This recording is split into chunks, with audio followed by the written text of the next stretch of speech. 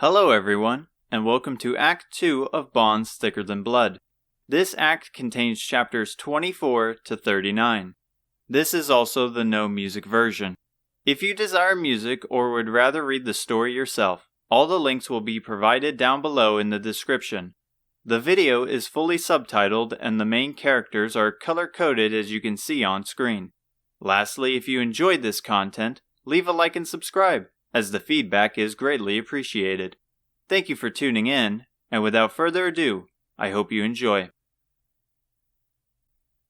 Chapter 24. The boat sways back and forth on the ocean's surface, heading into the morning horizon. Though the sight of the warm orange sky is beautiful and calming, Hotaru and the others have their hands tightly bound together. The dozens of surrounding sailors keep a clear eye on them as they are strapped together by their torsos against the mast of the ship. Hotaru, Aziza, and Pezibear are relaxed for the situation, thanks to the removal of the bags covering their vision and the hours of brainstorming amongst themselves. Isamu, however, refuses to stop his struggle. Hotaru has told him several times to stop, worrying they might kill him for his rage. His grunts flow along with the gusts of wind, and the others get pressed against the hard wood each time he lunges. "Please stop, Isamu. You will only burn through your strength," Aziza begged. "That's not gonna happen. I won't patiently lay around for them to kill us. Don't you think if they were going to kill us, they would have done it already?" Isamu finally stops. Hotaru takes a relieving breath. "Huh? I thought the same thing too," Hotaru added, thankful her body is safe from slamming against the mast. "They must want something out of us. You think it might be gold, since we have connections to Grandma?" "Maybe," Hotaru pondered aloud. "Ransom seems the most obvious reason, but could they have not really been able to swarm her easily?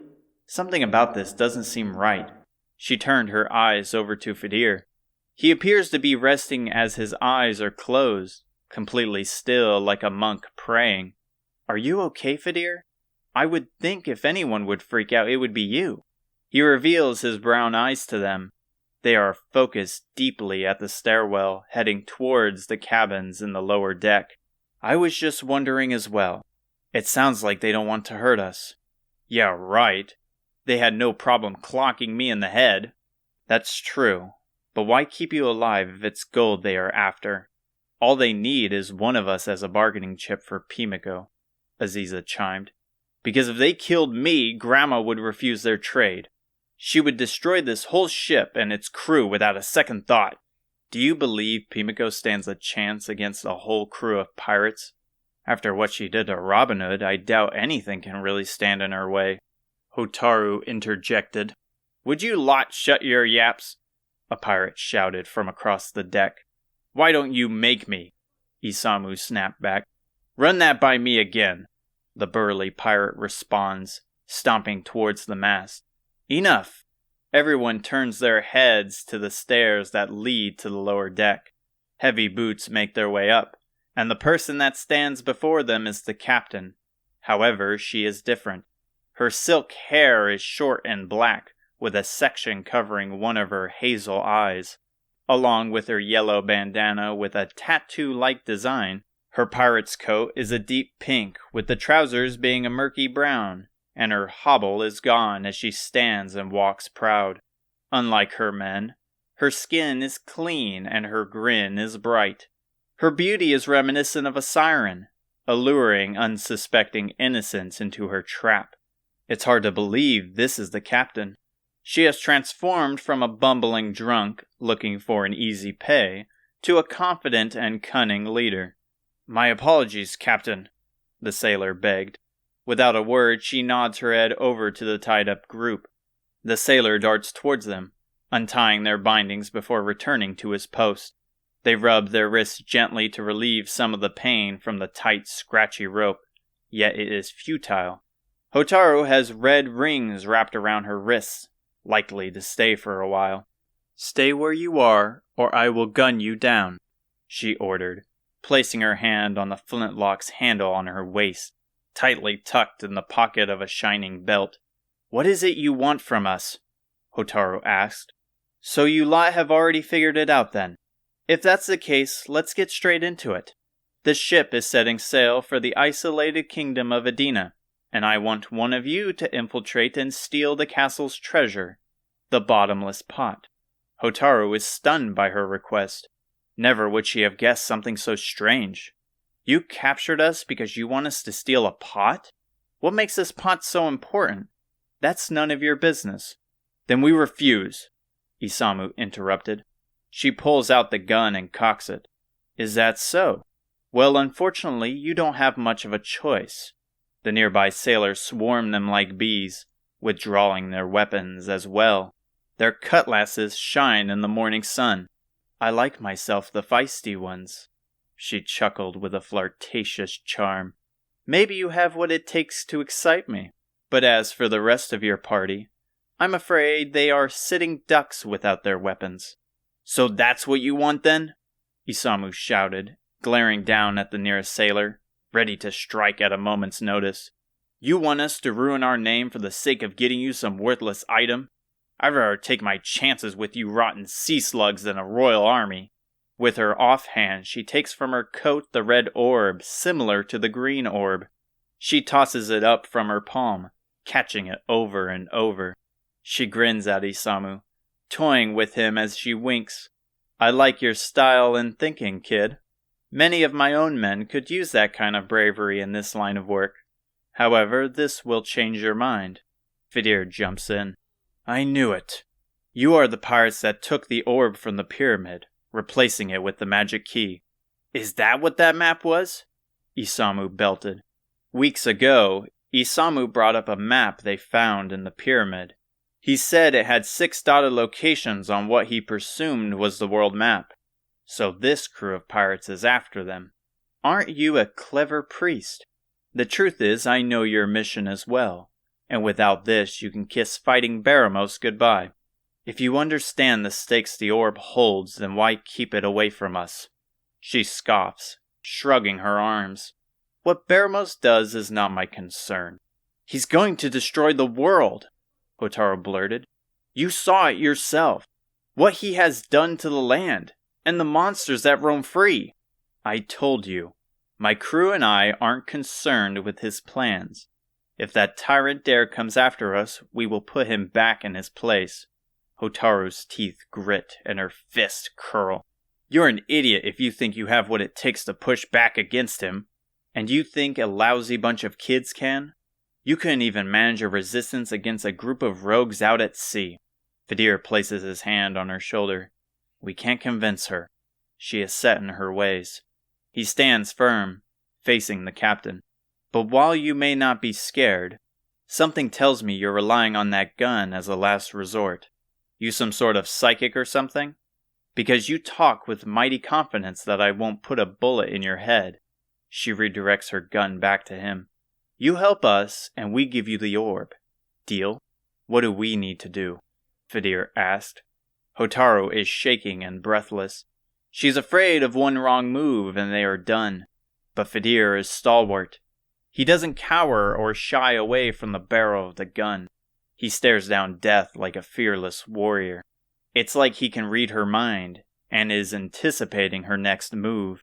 She scoffs. As I stated, you will sneak in and grab the bottomless pot. We will dock not far from the castle, and we will wait until dawn for your return. Otherwise, we will assume you failed. And how exactly do you expect us to get in without being seen? With this. She puts away the red orb in exchange for a vegetable. It looks like a carrot with the color of a potato. There is also a huge hole in the center making it appear like a bracelet. This is a fading Jenny. Eat the whole thing and you will turn invisible for a brief amount of time. Unfortunately, I don't know its exact location, but its effect should last long enough for entry and exit. Isamu flinches back. That's outlandish. That looks like any other crop. How are we supposed to believe you're telling the truth? You will have to trust me. She speaks the truth, Fidir added. Isamu looks to Fidir, but the conviction he holds couldn't be stronger. Isamu lowers his voice.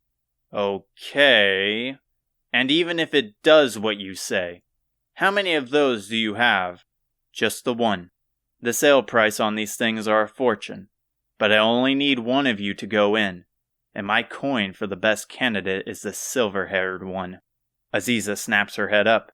The whole time she appeared to be lost. "Why me? No need to play a fool. I've seen your capabilities on that pier in Portuga. Your speed is perfect for a get-in, get-out kind of operation. I won't allow it. Either we all go or no one goes." "It's okay, Samu. I will do it." "But how do we know this isn't a trick? If you get captured, we have no way of rescuing you." "I won't get captured. There's too much on the line for me to blunder." She takes a step forward. "I will go, but you must promise to keep my friends safe, regardless of the outcome. It's a done deal and a promise." She places her gun back into her holster, and the sailors return to their post. "We will arrive by sunset. I suggest you lot rest until then. Your rooms are still vacant, so it's best you wait there unless you wish to sleep out here." She tosses the fading Jenny to Aziza and waves her off as she heads down the stairs. Aziza stares deeply at the vegetable, while the others gather around her, discussing their concerns, yet she is set in her ways. Hotaru wishes to find whatever words to help, but she feels useless. Nothing came out after what she said. The captain's words ring in her mind. Those words weigh heavy. Could she truly win against evil when others are more deserving of her title? The world needs a fearless hero and leader, not a young girl who is way over her head. Chapter 25. A slight rain falls from the cloudy sky as the night rises. The air is cool with a moderate wind that adds to the chill. A murky moat surrounds the isolated castle, resemblant of a fortress with fortified battlements of stone and ballistas stationed at its crenels. However, at its thin walkway to the castle door is a single guard. The man is stout with years of age on his face. As he waits like a statue, the gate behind him opens, revealing the lobby of the castle. A younger guard walks up to him with a salute. "Dusk approaches," he said with a proud voice of higher authority. "You did well today. Grab some grub in the barracks and report there." "Now's my chance," Aziza thought to herself. He doesn't respond, only nodding to confirm his word before he heads into the castle. As he reaches the gate, the young guard halts him. "Hold a moment." "What was that?" "What do you mean, sir?" the older man finally replied. He shakes his head. "It must have been my imagination. Continue as planned." The older guard resumes his path and once inside, the castle gate closes. He walks past the lobby, down the hall where at the end lies a grand stairway, then making a right towards the kitchen. The halls to the kitchen are littered with guards, like hornets in a hive. With each step closer, a fresh smell of stew draws his attention. He enters the crowded kitchen. Dozens of tables are filled with people resting and bantering over a tasty meal. As he glances around, a young, abrupt voice distracts him. "Nice to finally see you here," another guard greets him, sitting at a table eating at the fresh stew. He waves him over like a flag in the wind, and despite his obnoxious volume, no one pays him any mind. "And here I thought they might leave you out there to freeze." The older man moves to the pleasant woman in an apron at the head of the kitchen. She gives him a smile as warm as the meal, and he nods. He makes his way over to him whilst being careful not to bump into the others seated around the dining room. He drinks in the soothing warm liquid that relieves his chapped lips. "I'm getting too old for this." "You'll be fine. A little cold weather never hurts anyone. In fact, it probably gets your mind racing and blood pumped. Aren't you supposed to be getting ready for your next shift? Come on, don't be like that. I was just making a jest, but you are right." He continues to sip the broth of the stew, unamused by his words. "Your next shift is in the basement?" "Sure is, and I just recently learned that the reason we are stationed there is because of an Adenan treasure that's been guarded for centuries." The older man peeks his head up from his bowl. "Well, what is it?" "Oh, so now you're interested. He rolls his eyes, leaning his head back. Just tell me already. Okay, fine. It's known as the bottomless pot. He wiggles his finger as if he was a magician at a child's party. Finally, some confirmation. And what's that supposed to be? From what the rumors say, it's just as it's named. It is capable of holding an infinite amount of anything. It could even hold the entire ocean. That's poppycock, he shouted with disbelief. That sounds like something I would hear my grandkids spew out. Oh, but it's not. The archives in the library point it to be true. And why would this bottomless pot be helpful to anyone? From what the tomes say, it was used long ago to uncover shrines from the ocean floor, said to have been created from an ancient race of fish people a millennium ago. One of such shrines held another ancient relic they crafted known as the ultimate key, which could open any door without fail. Really? A key? I was hoping to hear something more interesting than that, considering it comes from a time supposedly the goddess walked the earth with fairies and dwarves. Sure, a key doesn't sound all that interesting, but that is only the tip of the iceberg. Until then, however, we only know of one shrine's location. What are you two babbling about? A guard of higher status with battle scars on his face approaches the table. His armor, unlike their generic gray steel, has streaks of blue with large and shining medals on his right breast. The young guard bounces from his seat and up to his feet. Nothing, Captain. Just headed back to work, he screamed. Then come along. There is no time to dawdle. Yes, sir. He saluted, and the captain led him out of the kitchen. I will talk to you later, he whispered. They strut through the hall, passing by several other soldiers that are heading to their post. So today is your first day being stationed in the basement? Yes, sir. You understand the amount of responsibility that befalls on you? Yes, sir. Good. For a basic rundown, the basement is located in the same hall near the stairway to the king's throne. As they pass the stairs, he gives them a quick glance. I've never been there, sir. I have always wondered what is up there. Other than His Majesty and his advisor, there is a path to the roof of the castle. Why would there be such a thing? His Majesty likes to breathe in some fresh air and look over the land his castle lays on, paranoid of any intruders washing up on his land. But enough about that. Back to the task at hand. Pass by a large stairway with a red carpet that rolls down to the lobby. They reach the end of the hall. A steel door which appears to have been here before the castle awaits them. The captain hands the young guard an old key, though he is hesitant at first. You will need this. This is used to get in and out of the basement. Only you will be posted there until someone takes your place on the next shift. He motions for the young guard to open the door with his newly acquired key, which he does. The door loudly creaks open, and before them lies a dark opening that is blacker than tar. While the young guard is anxious, the other steps in with the same confident strut, as if he had night vision. You coming or what? Yes, sir. He shivers in with the door slamming behind him. He yelps like a scared pup. And with each step into the darkness, Aziza has her eyes on him like a hawk. He bumps into the captain, and awaits for his next moves as his legs shake. Right before you stands the final door that you will be placed in front of, he said, pointing to a door in a worse condition, with a dim sconce revealing its ancient rust. You will stand in front of this door guarding what's behind it. It's very important that no one gets in. You understand? The young guard's voice is as hollow as the sounds of their footsteps, barely filling the dead air once they reach the spot. I said, do you understand? He shouted, his commanding voice echoing along the decrepit stone walls. Yes, sir, he whimpered. Good. Now I will leave you to it. The young guard tries to get another word out as his anxiety spikes. However, the leader makes his way to the other side. The door opens, letting in a brief, gentle light from the lobby shine in.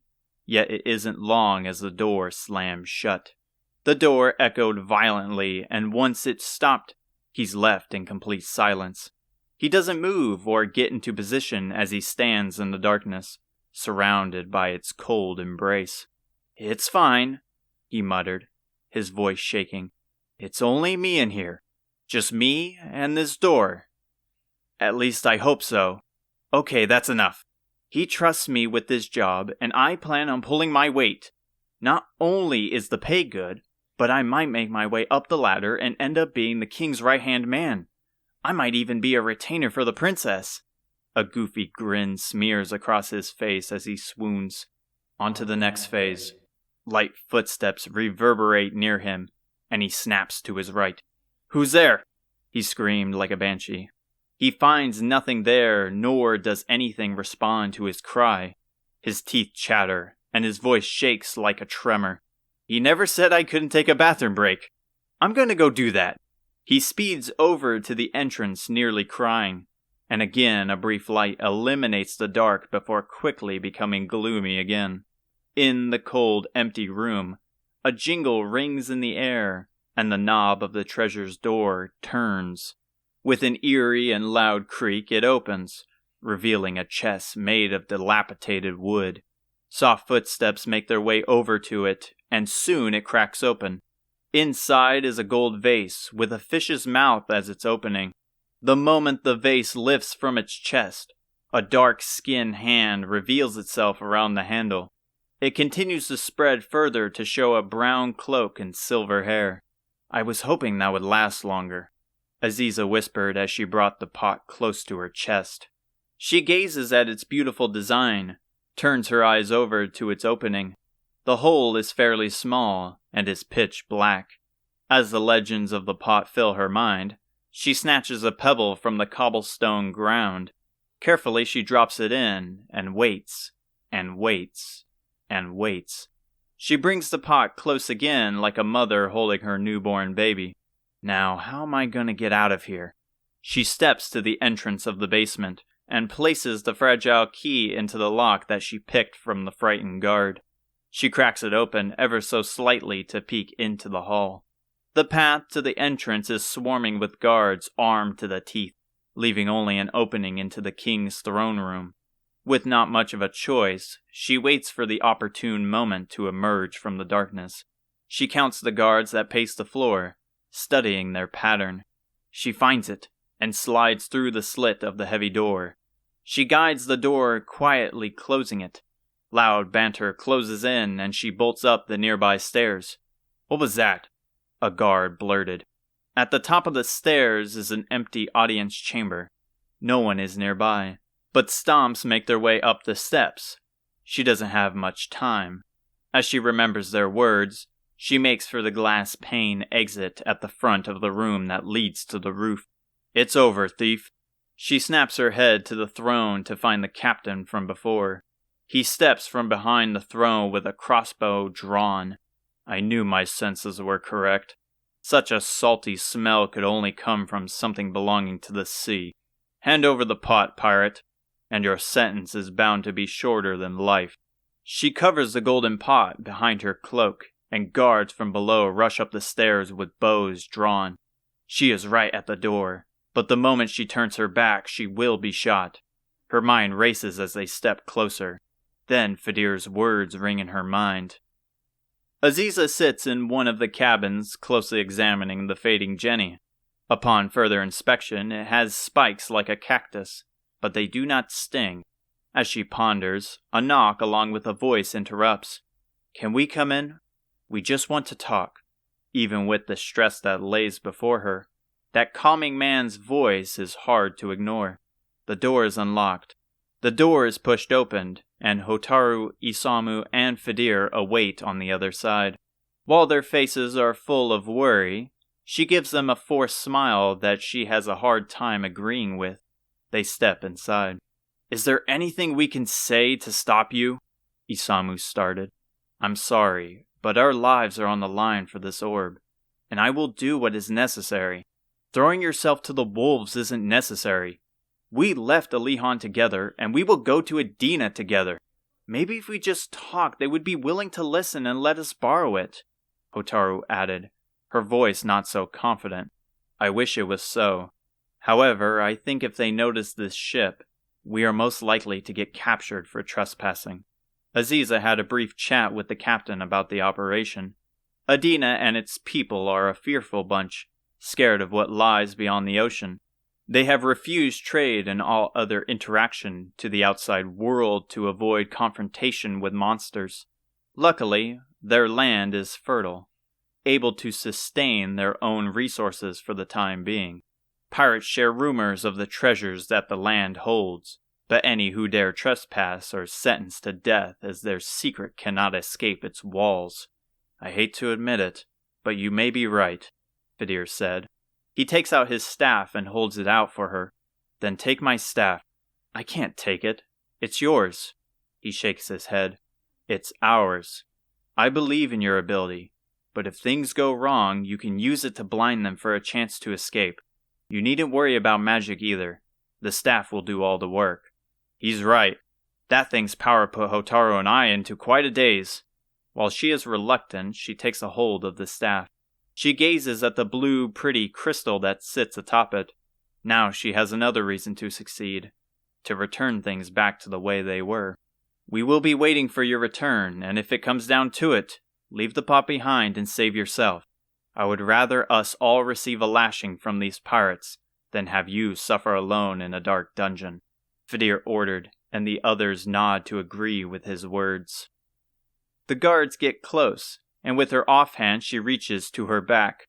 A bolt from his crossbow is released, but Aziza swiftly dodges and the glass pane shatters.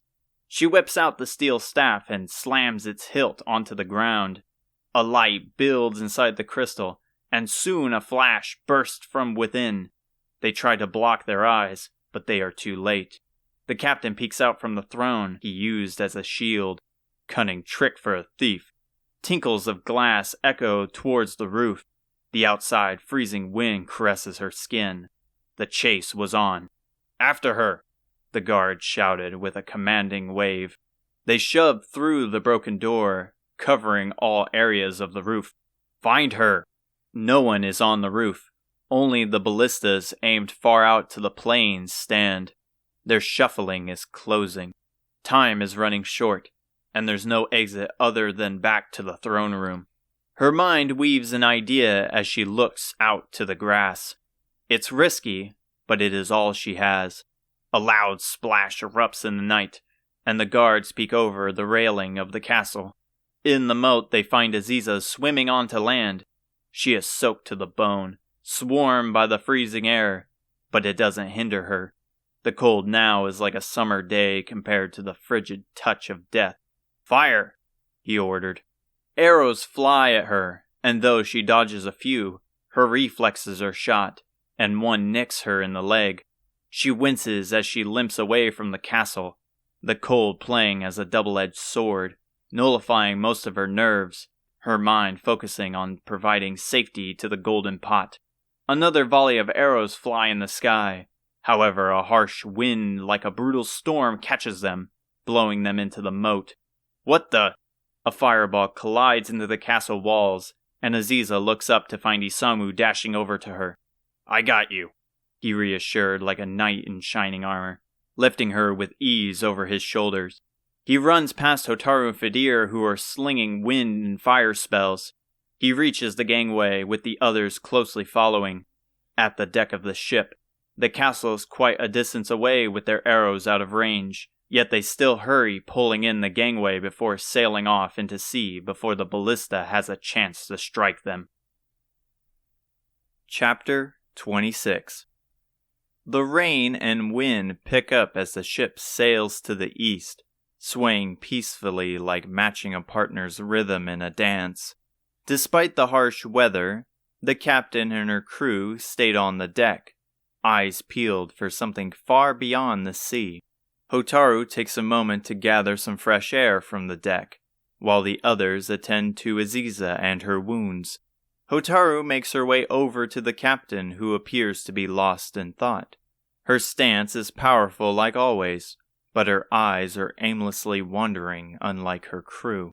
So you're the hero of the group, she said without turning away from the waves. Seems your grandmother put a lot on you. kinda like that Ortega fella. Some hero I'm turning out to be, Hotaru thought. After helplessly watching her friend dive into the lion's den, how could she believe she was worthy of the title? However, she didn't leave to see the captain to soak in her insecurity. She had to know more of her. From what Pezibear said, she is not as ruthless as she seems. In fact, Aziza mentioned trusting her as well along with what she discovered. You know more than you let on. Aziza told us why you wanted the bottomless pot. Tell me why the ultimate key is so important to you. You're our hostages, remember? You do our bidding without question, and you don't become one with the sea. After what Aziza went through, I only think it's fair that we know where our efforts went into. After all, I see us more as allies than prisoners. You are close to my grandma and know more about my dad's relationship with her to have simply heard rumors. If you were as evil as you make yourself out to be, he would have told us to avoid the sea at all cost, claiming pirates to be cold-blooded killers. Quite a naive girl, just as the boy was, she muttered. You want the truth? I was an admiral of Portugal with a ship dear to me called Vento Eterno. My crew and I took to the sea, fighting uncertain battles, sailing through wicked storms. It was a good and exciting life.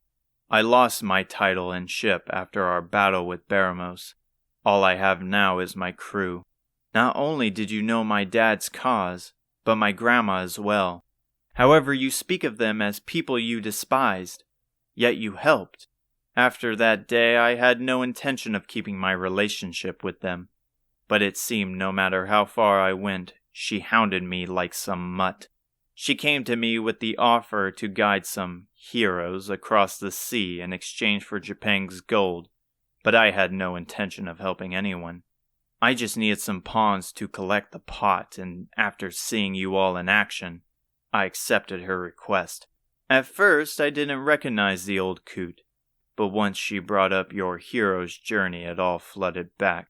To think that after having our sorry butts handed to us, she still returns to the fight. She stops for a moment as sorrow fills her eyes. Pimiko never did describe the day Ortega died. Hotaru only learned of its aftermath once the king told her Baramos lived. From the people she ran into, the battle was bigger than she thought. People from around the world were involved, yet she grew up ignorant to the world. The captain was right. Hotaru was naive. Anyway, back to your question.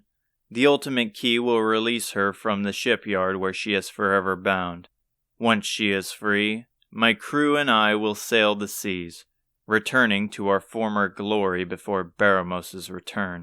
Then you would rather wander about, reminiscing about better times than helping our cause to get them back? You still have a lot to learn.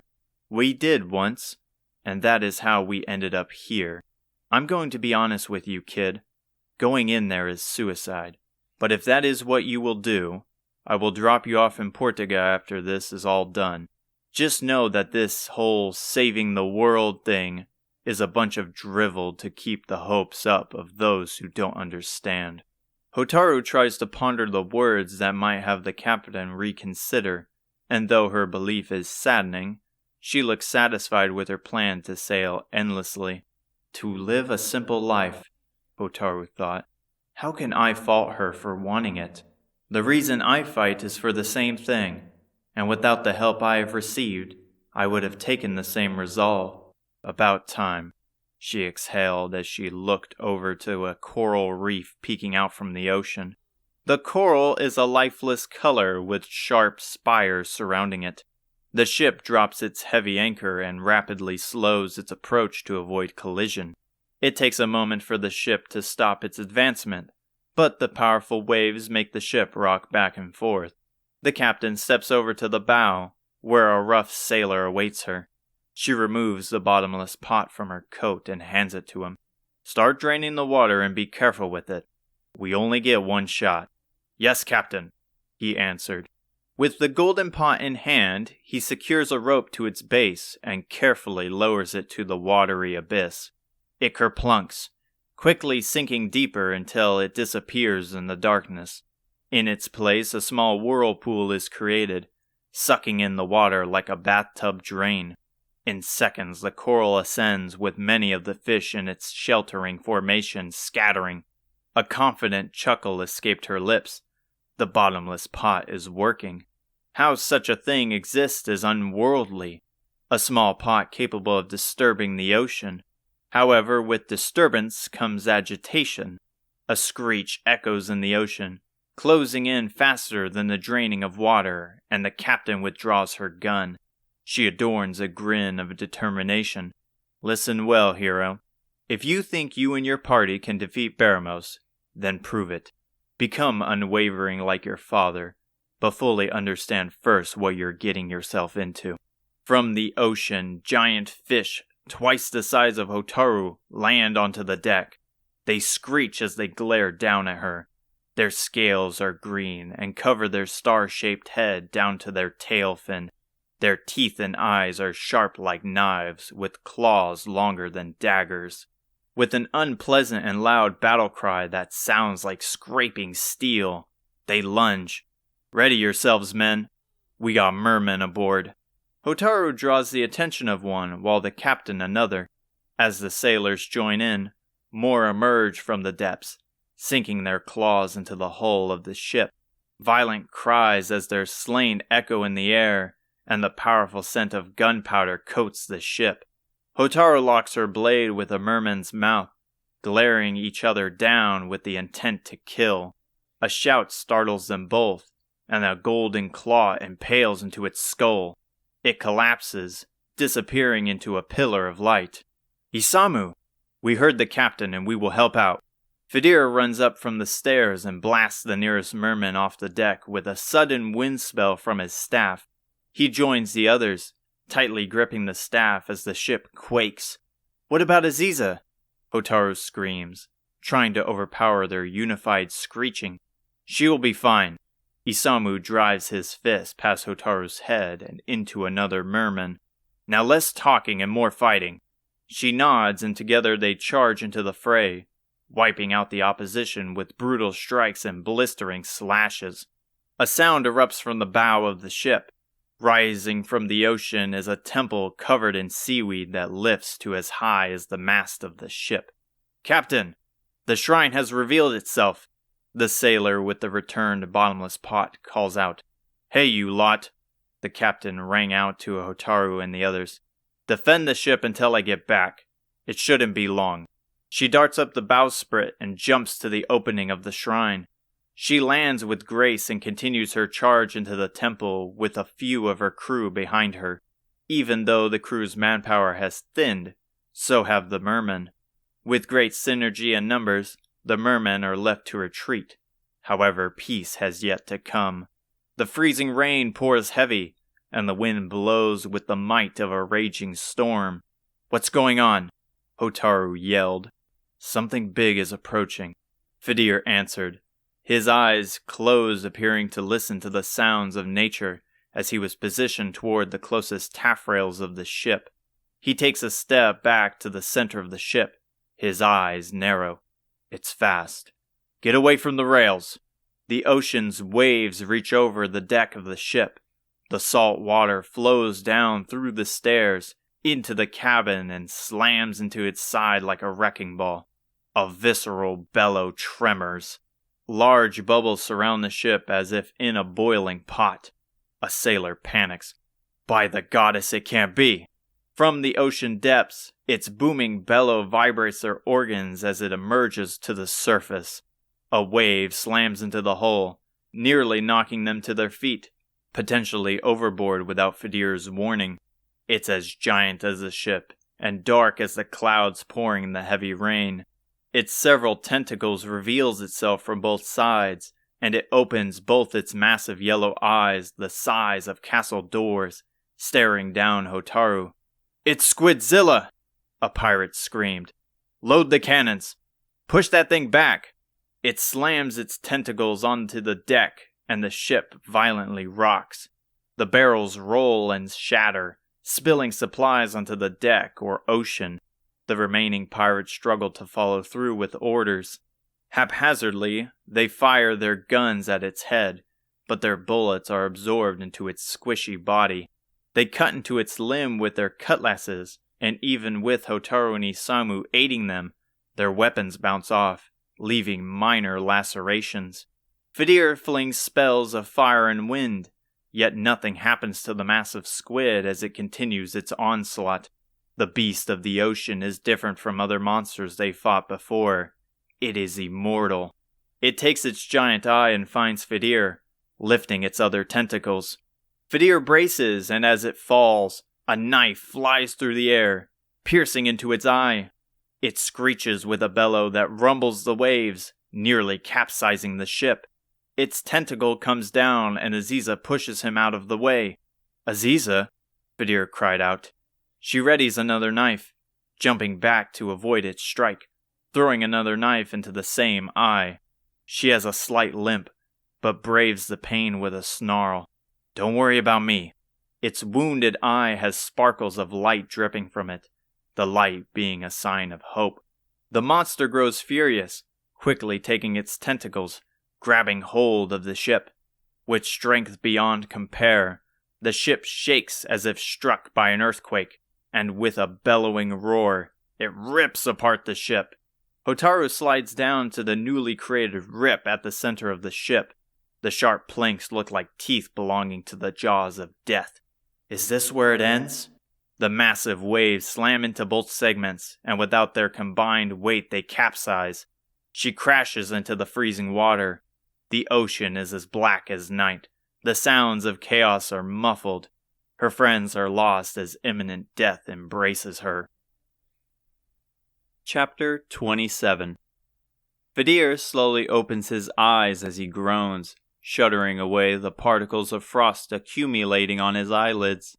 With each breath, a ghostly fog exits from his mouth.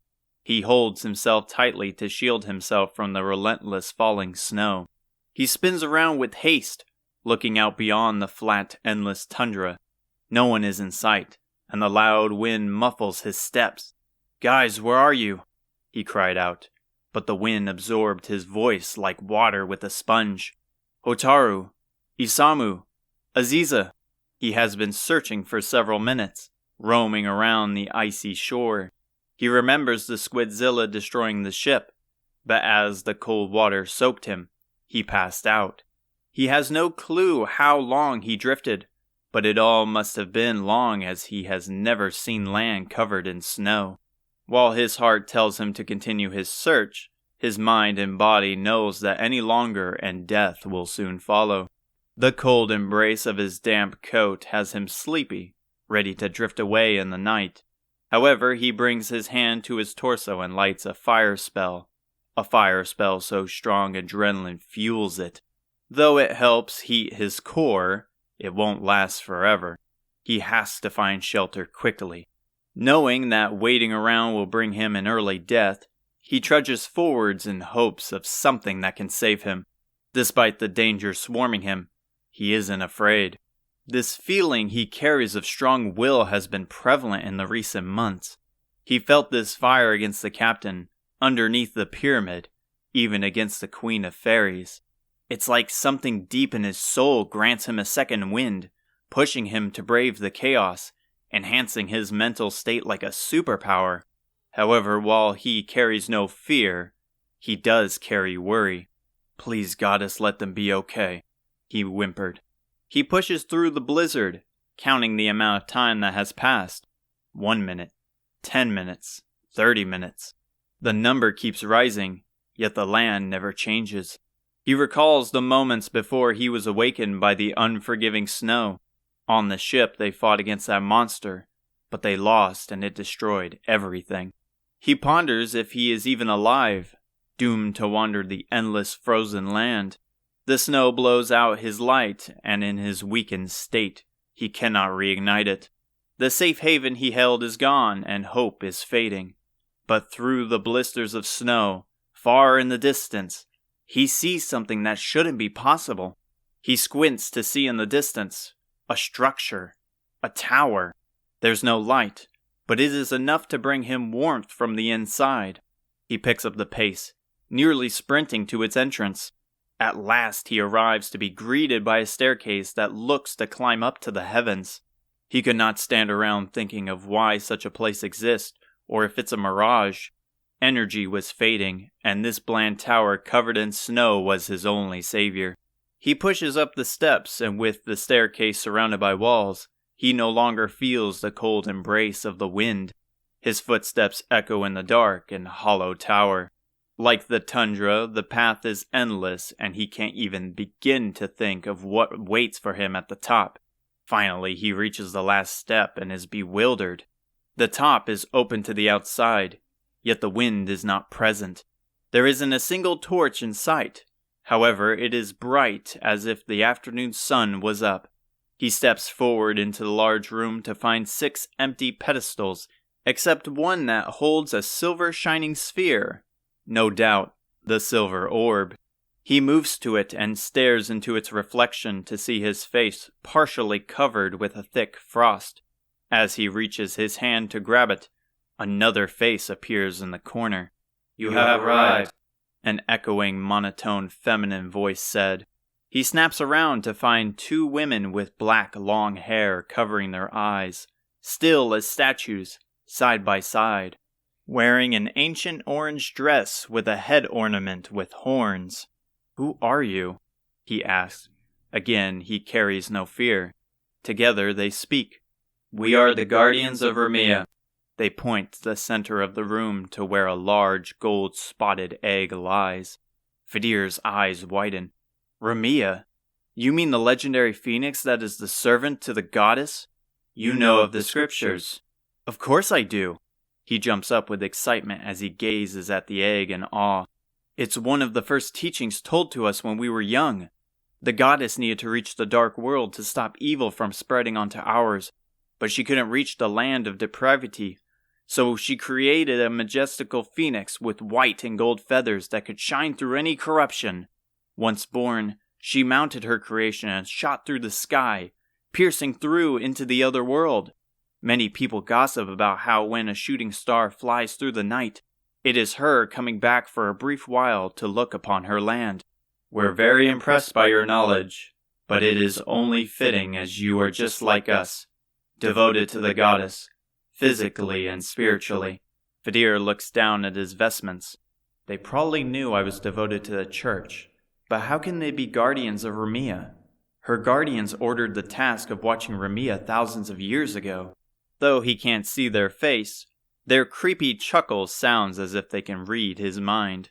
"The goddess would be most impressed by such a devout follower of her teachings. However, there is more to the story. She could create life, but needed the faith of her people to maintain it. Knowing this, she created the 6 orbs which are infused with the belief of the ancients, her people. Being a divine creature, Remia doesn't die, only rest. And until all 6 orbs are reunited at this altar, she will be forever in an eternal sleep. In turn, our existence is only possible if Remia sleeps." "So the silver orb here is one of them?" "Correct. The other 5 are unknown to the world, but along with the orb we hold another relic." One pulls from her dress a wooden flute. "The echo flute!" he shouted. Another relic passed down by the goddess. "So its purpose is to find the orbs? For years we believed it was used to summon her servants from across the globe." "You are indeed correct in your assumption, but what you describe isn't entirely correct. The echo flute has a sister known as the Lyre of Ire, which does as you stated. However, it has found its way back to its original home. For now, watch closely." She brings the flute to her lips, and with a gentle blow, a soothing melody plays. Along with the sound of the flute, wind from the outside whistles with it. He looks up to the sky to see gusts of sparkling wind blowing to the east. It flows peacefully through the blizzard, shining through like a glorious aurora. She lowers it, and the aurora disappears in an instant. Yet the silver orb has a pillar of light that reaches the sky, which remains for a while longer. "One lies to the northeast, isolated in a mountainous land." "Wait," he said. "If you understand our mission, then you must know where my friends are. They are important, and these orbs without them mean nothing to me. We're sorry. The flute only aids in the search for the orbs. Perhaps, like you, they have scattered throughout the land. Then I must find them. You cannot escape the tundra through normal means. He watches as they pull out a familiar wing. This will let you off this island. Imbue it with your magic and take off to the sky. He grabs hold of it and sighs. Not this again. If it's anything like last time, how would I even know where to go? I don't even have any magic left to imbue the feather. We will play the flute that will provide guidance, and the silver ore will grant and bestow insight of the magic you hold deep in your being. This is unfortunately all we can offer. He faces the stairs and holds it up. Its blue light that swarms the white feather grows more opaque, yet he senses no power. Maybe there's another way we can do this? He begs, anxious of the flying. He spins around and is left alone. The two women are gone, as well as Ramia's egg, yet the flute's melody plays with clarity. All that is left is a silver orb that sits alone on the pedestal. He shakes his head for a moment as he walks over to the orb. He lifts it from its pedestal, and suddenly the harsh wind blows through the top of the tower. He can feel a strong energy flow through him. The wind speeds by, but he can see every flake of snow shoot past him as if he saw in slow motion. He catches his breath and looks to the northeast where the wind blows. The magical dome darkens, and the chilly wind embraces him. He attempts to shield himself from the brutal snow, watching as a magical light sways to the east. The air is colder than it was outside the tower. The silver orb was the tower's last line of defense from the harsh weather. I guess I don't have a choice now, he whispered, holding the feather to his chest, praying for it to quickly work. The light grows, and once engulfed by its blue, bright light, Pezibear zips to the sky, screaming with a screech to pierce through the harsh tempest. Chapter 28. The door to the huge throne room bursts open. Your Majesty, the guard calls. We have brought the intruder. Aziza is dragged into the room by the burly guards. She tried to fight her way out of their grasp, but their ambush was too much.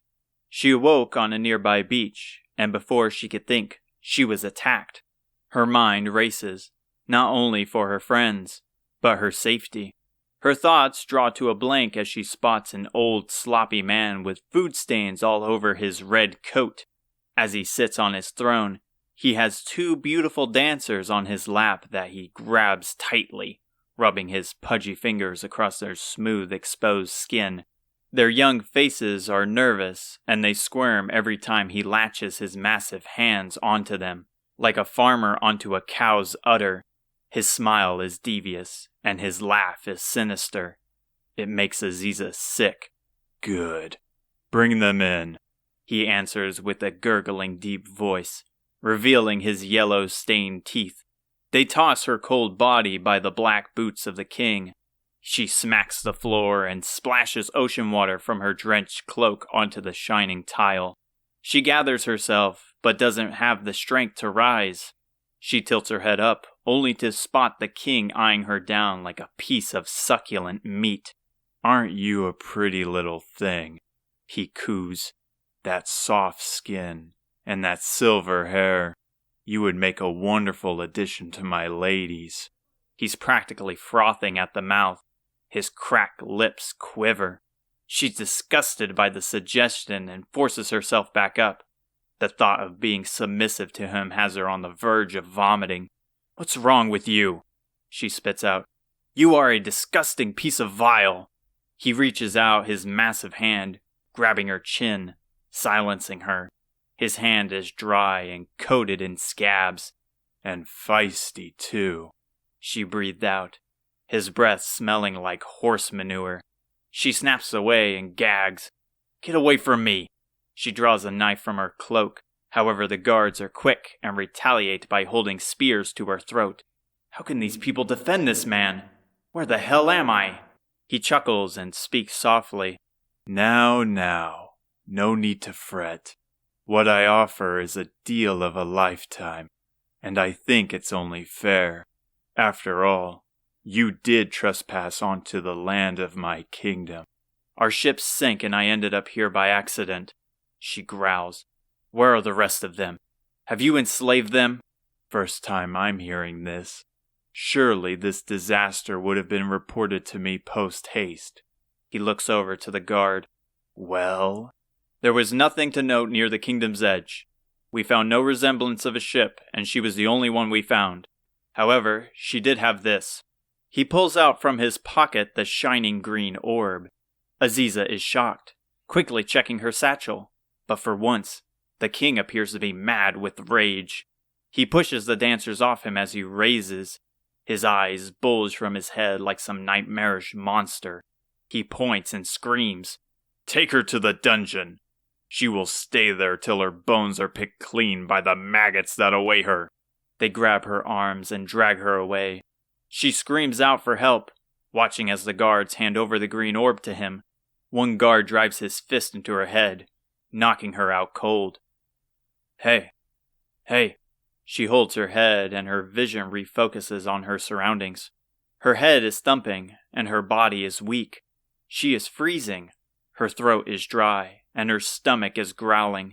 Just trying to lift up has her ready to black out. A young man takes a seat in front of her. She finds herself in a small cell. The room is completely empty, and the stones are broken and freezing. She peeks out of the cell to barely see a pile of human bones across the hallway, in another identical cell. The hallway appears to be endless, as she can't see anything within the pitch-black darkness. Unlike Romaria's dungeon, it is eerily quiet. Not even rats or bugs scurry or crawl. It's good you're okay. It looks like you took quite a beating. Here. He wraps a shredded blanket around her, grabbing her attention back to it. It's not much, but that's unfortunately all we have. She gazes into his innocent eyes. He's a young man with his face covered in dirt and a strong scent of waste. He adorns armor like a classical knight with spiky black hair. He is extremely thin and his hands shake as he outstretched his arm. I am the son of the great Simon, wielder of the legendary sword, Mountain Cutter. Weird way to introduce yourself, she answered, keeping her eyes on his expressive hands. Other than the repulsive smell from his body, he's friendly and appears to have no intention of harming her. In fact, he looks rather happy with his inviting smile. In a dank and dark place like this, it is uncanny. I guess you are right about that. I share the same name as my father, and my goal is to find him. Despite him being weak, he shoots up. I was to take up the mantle and defeat the Archfiend just as he did. Your father fought against the Archfiend? Of course. He, with some of his mighty friends, were able to bring an end to the Archfiend's plans, bringing peace back to the world. She ponders. He wouldn't happen to have allied himself with a man named Ortega by chance. He gasped as if breathing air after taking a long dive. You know Ortega? Wait, you mean to tell me that you are the daughter of Ortega with the same wish as I? By the goddess, how fate has brought us together. Calm yourself. I'm not Ortega's daughter, but I know someone who is, and we are fighting against the Archfiend as well. That's excellent news. We shall break away from these chains that bind us and set forward to achieve our destiny. Aziza tries to lower his voice with subtle gestures. If your goal was to find your father, how did you end up here? He takes a seat across from her on the dirty floor. I came in hopes of talking with the king about his whereabouts. My father and he used to go way back, so I thought he might have a clue on his location. However, the moment I come in, he locks me away in this dungeon for a lifetime. How could your father possibly be friends with that monster? That's just the thing. That king is not the man my father and I remembered. I believe he is under some kind of curse or spell. He would never take the life away from someone for a simple wrongdoing. Now that you mention it, when I was dragged in, at the church they were holding a funeral for someone. From what the locals were saying, he was executed for talking ill of the king. He shakes his head. Such barbaric indiscretion against one's own people must be served justice. We have to end this mad king's reign. So far from what Aziza had gathered, she drifted to a place where none of her friends washed up to. She noticed the tall mountains from the beach, but with the lack of poison and monsters, this place couldn't be Necrogon. With not much of a choice, she has to play along with the young man's plan, and simply hope for her friends to be in a better situation. With the guards swarming the area, it's going to be impossible. And how are we going to unveil the truth if it is a curse? Unless you're suggesting we assassinate him. His eyes widen, shocked by the words. Nonsense! We're not killers. We're heroes. He leans in, finally whispering as Aziza has been doing. I have spent 6 months planning on my escape, but I think with you here we might have a chance. I'm listening. We should keep hush for now, but once the night arrives we will execute the plan. Hold a moment. I want details. Where are we and why should I trust you? He smiles with confidence. Firstly, we are in my hometown, Minoza. And secondly, you and I share the same goal. We both seek the 6 orbs. Heavy boots echo closer. The guard is making his rounds. He stares down every cell, undisturbed by the human corpses. The unfortunate prisoners who are still alive are curled in a ball to gather warmth. Others are completely still like the dead. As the guard makes his way back, a moaning catches his attention. He quickly scans to see Simon on the ground, quivering. Thank the goddess you're here, he cried. I think that food went straight through me. Please let me use a restroom, or even hand me a bucket. I don't know how long I can hold this raging force back. The emotionless guard removes the key from his belt. Make it quick, but no funny business. The cell opens, and he steps in, standing over the writhing man. A slight smirk peeks from his lips. That was Aziza's cue. From the darkness, like a shadow, Aziza reaches her hands around his neck. What the... He snaps before Simon springs up, slamming heads together. He falls to the ground, and as he lifts up, both their fists connect with his face. His body goes limp with no resistance. Quite a shame. That guy always spoke of how he felt bad following the king's actions. Hopefully he can find it in his heart to forgive us. That little act is what you came up with in 6 months? Partially. Anyway, let's hurry before he wakes up. They dart out the cell and to the end of the hall. Even with the loud commotion, the other prisoners are silent as they glare. They reach the top of the stairs, laying low to avoid detection, cautious of stepping into the light, peeping into the depths of the dungeon. Simon spins around. Our next stop is the treasury. There we will find what we need. Luckily, with the king being nonchalant, as of his chains, so have his guards. He takes a quick peek to find no one in sight and gestures her to follow. They run through the nearby narrow hall, passing by the grand doorway to the throne room. They make a right turn to find a small garden outside the castle walls, near the castle's rear. As Aziza keeps her eyes peeled, hands on the hilt of her blade, he makes his way past the beautiful pond and to a small shed. He opens it, and a smile spreads across his face. This will work. From the shed, he takes a heavy ladder and looks up at the outdoor windows of the castle before he sets it. Aziza sneaks over to him, breathing in the calm scent of colorful flowers and looking up at the clean white castle walls that are complemented by the moon's light. If she was with her friends, she imagines all the kind of banter they would have. A soft sigh leaves her lips to the thought. She places her small hand to her chest, hoping that they are safe, looking up at the same night sky. All the while, she is thankful for Simon. At the beginning, he was shady, but has quickly proved his worth, occasionally thinking if she could have even managed to get this far alone. From his quick wits down to his bravery, it makes sense that he would have trained just as Hotaru to fulfill both of their father's prophecies. However, a thought crossed her mind. Would he happen to know where they ended up? But such questions would have to wait. The ladder was nearly set. She had to refocus and be prepared for anything. Finally, he places it nearby and points to a covered window on the 2nd floor. The treasury is on the 2nd floor with the king's room on the 3rd. He climbs up. We will find Rosmir first, and then from there we can use its power to reveal his true form. She follows. Are you certain it would be here? It has to. This castle holds two ancient relics that are opposite of each other, Ra's mirror and the Mod Rod. Hopefully we can find the mirror, and not the other way around. He reaches the window and carefully pushes aside its rouged drapes. He struggles to squeeze through the awkward opening, while Aziza is much more elegant, as if she was liquid. Aziza steps to the wooden floor and is starstruck. The room is covered with glimmering chests that by themselves would be worth a fortune.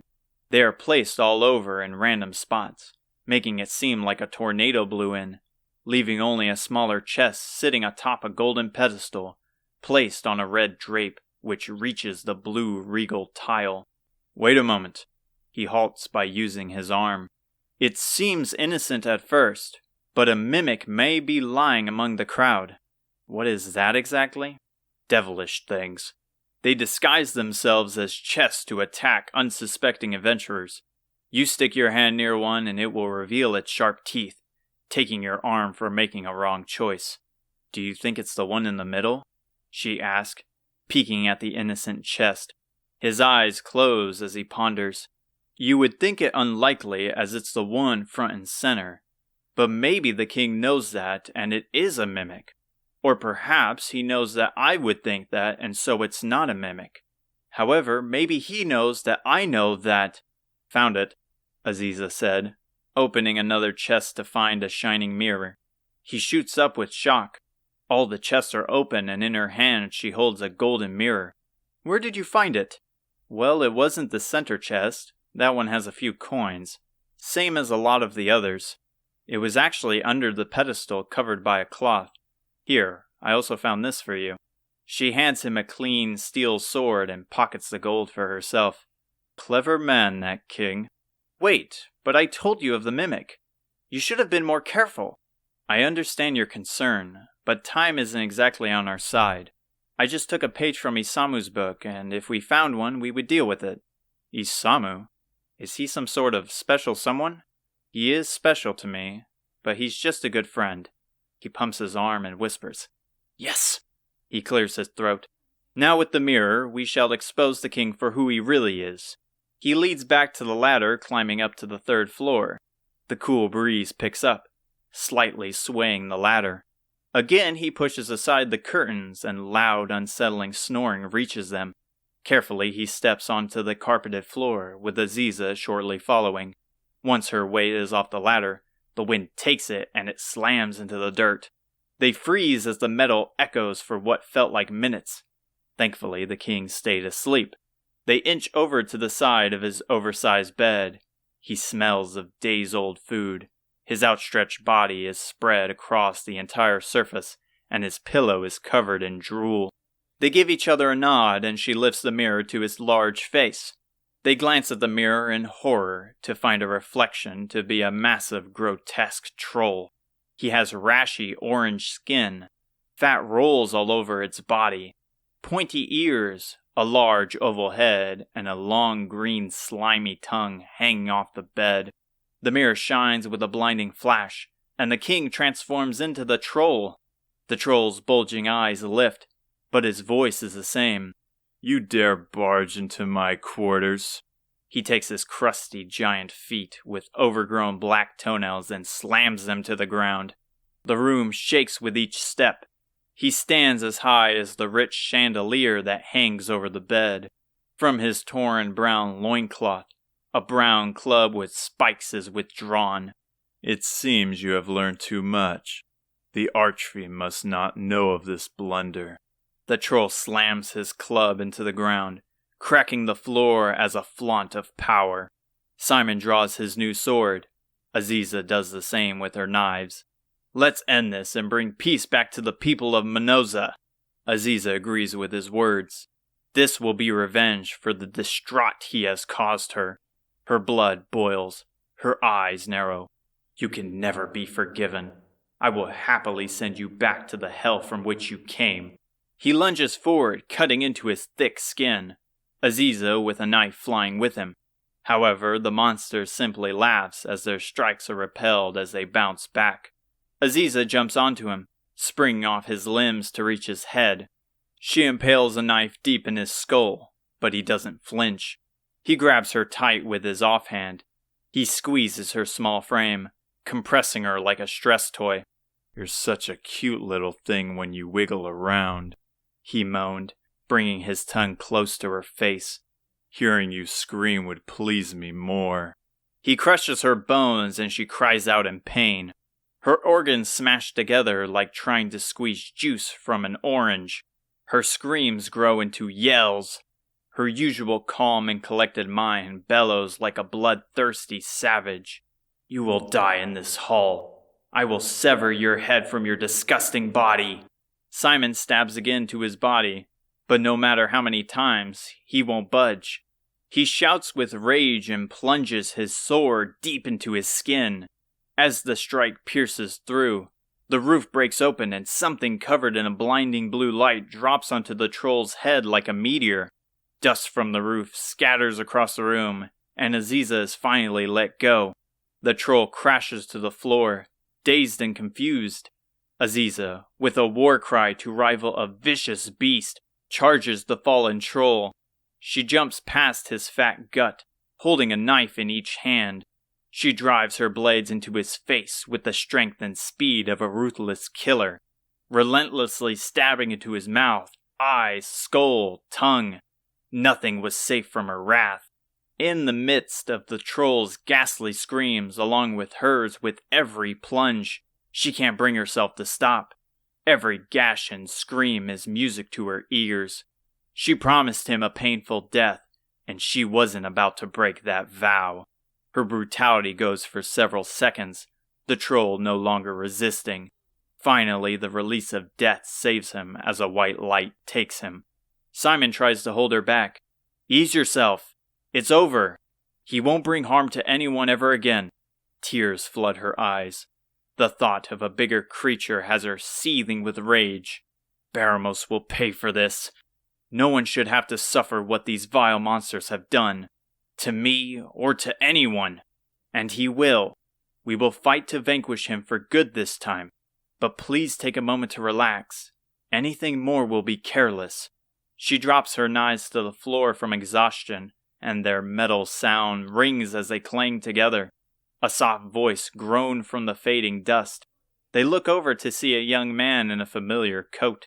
Without a thought or caution, she runs over to him, holding him soundly.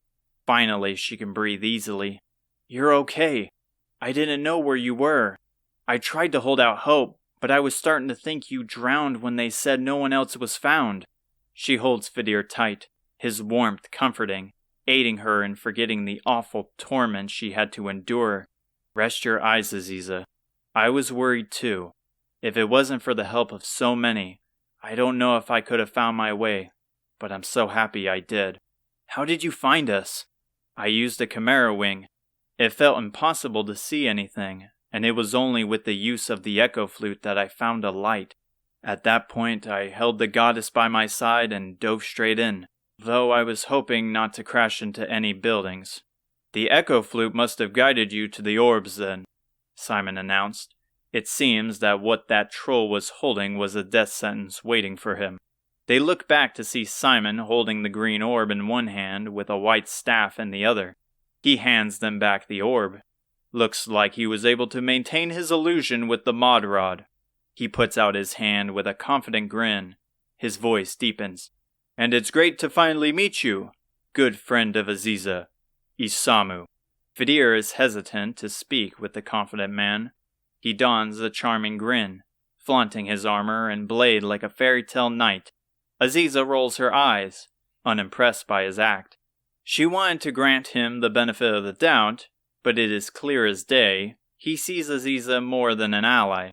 "Who is he?" Fidir asked Aziza. To put it short, he is Simon, and Simon, this is Fidir. His heart looks like it's shattered, and his smile disappears.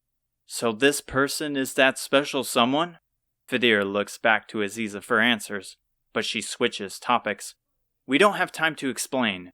Footsteps shuffle into the destroyed room, and dozens of armed guards charge in. Chapter 29. His body flinches and turns. He mumbles in his sleep. His body and eyes shoot up. He leans up from the cozy bed, heavily breathing as he checks his surroundings. "Where am I?" Isamu muttered, unfamiliar with the room he resides in. He turns his head slowly. The walls are decorated with inexperienced drawings and various toys scattered along the floor. He finds himself in one of the many beds next to a wall with a window with morning light pooling in. It's pleasant compared to what he can remember last. The outlandish result of such a nightmare has him confused. Was it all a dream? He speculated, looking to his shirtless toned body in hopes of finding proof. His thoughts are cut off as the sound of a door shuts. He spins to find it. From the wooden door, with several lines across its center, a child's voice echoes downstairs, and heavy footsteps quickly make their way up. Too dazed and scared to move, he watches the door, awaiting what lies before it. It cracks open to reveal a dwarven man in dirty overalls. Unlike Nordy, he is much older and has a large beard. "Finally you wake up. The kids thought you were dead, but hopefully this will reassure them." His smile is kind and his voice is calm, though gruff. His body is huge despite the short stature, his height roughly the size of half the door. His arms are like tree trunks. Below his white hair on his face are dozens of battle scars. He steps over to him, offering a calloused hand. "Can you stand?" Isamu answers his question by rising out of bed with ease. His body is a little sore and cold, but nothing he can't manage. However, as he looks to the small bed he slept in, the old dwarf hands over his green gi jacket with the golden claw on top. "You were damp when you were found. Decide to dry off your shirt at least. You must be hungry. Dinner is just about done. Follow me." Isamu follows, realizing he did wash ashore. From his words, it's safe to say he was the only one found. However, this doesn't worry him. He believes they are fine and worries first and foremost about his own situation. "Where are we exactly?" he asked. "We're in the town of Mur. You washed up ashore and one of my kids found you." Isamu takes a moment to remember that night. Everything comes back to him in one fell swoop. The monsters, the raging storm, the destruction of the ship. Things were manageable at first, but it all went wrong so fast. The realization hit him like a ton of bricks, and part of him wants to scream and blitz out the door to find someone he knows. But any hasty action will result in less answers. It's what Pimiko advised. Was there anyone else? "Afraid not, kid." He knew the answer was coming, but hearing it still sinks his heart to his stomach. "I can't stay for dinner. If it's all right, I would like to thank you and be on my way." He places an arm in front of him. "Slow down. Running a random direction will only get you killed. Eat first, and we will hear what you have to say." He tries to take a moment to calm down, putting on the remainder of his gi. It's warm and fresh like baked bread leaving the oven. Seems Grandma isn't the only one with that sentiment, he thought, wondering how he keeps a clear mind like Pimiko. They arrive in the kitchen. At the table, where a pot of delicious stew sits atop a pretty fabric that covers the surface, 5 young kids wait patiently at the clean table. Their anxious faces stare at Isamu as if he is being dragged to an execution. "Come on, young ones. It's rude to stare," he said, his voice husky. They turn back to the table in unison. "Sorry, this guy is no normal caretaker," Isamu pondered. From the way he walks, announcing his presence, his stern voice is commanding and frightening even without raising to a shout. His eyes shift often to where he is constantly on the lookout like a military scout. He belongs on a battlefield, not in a home for kids. His voice lightens back with a friendly smile. "They're good kids. They still have a lot to learn, though." "These are your kids?" "In a sense. I run a daycare in the village, so I take care of them on my own during certain times of the day." He takes a seat at one end of the table with Isamu on the other end. He goes around filling the empty bowls with a scrumptious stew full of fresh meat and vegetables, brimming with color. Once Isamu's bowl is filled, he chows down like an animal worried of losing their meal, while the kids stare at him once more. Isamu lifts his head to the dwarven man, afraid of a scolding. Must have been really hungry. Didn't need to eat so fast for years, and it wasn't until recently I started enjoying the stuff that was being served. Nowadays, meals are to be shared, not only with me and the kids, but also the goddess. Isamu comes to a full stop. His bowl is practically empty, and he wipes his dirty face with a nearby napkin. My apologies, sir. I didn't mean to interrupt your prayer. Don't be. Please continue. It puts a smile on my face to see you enjoy it so much. It's really good. It reminds me a lot of what Grandma would make. Is that so? This recipe I learned from a dear friend of mine. He was quite a cook, and I'm sure you would have loved it. Ashamed Ortega couldn't try it. He swallows quickly, and the hot broth burns his throat. The nostalgic warmth is bitter as he connects the dots. Pimiko's fighting style wasn't the only thing she passed down. Dad? He coughs. The kids turn to him, and the dwarf stops sipping the broth with haste. Hold a moment, kid. You know Ortega? Ortega is my father. Stop pulling my leg, kid. Ortega only had one girl, and if I remember her name was... He struggles to finish the sentence, only able to find the name because of Isamu. Hotaru. He pauses, leaning his elbows on the table. His face was full of questions. Who are you? My name is Isamu.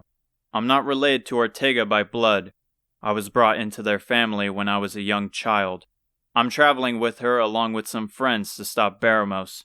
The kids clamor together. Who is Ortega? Who is Hotaru?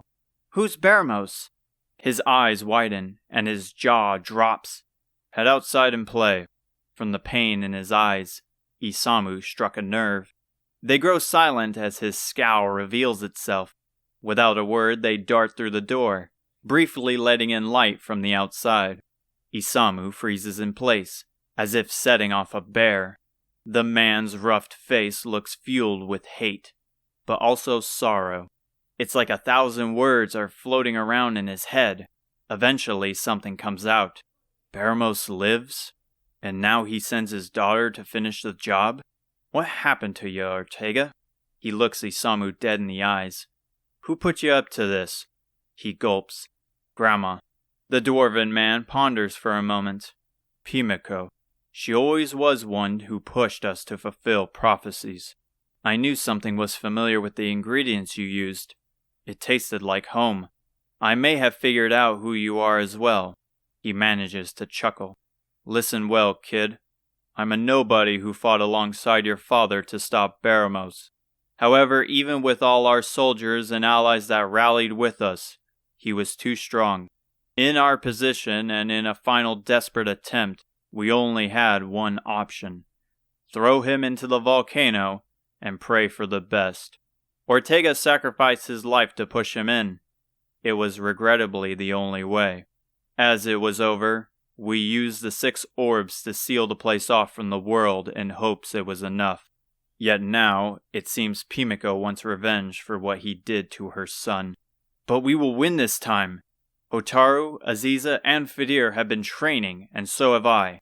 We understand the situation at hand. That's why I need to find them. He snorts. That upbeat optimism is naive, but you got guts.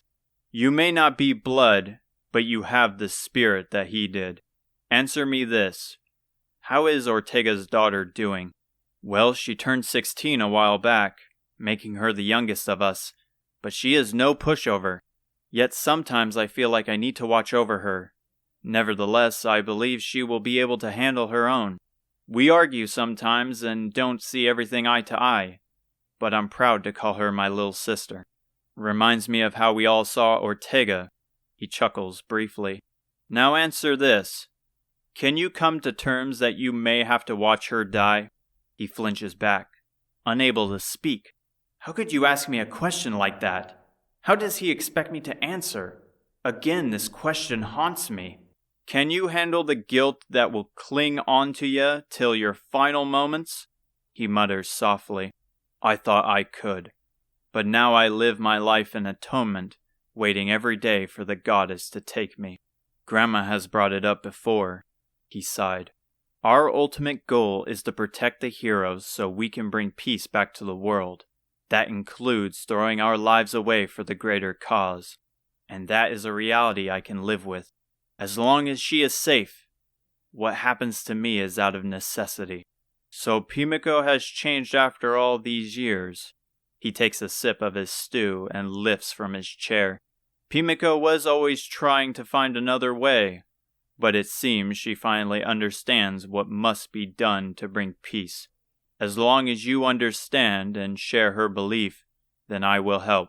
Now, guessing that you know of Baramos, you understand what is needed to reach him. Yes, sir. The 6 orbs. He goes over to a large counter at the table, wrapping his hands around it. With a heavy grunt, he pulls it back, and what is revealed is a dusty iron chest. At the center is a big lock with thick chains, appearing ready to rust away to a simple touch. He pulls out a key of the same time period. You will need this, then, he said, placing the old key into the lock. It cracks open, and the chains drop to the wooden floor, emitting a heavy sound. With a loud creak, it opens, and inside the chest shines. He pulls 2 objects from the chest, a horned black helmet that is in pristine condition, and the yellow orb. He hands over both items. This helmet belonged to Ortega. Give it to Hotaru. And the yellow orb, I was told to hold for safekeeping. I don't know about the others, but each one of us was to hold one. There was another who fought alongside us by the name of Simon. He would be your best bet. He takes hold of the orb, its power pulsating, driving him to find the others. Where is he? I haven't spoken to him since our departure from Necrogon. There is a wise man on the outskirts of town who carries many documents of history. He may know. Thank you so much for your help. Hold a moment, kid. Remember, Baramos isn't a joke. His lair is crawling with monsters that belong in the depths of the underworld. I have no worries for you, but your friends need to come together and understand that. Any doubt that floats around your group, and you're as good as dead. I understand, sir, and I know they do as well. Finally, Isamu finds a lone house out on the open plains. Nothing from trees to animals are in sight. With a heavy breath, breathing in the fresh air, keeping the orb in pocket, while the helmet remains in his hands, he reaches the door. He brings his fist to the entrance, but a sudden voice stops him. It's an old and young man bickering between each other. He places his head to the door to hear the old man. So you came here to learn some information of where your father is? You think I'm some sort of psychic? The young man retaliates. Feigning ignorance won't work on me, old man. I know you play a mean act, which is why I have something in exchange. The old man gasped. My goodness. That's right. Spill the beans if you want this so badly. Here's the problem. I don't know where your father is. As I said, I'm not a psychic. However, there is a legend that might take you to him. And that is, they say that at midnight, a ghost ship sails from the estuary of Portuga to the lakeside of Romaria to pick up lost souls. If your father was worth anything, he might be there. You think this is funny, old man? You suggest I make a trade for some made-up legend? Hold a moment. I got something to help you young'uns. If my words aren't good enough. A large thud erupts inside. What am I supposed to do with this bone? Take it with you. Romaria isn't far from here. Just a little while to the west. Now that's all I got. You're just gonna have to take my word. So I shared my end of the bargain. So how about we finish this deal? Whatever. Just take this stupid thing. A slam emits from inside, and the door flies open, smacking Isamu on the head. He reels back and holds his forehead while looking down. That was pretty careless of me. And who are you supposed to be? Some assassin trying to get the jump on us? He spots the young man as he rises to his feet. The swordsman has dirty black hair and adorned shoddy iron armor, with a sword which has seen better days. "I don't want trouble," Isamu responded. "I just came here to see the old man to learn about a guy named Simon." The man scoffs, placing his hand on his hilt. "And why would some martial artist want to know anything about my father?" "Father? Who is this kid?" A familiar voice calls out. "Isamu!" From out the door she appears, and more confusion enters his mind. "Aziza?" She wraps her arms around him, and he struggles to move. Pezibear soon steps forward with a snarky grin. "This is surely an interesting way to reunite. I would think we'd have to rescue you." "I'm glad you're okay," he chimed. "Ah, so this is Isamu!" The young man cheers, flipping an attitude like a switch. He gives up his rough and tough act for something more regal, yet his heart looks saddened. "So who are you anyway?" He elegantly bows. "My name is Simon. My father and I share the same name. He was a legendary hero who wielded the mountain cutter." Isamu scoffs. "Finally, something is going my way. I was looking for you. Your father holds another orb for us to find. We have to meet him immediately. I'm glad we share the same goal, but I'm afraid I don't know where he is. Maybe we should go to Romaria and see if this ghost ship is real. And if not, we might find Hotaru there," Pezibear added. "Plus, after all the crazy things we have seen so far, a ghost ship wouldn't surprise me." "So Hotaru isn't with you guys?" "A lot has happened. I suggest, however, we explain everything so far as we travel." "Sounds like a plan. Been a while since I had a good walk." Isamu looks down to Aziza, who is still holding him tightly. "You can let go now." "Sorry," she coughs. He takes a moment to hold his aching chest. It's painful, but oddly relieving. "Let's hope we find her soon. At this point, this girl might crush her bones the longer it takes." Chapter 30. "You guys went through a lot. I can't tell which is worse." Isamu mulled over with his thumb resting under his fuzzy chin. "Both are not ideal, but I don't think I would last a second if Aziza and I switched. If it weren't for Simon, I don't think I could have lasted either. However, you had to blindly trek through a blizzard." "All right, enough of this pity party for you two. I was just thinking aloud," Isamu said. Isamu got the full story several hours ago, and yet it was all that could be said during the trip back to Romaria. He enjoys the company again, but the constant trouble they speak has him on edge. Compared to them, he was in a dream. But what of Hotaru? Could she handle being in a prison, or trudge through a barren tundra? Whatever it may be, she could be suffering the worst of all. Isamu couldn't dawdle any longer. He had to hurry. It's what was expected of him from his peers. With the night at its peak, and the moon directly above them like a spotlight, they continue heading west, as the old man suggested. Though the journey so far has no road or landmarks, the path forward is familiar. Simon leads the pack, lost in his own thoughts, with the others slightly behind him, chattering amongst each other. Thankfully, no monsters are near during the chilly night, allowing them to breathe in the peaceful air they have longed for since they set sail. Several minutes pass with Isamu breaking the silence, no longer able to endure the anxiety. He groans. "I have to say, even though she was pretty bad at controlling it, I miss being able to fly around." "I second that," Pezibear added. "I don't enjoy the sickness I feel afterwards, but it was so convenient.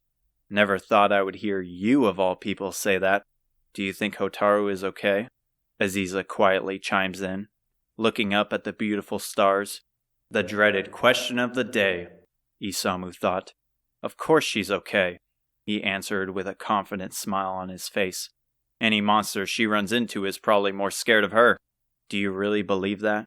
she asked with her eyes sinking into him like daggers.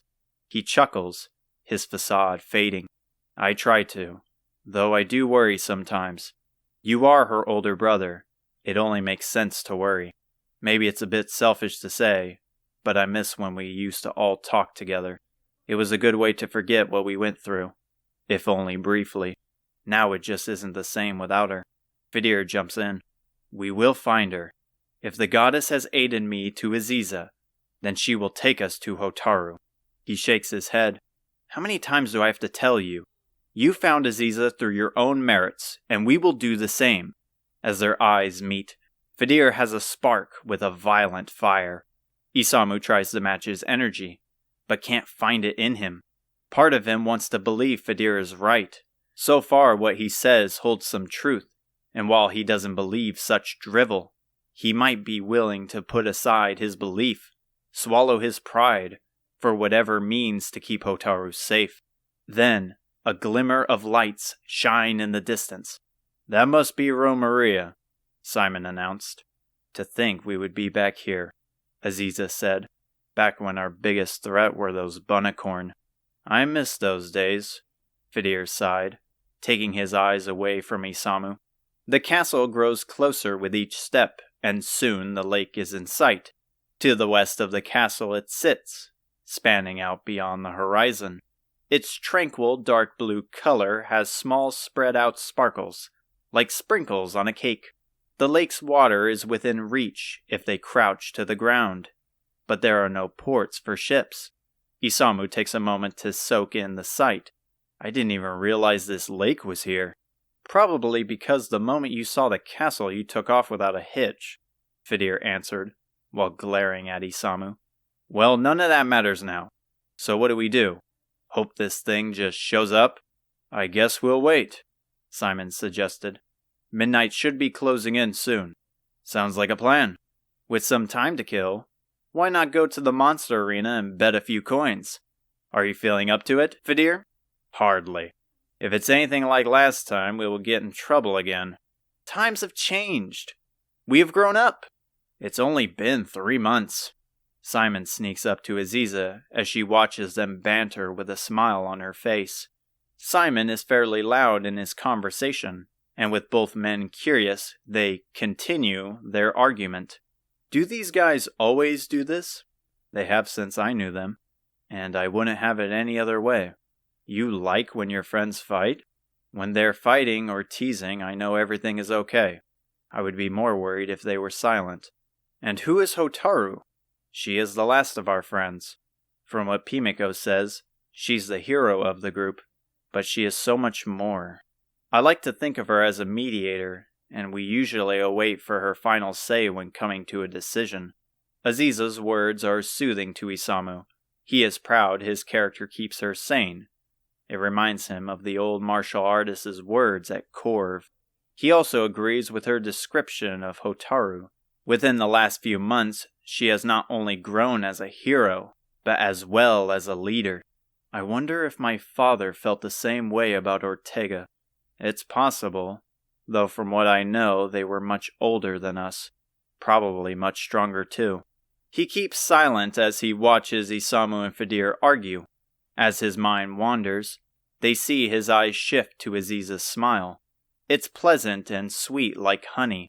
In the short time Isamu has known him, he has described Aziza as soft-spoken, but also quite terrifying.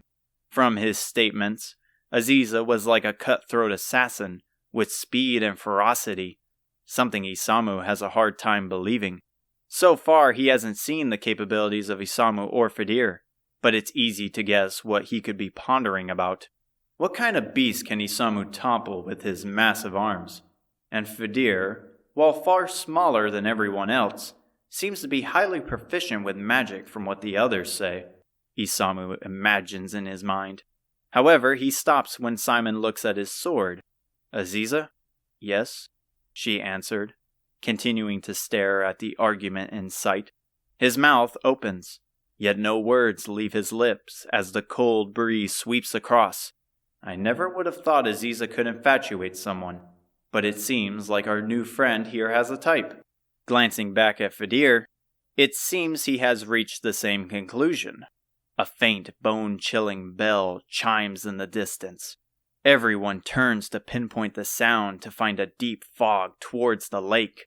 Something massive pushes through, with the bell's chimes getting louder. I think we found our ship, Isamu commented, stepping up to the two of them. Through the fog, An old pirate ship sails to the shore. Its dirty white flags are torn, and its hull is covered in holes. Surrounding it is a ghostly aura, making the ship partially transparent. They look up at the lakeside to see people that weren't there before awaiting the ship's arrival. Simon freezes, yet he takes the lead. Eyes sharp, everyone. We don't know what we are dealing with. He steps forward along the edge to reach them. Once in close proximity, the people are floating above the ground, covered in a similar fog. Their eyes are hollowed out, and mouths are wide open. Even closing the gap, they don't react, eerily waiting. The ship reaches them and turns to its side. The bell's haunting chimes echo loudly in the air as if preparing for an announcement. Heavy chains soon follow, and the ghastly gangway drops onto land. The group holds still, hands on their weapons, ready for whatever may come. "Good evening, everyone," an ebullient voice shouted from atop the ship. From the deck, a human skeleton in ripped pirate's garb carrying a comically large list walks down the gangway. "We are having some difficulties with the routing, but everything should be in order. Now form a single file line and let's get this ship sailing." The ghost floated and lined up as he said, while leaving the four of them confused by the pleasant greeting he gave to each person. One by one, they board the ship with him flipping through his list, allowing each ghost in, like a guard to the castle, soon leaving only them. "Please enjoy your stay," he said with glee to the last guest.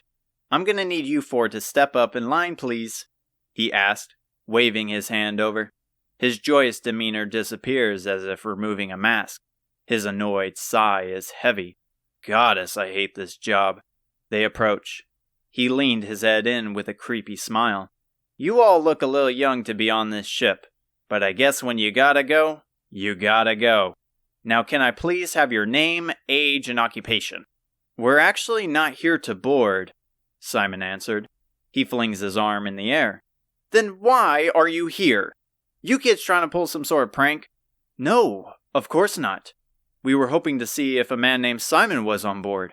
He sighs, rolling his head along his shoulders. "I'm gonna need more than that. What about an occupation?" "He was a hero who fought monsters," he answered to the best of his ability, not confident in the slightest. He takes his thumb and middle finger and slides them across his fractured skull. "Wow. Is that a name he gave himself? Simon the hero? Listen well, kid. If you don't know, an occupation is a job. Something I'm sure none of you have. What did he do to earn a living? Was he a blacksmith? Or an innkeeper? I will even accept pooper scooper. You just gotta give me something." Isamu jumps in. "Can you just see if there is anyone named Simon?" With a dramatic flip of his list, he starts at the bottom. "Oh sure, no problem. Let's see, we have Simon. Oh, another Simon. We have a Simone. Maybe that's it. Well, would you look at that? We hit the end of the list. Hold a moment." He brings 2 fingers to the side of his skull, nodding while putting a finger up for silence. "Seems like all our cabins are full. Looks like we will have to see you at the next stop." "Wait," Simon shouted. "The old man back at Myrrh said you might know something. He even gave us this bone." He pulls out the large, clean bone, and the skeleton flinches back. "Well, goddess be, I never thought I would see that thing again. The captain is gonna be very happy." He turns around, throwing the list onto the deck. "Why didn't you start with that? The captain will want to see you right away." He springs forward up the gangway, clicking the heels of his feet. They are hesitant at first, but finally make their way to the deck.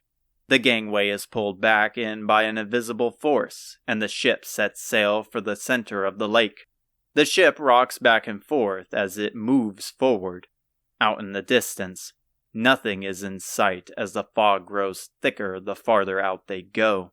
On the deck, more moving skeletons dart frantically around the ship, attending to its needs. The added ghosts either remain still or float down the stairs into the cabins. The greeter steps over to a small set of stairs that lead up to the steering wheel, which moves on its own. At this point, nothing can surprise them, but Simon looks to have seen better days. His face lacks color, and his limbs shake. "Come on, people, I haven't got all day," he ordered. "The quicker we reach the captain's quarters, the quicker I can get back to my job." They follow his order, stepping up the stairs and passing by the unoccupied wheel. At the back of the ship, behind the broken wheel, is a small structure like a shed. At its front is an ominous wooden door with a circular window covered in ancient dirt. Even though they can't see inside, a scent of death looms from it. The skeleton bangs on the door. "Captain, I got some visitors for you. You're gonna want to hear this." There's no reply, and he turns to them. "Make sure to dust off your boots before heading inside. Good luck, you bunch." With a salute, he takes off, joining the others as they scatter about. Everyone blankly stares at the door, afraid of what they will find, leaving Isamu to take the lead. He does as the skeleton says, scraping his flat shoes on the worn mat before pushing it open. It creaks with age, and the smell from before increases. "Hello?" he called out, but there was no response. He looks back to the others who still wait for him to advance. Aziza steps next to his side to enter, with Fidir hanging in the back, hands pressed together. The two of them step in and glance around the small room. At its center is a desk covered with old papers and unique dusty trinkets, with the surrounding wall bearing dozens of decorations and paintings that have faded with time. With how everything is randomly scattered, it only seems right someone would be here. "Hello?" Isamu called again. His voice echoes in the small room, and a creak replies. The door behind them slams shut, leaving them in the dark. They are too nervous to scream, with the only sound being Fidir and Simon whispering a prayer. They huddle together, and slow footsteps make their way to the desk. Then, a dim light erupts. Near the weak light, a decayed human face lies, and a tiny flame connects to the wick of an old candle on the table. A rugged voice escapes the thin lips of the ghostly man as he sits. "State your business." A fog as if it was freezing leaves his bushy mouth. He wears a torn pirate's garb like his undead crew, but he isn't as jolly or expressive. From his cloudy eyes and rotted teeth, there is no malice, yet no joy or sorrow. The young swordsman manages to step forward. "I was hoping to find my father, Simon." He sticks out his bony hand with a shining pearl ring around his finger. "Hand over the bone first." Simon agrees to his words with haste, taking out the bone and gently placing it into his hand. The captain examines it, bringing a small monocle glass to his sunken face. "This is indeed the real thing. How I have waited for ages to get my hands on this. I cannot thank you enough. So you're looking for a man named Simon?" "Yes, sir. He is my father." "There are many men named Simon in the world, but I have a sense of the one you seek." "Please, can you take us to him?"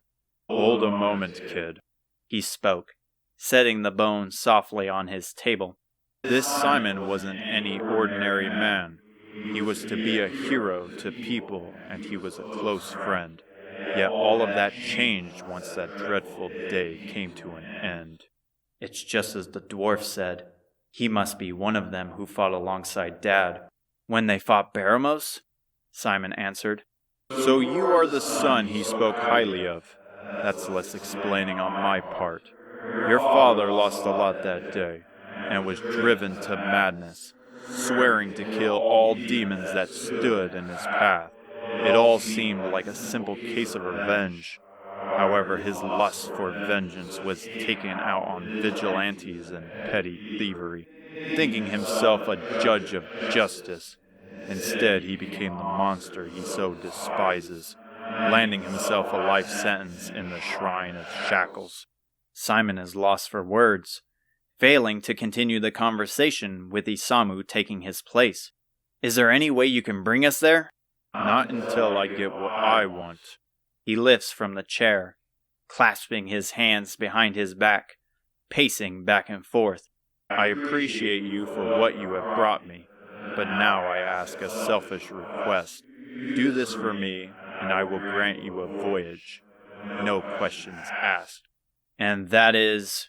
"Simon wasn't the only one who lost a lot. I lost my life on that battlefield along with my men. I don't regret dying for the cause, only leaving my dear Olivia alone." He looks down at his ring, his face finally granting him emotion. "We were to be wed after my return, seeing the man I became due to his curse. I could never see my love again, doomed to sail for an eternity, invisible to the naked eye. The bone you brought me is special, an exception to the curse. It allows its holder to witness what remains of that war and be able to speak with me. My only request is to seek my love and tell her I'm sorry, and I love her still." "We will do it," Fidir answered, no longer fearful of the ghost. "It's only fair for those who have fallen. It's what the people of the church and goddess would want." "I'm with Fidir," Aziza said. "She deserves answers." "You're an alright group of kids. We will set sail for her village. It sits near a promontory. I also wish for you to hand her this." From his garb he sets atop the table a bright pink locket in pristine condition. Chapter 31. The harsh wind howls in the night as the ghastly ship pushes onward. Isamu leans his head out from the railing of the ship in hopes of seeing through the ship's fog. However, something more haunting greets him. A song. The wind whistles past his eyes, singing a quiet, mournful melody. He focuses on the words, which seem to mumble a name. "We are here," the captain interrupted as he stepped onto the deck, scaring Isamu away from the rails with a swallowed gasp. "Her village isn't far from here, just atop the cliffside." As if he uttered the magic words, the island he spoke of closes in. To the left is a flat coastland that the ship sails for, and to the right it proceeds to rise. The nearby land is covered in tall grass that blows in the weeping wind. The fog is too thick to see past the base of the land, making the travel up appear mystical, like a journey to a legendary wise man's temple. The ship docks, and the gangway slams onto the plentiful grass. The captain says nothing, flicking his head up. Isamu leads with the others quickly following, along with Aziza. Both are cautious of their surroundings, relying on their eyes as the blistering winds blow into their face, deafening them. Fidir, on the other hand, has his eyes set on the mysterious land above the fog. However, unlike that of the ship, the way forward is more of a gray, moist mist, like walking through a waterfall made of clouds that taste of the sea. Why would a village be placed out here? This place is near none of the major cities. How are supplies supposed to reach within a fair amount of time? What if danger struck? Fidir asked, smacking his lips, practically drinking the air. Perhaps for the land's soil or natural resources?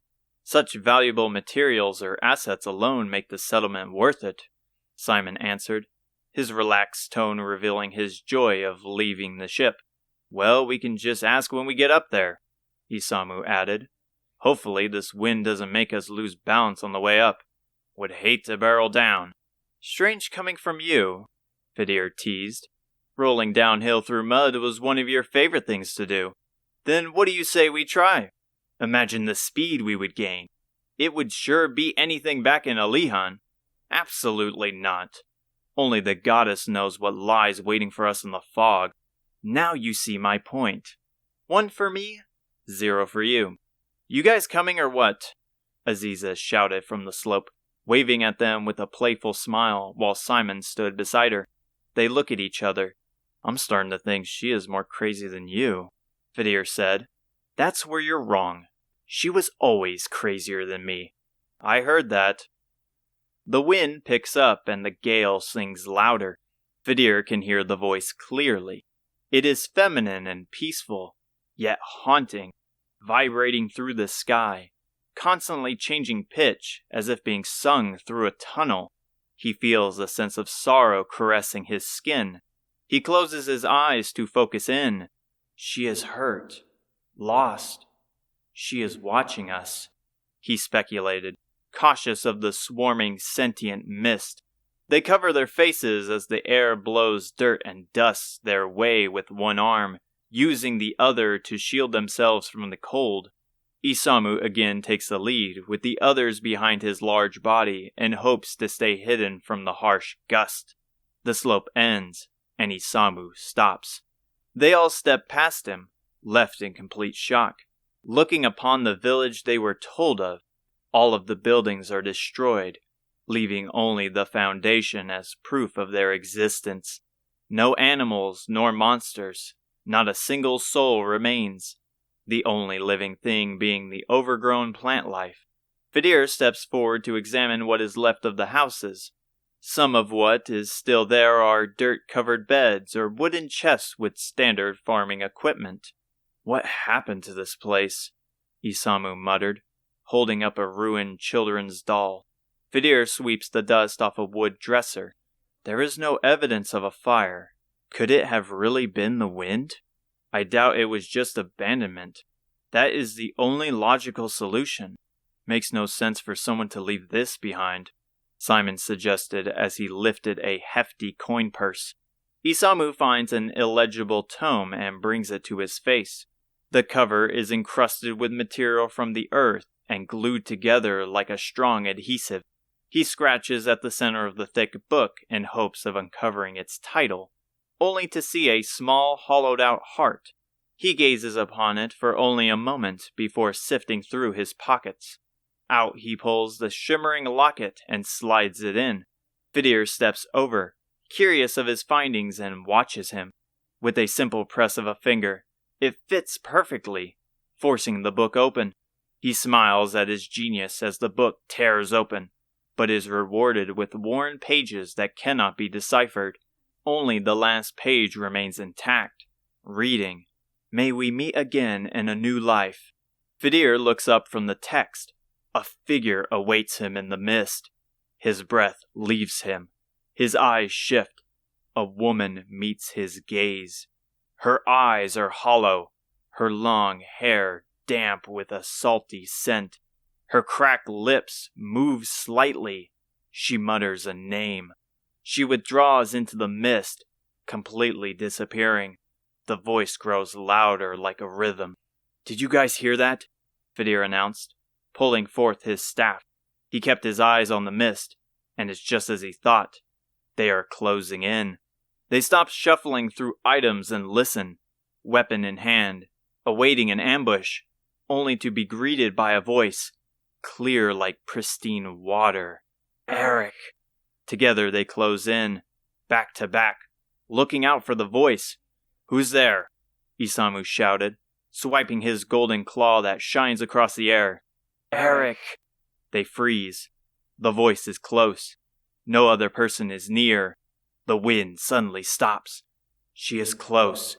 Pezibear spins around from the group, her blacked-out eyes inches from his. "Eric!" she whispered. The gale shoots forth like an endless volley of arrows. They struggle as their feet slip, slowly being pushed back. Isamu stabs his claw into the ground, holding firm in place and grabbing Pezibear with the other hand. Aziza flies back with Simon jumping in her path to catch her. He falls back, but quickly recovers with enough time to implant his sword into the ground as a hold. Again she is gone, but the wind speeds up once more from where she once stood, slicing and whipping past the air like a hot blade through butter. The violent cold has them weak, and their weapons struggle to stay put. The others panic as they hear her screams. "Eric! Why have you abandoned me, Eric?" "Who is Eric?" Isamu shouted. though his voice cannot pierce through. "What do you want?" "It is I you seek, Olivia." A powerful, rugged voice screams through the storm. The wind lessens like a heeding call. "Eric!" The abhorrent cry shrieks. "I wish to talk, Olivia. I am through with running away." Over the ledge, Pezibear gestures with his hand. It's the captain. The captain stands atop his cabin, arms open wide. His feet are placed firmly onto the structure like a statue, yet his garb blows with violence. From the gray mist, the sinister set of dead eyes with a jagged mouth form, looking at him. However, they are different from what Pezibear has seen. Her features are enormous, with the mouth big enough to consume the ghost ship in one bite, and eyes no larger than him. Even with the ghastly mist charging forward, he remains firm and proud. "I knew my death was drawing near that day, yet I stayed, and it is true I carry no regret. However, if I knew you would fall victim to the same curse, I never would have allowed such a sacrificial act to commence. I know the terrible truth that befell you. I know the story behind your grief and what you have done to your home, and I still did nothing to ease your pain, your burden. To my men, I was a brave hero, but to the woman I love, I was a cowardly boy." He raises his hand to the sky, branding the pearl ring on his finger. "Olivia, I never forgot our bond, and I know it will never atone for my mistakes, but I have always remembered and loved you. All I will ask is for your forgiveness towards this fool." "Eric!" The voice whimpers. Its eyes soften. The wind comes to a stop. Her sorrowful eyes fade, and the mist disappears like magic. A blinding light sparks in the sky like a firework. The calming dawn lifts from the dark night. From the clouds with a beam of holy light, a beautiful young woman in a pink sparkling dress with long brunette hair descends. Her pure face and bright smile shine with a warm radiance. "Eric, my love," she called with an angelic voice. "When I learned of your death, I was broken. I begged for the goddess to bring you back to me, and with all hope lost, I threw myself into darkness. But even with a blackened heart, a light was still awaiting for your return, and I'm glad you have come back, to rekindle the passionate fire I still have for you." She reaches out a gentle hand. "Welcome home." He reaches his hand out, and the bones of his fingers shine with clean skin. He ascends to her, his face glowing with life, his hair glowing with a deep auburn, his sparkling hazel eyes born with a passionate soul. He reaches his hand into hers, together, bringing their pearl rings. Tears well in his eyes. His words struggle to leave his lips as he shakes. "I promise to never leave your side again." "Then shall we head off? A new life awaits us." "We shall," he answered, curling his hand into hers. A warm white light absorbs them, and they disappear with joyous smiles on their faces. As they fade with the light bringing them to the heavens, they look over the edge of the cliffside to find a shrine sitting alone on a small island. Slowly drifting, there is the ghost ship, which is no longer covered in a fog or brandishing any damages, nor is the skeleton crew aboard, simply returned back to its glorious form. Aziza has her black gloves covering her face as she sniffles. Simon is by her side, clearing his throat, turning his head to the ocean, and the other two stare up at the blue welcoming sky. "What are your thoughts, Isamu? Still believe a goddess doesn't exist?" He snickers and he tilts his head. "Instead of gawking, you should probably be more concerned about our ride. But I will say, it was a beauty to behold." The stairs delve deeper into the dungeon, with Pezibear casting a gentle blaze as a beacon. Their footsteps echo against the thick stone walls. The path forward is a thin hallway with unlit sconces plastered along the walls, unsteady and ready to crash at any moment.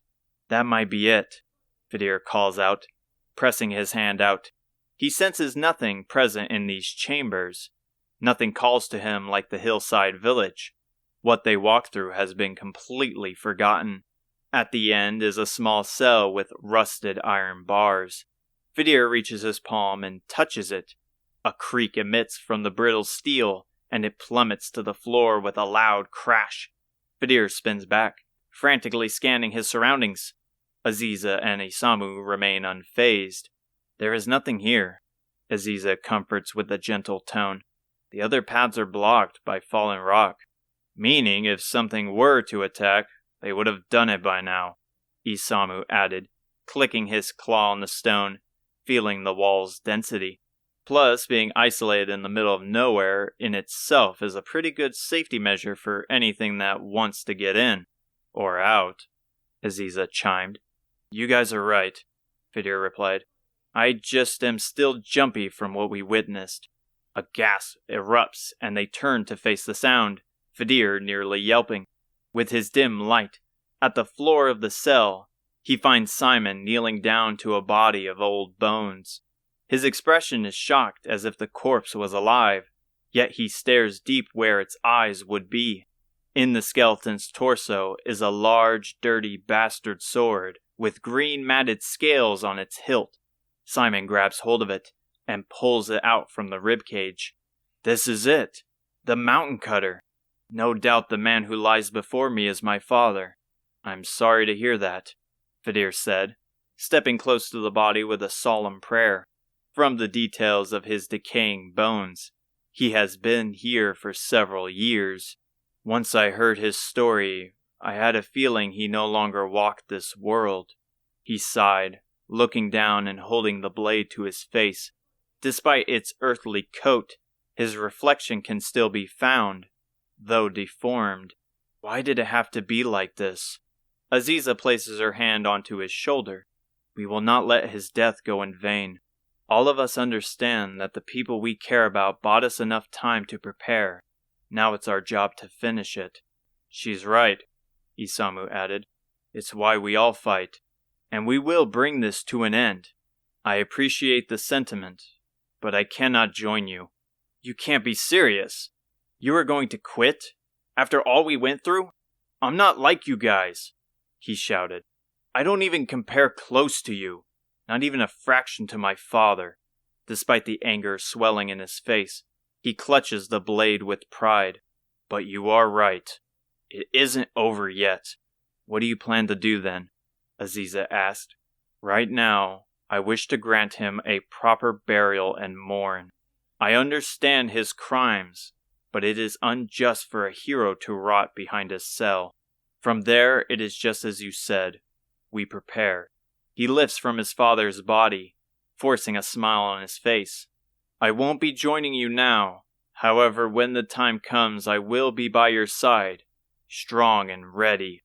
If that is what you wish, then we will comply, Aziza answered, wrapping her arms around him. His smile turns genuine. You may not think it, but you are a friend now, Simon. Nothing at this point will change that. Well, you heard her.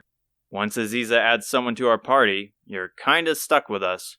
He looks to Isamu as he smirks, with Pezibear walking over to his side with an agreeing smile. Aziza lets go, stepping back, and he wipes his face. Thank you. I don't think I could have made it here without your help.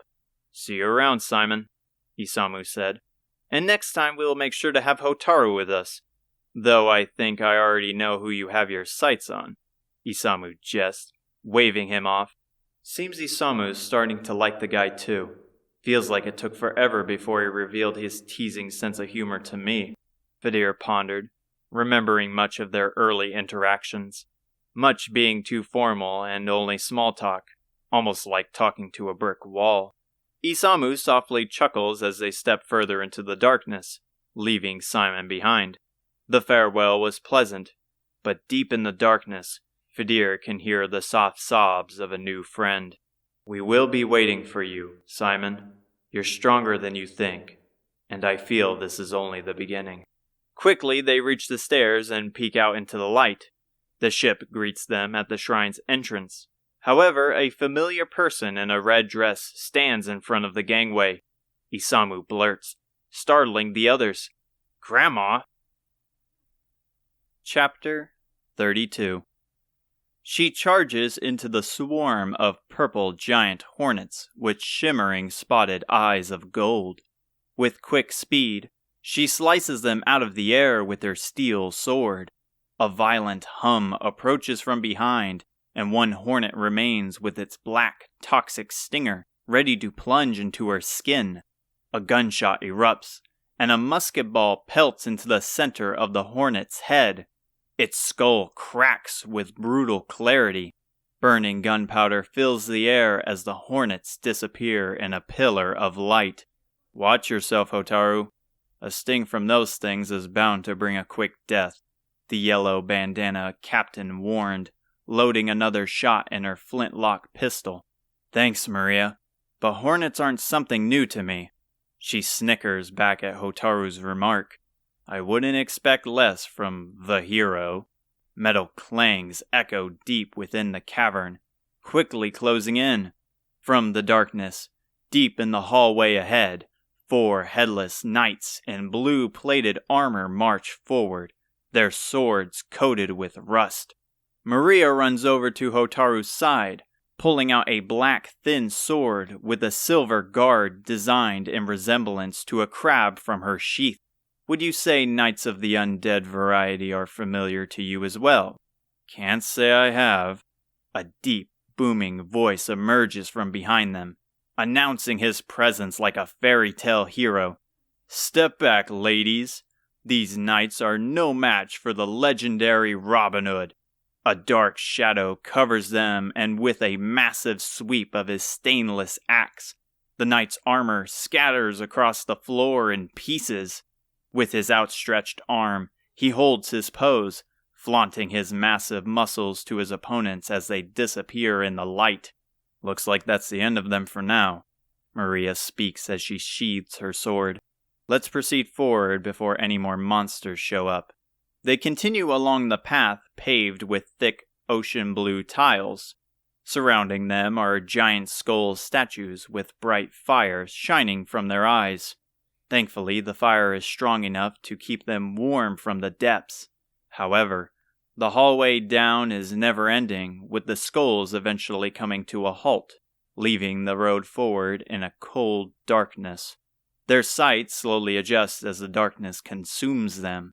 For the moment, it is peaceful, and Hotaru can finally take a moment to think. Since she entered this dungeon, it has been nothing but challenging fights, one after another. The head of the cathedral did warn her of such danger. However, it was a hero's duty if she wanted to succeed her father. From what Maria has told her, something lies at the bottom that only her blood could wield. "Now back to what I was saying," Robin Hood spat. "Why are you here?" Hotaru snaps to him, completely forgetting his sudden appearance. "That I should be asking you. You always manage to show your ugly mug when I'm around. What makes you say I'm ugly? I'm wearing a mask." "Well, it's not to hide your identity. Anyone can tell it's you from those nasty clothes and your stink." "I don't stink, I think," he answered, sniffing his sweaty and hairy armpits. With the lift of his arm, a foul odor of garlic and cheese protrude out like a newly alit scented candle. "We're here for the blue orb and the sword," Maria interjected in between their childish scuffle. "What makes you so sure that this blue orb is here?" Robin Hood countered, shocked to hear the name. "Seems you also know of the orbs as well," Hotaru pondered. "For supposedly being a simple bandit, he sure knows much about the hero's journey. Who are you exactly?" "A pirate that has no clue of the treasure they seek is no pirate. Maybe I can push more information out of him." "Let me guess. You thought it was the Sunstone. You probably misheard another rumor." "Shut it, kid. They say that in Gaia's navel, a stone that shines hides in its depths." His words dwindle off until he comes to a complete stop, his eyes scrolling up to his brain. "No, that has to be it. I refuse to admit I made another mistake." Can you two children stop arguing? The last thing we need is to draw more attention." "Sorry, miss," he mumbled. "Hey, since when did you start partnering up with pirates anyway? Aren't you a bit too goody-shoe for that?" As she said, "We seek the blue orb, and after that I have to find my friends." "You mean you don't know where those other dweebs are?" She takes a soft breath. "I only hope they are safe." She takes her attention away from him and back to the path. "They will be fine." His response is soft, like a father hearing the woes of their child. "That sucks, kid.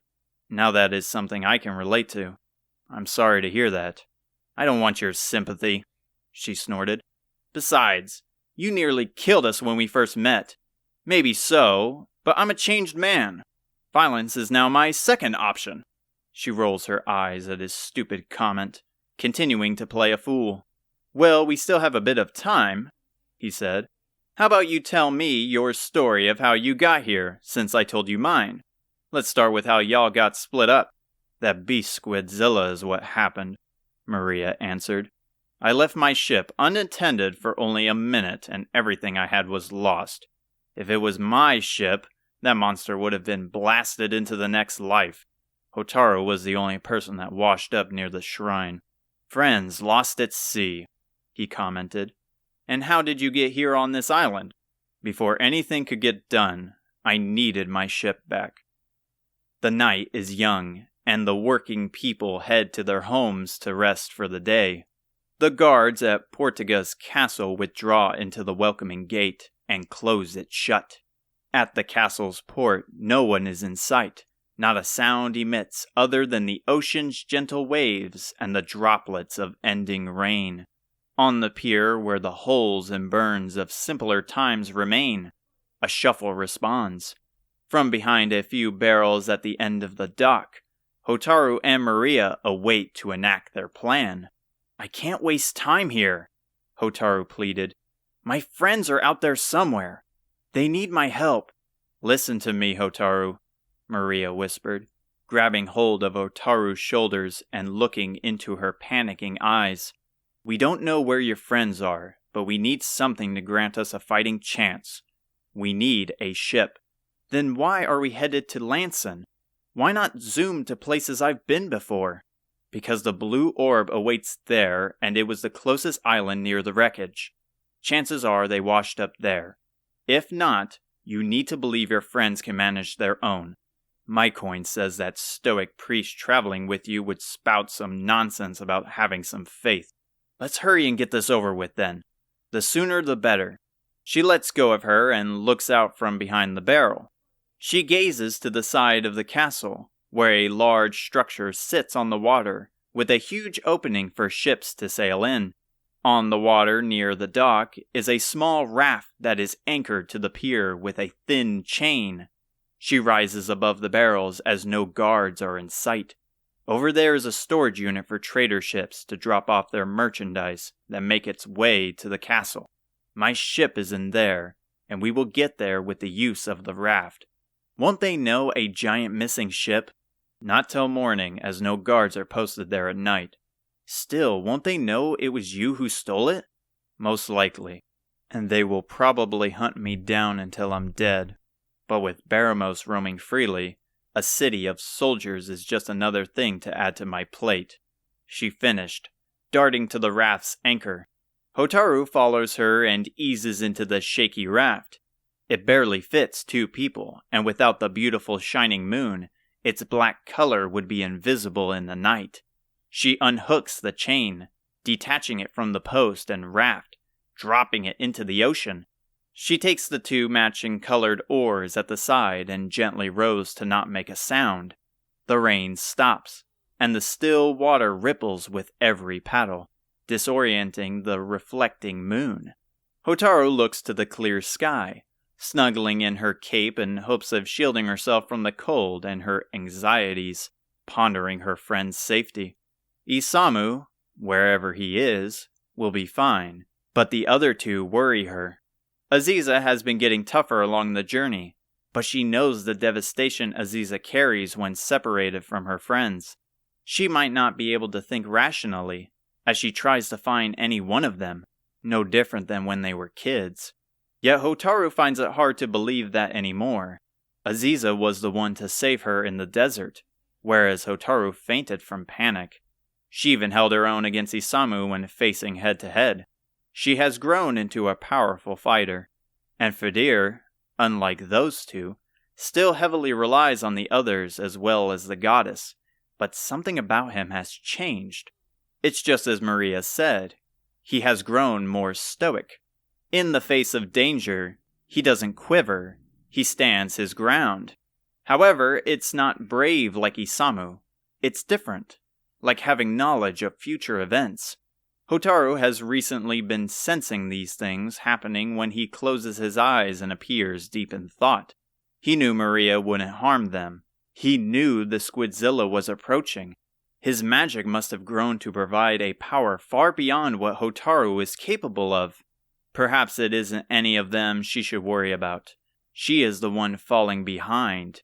The paddling comes to an end as the sky disappears, and before her eyes, atop the water it floats. Maria's ship. It sits on the water, anchored like the raft, with a stone platform surrounding it with dozens of boxes, barrels, and loose tools. The ship is a tad larger than the last, with several cannons on its side. As they pass it, just above the center of the hull, large fancy black text reads, Vento Eterno. Maria gazes at the beautiful vessel. There awaits my beauty. After claiming what was rightfully mine, we made our way straight here. Robin Hood has his hands clamped together, and though his dirty mask covers his face, his eyes shine, like a child hearing a magical story. That's amazing! To pull such a heist with such clean skill! You are after my heart with stories like that, Hotaru scoffed. Like you would have a chance with her. She has more talent in one finger than your whole body. Both of your flattery won't sway my feelings towards any of you. After all this is done, it's off to sea with my new key. You still won't consider fighting against Baramos? And what of the others? We have yet to find any of them. My contribution is aiding you with the orbs. Finding your friends is your own venture. With the red orb in your hands, and the blue one soon to join, I will be fulfilled. Aiding me? You call holding us hostage for your own personal gain aiding me? Just when I thought we were getting close. She still carries that I don't care attitude. I think we just about reached the end, Robin Hood spouted, pointing to a golden sword that is placed on a pedestal. They reached the end of the line, where the sword, in the shape of a lightning bolt, alighting the room with its yellow glow, is impaled into a bronze pedestal. Behind the blade is a massive statue of a strong man with a godly physique and an ancient toga. Its massive arm is reaching for the sword with a curled fist. On the pedestal, a golden plaque reads, Come forward, blood of the hero, and claim your rightful power. Otherwise, meet your demise by the thunderous might of the heroes before. Robin Hood scratches his head, lifting away from the text. Quite ominous, if you ask me. From what I understand, the weapon is known as the Thunderbolt Sword, said to strike lightning down on its wielder's foes. Hotaru spins to Maria. If that's the case, then Baramos doesn't stand a chance. Then grab it. She gestures like presenting an award. Only the hero can claim it, so that means you. Yeah, let's see it, Robin Hood added. Shut it. Maybe you should try since you're so confident. Enough bickering already and just grab it, Maria shouts with rage. They both look at her with fear in their eyes. She taps her finger on her wrist as she crosses her arms. Together they quiet down and mutter, Sorry, miss. Grandma never mentioned Dad wielding a legendary sword. Did he keep it hidden, or was he incapable of using it? Hotaru realigns with the shining sword. Stepping up to the plate and gazing down onto its silver hilt, small streaks of electricity flow around like a wheel. She wiggles her fingers, slowly stretching for the handle. Her body shakes as she recalls its cryptic words. Though she knows and has been told of her heroic history, facing it now to prove it is beyond frightening. She takes hold of the hilt, and she screams in pain. Electricity travels up the blade, to the hilt and into her hand. Her organs feel as if they are getting fried. Her body shakes with violence, and finally, the electric jolts course through her black hair, forcing it to rise. Several pillars of hair are completely straight, like a bed of spikes. The brutal, shocking stop. Smoke releases from her cyan tunic and blue cape. She kneels to the floor in pain, holding out her hand to see the small jolts jumping from each of her fingers. "Are you okay, kid?" Robin Hood shouted, running over to her and lending an arm to grab. But the electricity from her body leaps out and pushes Robin Hood back with a yelp. The statue above vibrates with an intense force, nearly knocking him to his feet. The eyes in the statue light with a calming blue, and the fist slowly opens. A blue light emits through the fingers as they open, and the blue orb crashes to the ground, still in pristine condition. A voice calls from the darkness. "Hotaru will be fine. Being the host of transferred great power takes a toll on the body. The same thing happened to your father." She spins her weakened body around with the help of Robin Hood, and manages to shout with surprise. "Grandma?" "Bah!" Robin Hood screamed with a pitch higher than a morning bird, dropping Hotaru like a hot rock. "It's you!" He kneels to the ground, begging for mercy. "I promise, I didn't lay a finger on her. You got to believe me." Hotaru winced in pain as she smacked the hard stone floor. Pimiko snickers. "So this is the bandit that has been causing problems around the world. Color me surprised." Maria steps forward. "I did as you asked. I helped that kid with the orbs, I know. Now I will be taking my leave." "So you kidnapping us was part of your plan?" Hotaru spoke out. "It was her idea. The old coot has a liking for putting people she loves in unwanted scenarios." "Old coot isn't something I've been called in a long time," she responded, unfazed by her rude remarks. "Surely you understand the trials one must go through to save the world." "Whatever you say." "I'm not done with you yet. We still need you and your ship for Necrogon." "I don't think so. I have other matters I wish to attend to." "Are you scared? Afraid we will fall for the same mistakes?" "Because things are different this time." "And how so?" "Because this isn't my fight." She points to Hotaru. "It's hers, and the allies she has accumulated through the journey, not some mindless military aiming for an ulterior motive." She leans her head over. "So no kings?" "Can't. Most are against the idea. The operation remains with its people."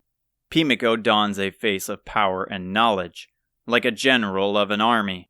Hotaru still struggles to see her grandma in this light. She chuckles. "You truly believe a couple of kids hanging on to hope will stop the Archfiend? They succeeded in your task. They have scoured the world on blind faith. Even in the jaws of death they still stand. What they hold is more than mere hope. It's promise." Hotaru's eyes spring open. "They're alive?" Maria shakes her head with a grin. "You're a strange bird. Maybe if our wishes align, I will consider it." She walks off into the depths. "Wait!" Hotaru cried, standing to her feet. "Then that monster that sank the ship. You planned that all from the start? My friends are out there all because of your stupid plan?" "Ease yourself, Hotaru," Pimiko said with a gentle voice. "You all splitting off was unplanned, but I'm happy to tell you that everyone is safe and waiting for your return in Japan. They also managed to get their hands on 2 more orbs." She takes a deep breath she's been holding in for several days. "Thank the goddess you're all okay," she whispered, placing her hand to her heart. It beats with intense speed like a flash of lightning. She steps over to Hotaru, crouching down to her eyes and wiping her tears. "I have put you kids through a lot, and I'm sorry. I simply wish for you to be ready for whatever may come. Now let's hurry. From the stories they told, they miss you heavily, and so do I. Surely escaping their grasp once we arrive is impossible. We can even share a meal and take a moment to rest. After all, you kids have earned it. She combs her scattered hair with her hand, straightening it back down. "And where are you off to?" she asked, keeping her attention on Hotaru, who was holding back tears and pressing her face into Pimiko's shoulder. "Me?" Robin Hood said, pointing to himself. "I figured we all did a job well done, and that I should be heading back on the road. What if I told you that Baramos held the Sunstone?" He flinches, but his voice is calm. "How do you even know of that?" "I carry more knowledge that I sometimes wish I didn't. I know what it is you are after, for I have seen it myself." He gasped, trying to think of his next words. "Join Hotaru," she ordered. "She will need your help. Once she succeeds in her mission, so will you. Consider it another offer compared to what else I have in store." "Fine, I will be there," he sighed. "How did I even get caught up in this mess?" Chapter 33. The rising sun sets on the golden land of Japan. As Hotaru and her grandma reach the paved road, they look upon the shimmering grass, which has a color like wheat, due to the sun's presence, and blooming sakura trees with pink petals gracing the fertile soil. The wooden houses with straw roofs are far and few between, with the land mostly preserved for fresh crops. Hotaru takes everything in as nostalgia fills her mind, a time in which her biggest worry was getting home before dark. Not only is the sun warm like a soothing bath, but the scent of flowers and crops make the town feel like an outdoor spa. "When was the last time you've been here, dear?" Hotaru takes a calming breath, absorbing the beautiful atmosphere. "Far too long. After Dad left a few years ago, I hadn't had a chance to leave Alihan. I'm sorry, dear. I should have set time aside so you could visit your grandma. I was okay. I had Isamu and the others around." She chuckles. "I remember one time, about when I was around 10, I was talking about how much I missed home, and they set a surprise by painting the fallen leaves pink and setting it in front of my doorstep. However, my mom found them first and yelled at us for taking leaves from the pile in our backyard. Looks like I'm gonna have to give your mother a good talk. No one ruins my granddaughter's playtime," she said with a generous smile. "How is she doing?" "She's fine. Still shouting at me when I'm late back home, or not up before breakfast.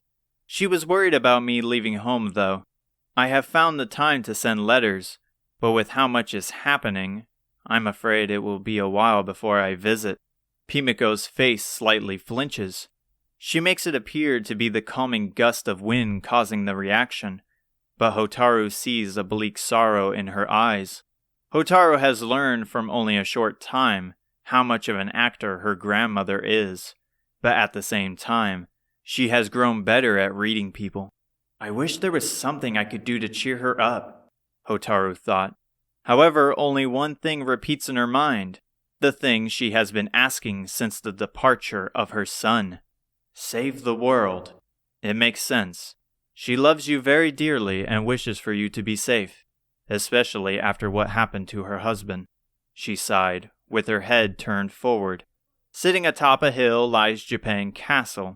The castle walls are decorated with a golden paint, and it stands 2 stories tall, with a crimson balcony that surrounds the castle, with a matching railing. The stairs up are paved with rectangle clean stones, and before the first step is a red, tall torii. She plants her foot on the first stone, and a voice calls out, "Hotaru!" he shouted, with 2 more shortly following. She lifts her head up to the castle, where the sun peeks through, and is tackled on the spot.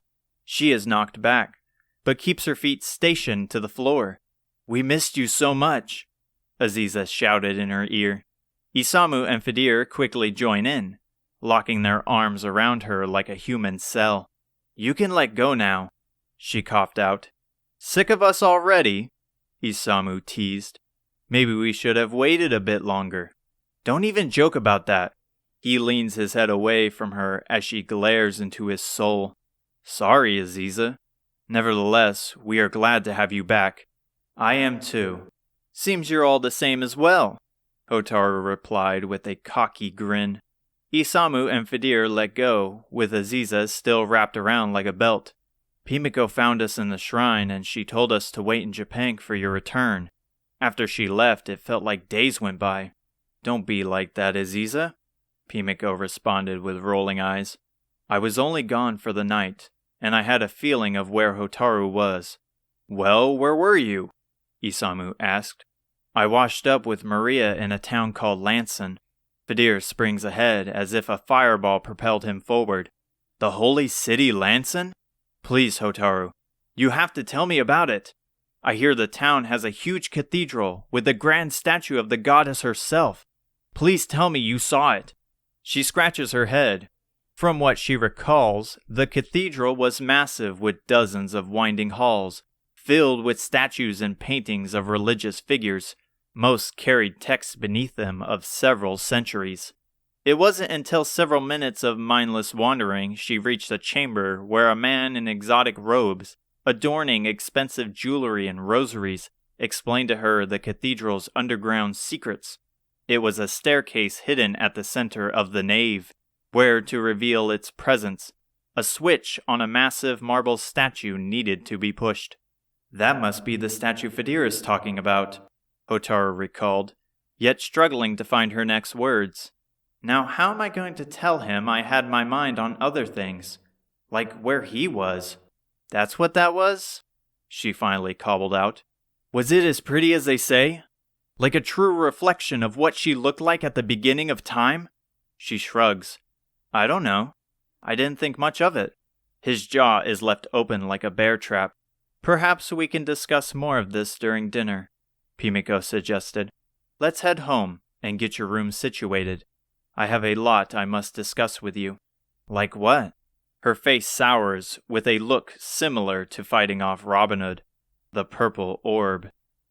Hotaru slides the door open from her room and exits to the main hall. Her stomach is full and warm with the delicious ramen Pimiko cooked, though her mind is racing. She steps through the empty castle halls, where nobody is, except the armored guards posted at their stations. Thankfully, they give her no trouble as she passes through to the outside. She takes in the soothing moonlight on the second floor and takes a deep breath.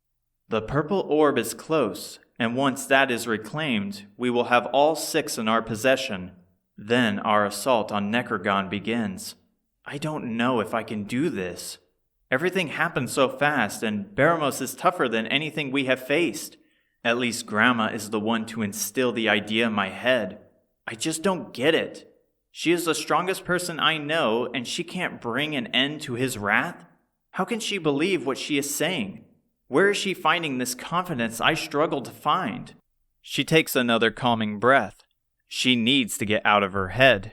She scans around the outside of the castle, and at the back of the castle is a lone tree where Pimiko stands. She has a bouquet of flowers she places down and looks to the undisturbed soil with her hands clasped together. A grave? No, it couldn't be. Hotaru heads back in and speeds over to the stairs, quickly making her way outside. Once she reaches the back, a soft humming echoes in the air. The song is familiar. It's a song both Pimiko and Ortega sang when Hotaru was angry, sad, crying. It has halted her speed, brought peace to her mind, just like it always did. Grandma? Hotaru whispered, slowly easing her steps towards her. The soft humming stops. Hotaru, why are you up so late? She keeps her eyes on the soil. I couldn't sleep, thanks to Isamu and his snoring.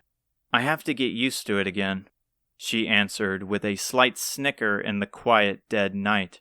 She steps over to the dirt mound. Why are you singing? It eases the mind. Don't you remember when I used to sing it to you? Of course. Isamu and I occasionally find ourselves humming it without a thought.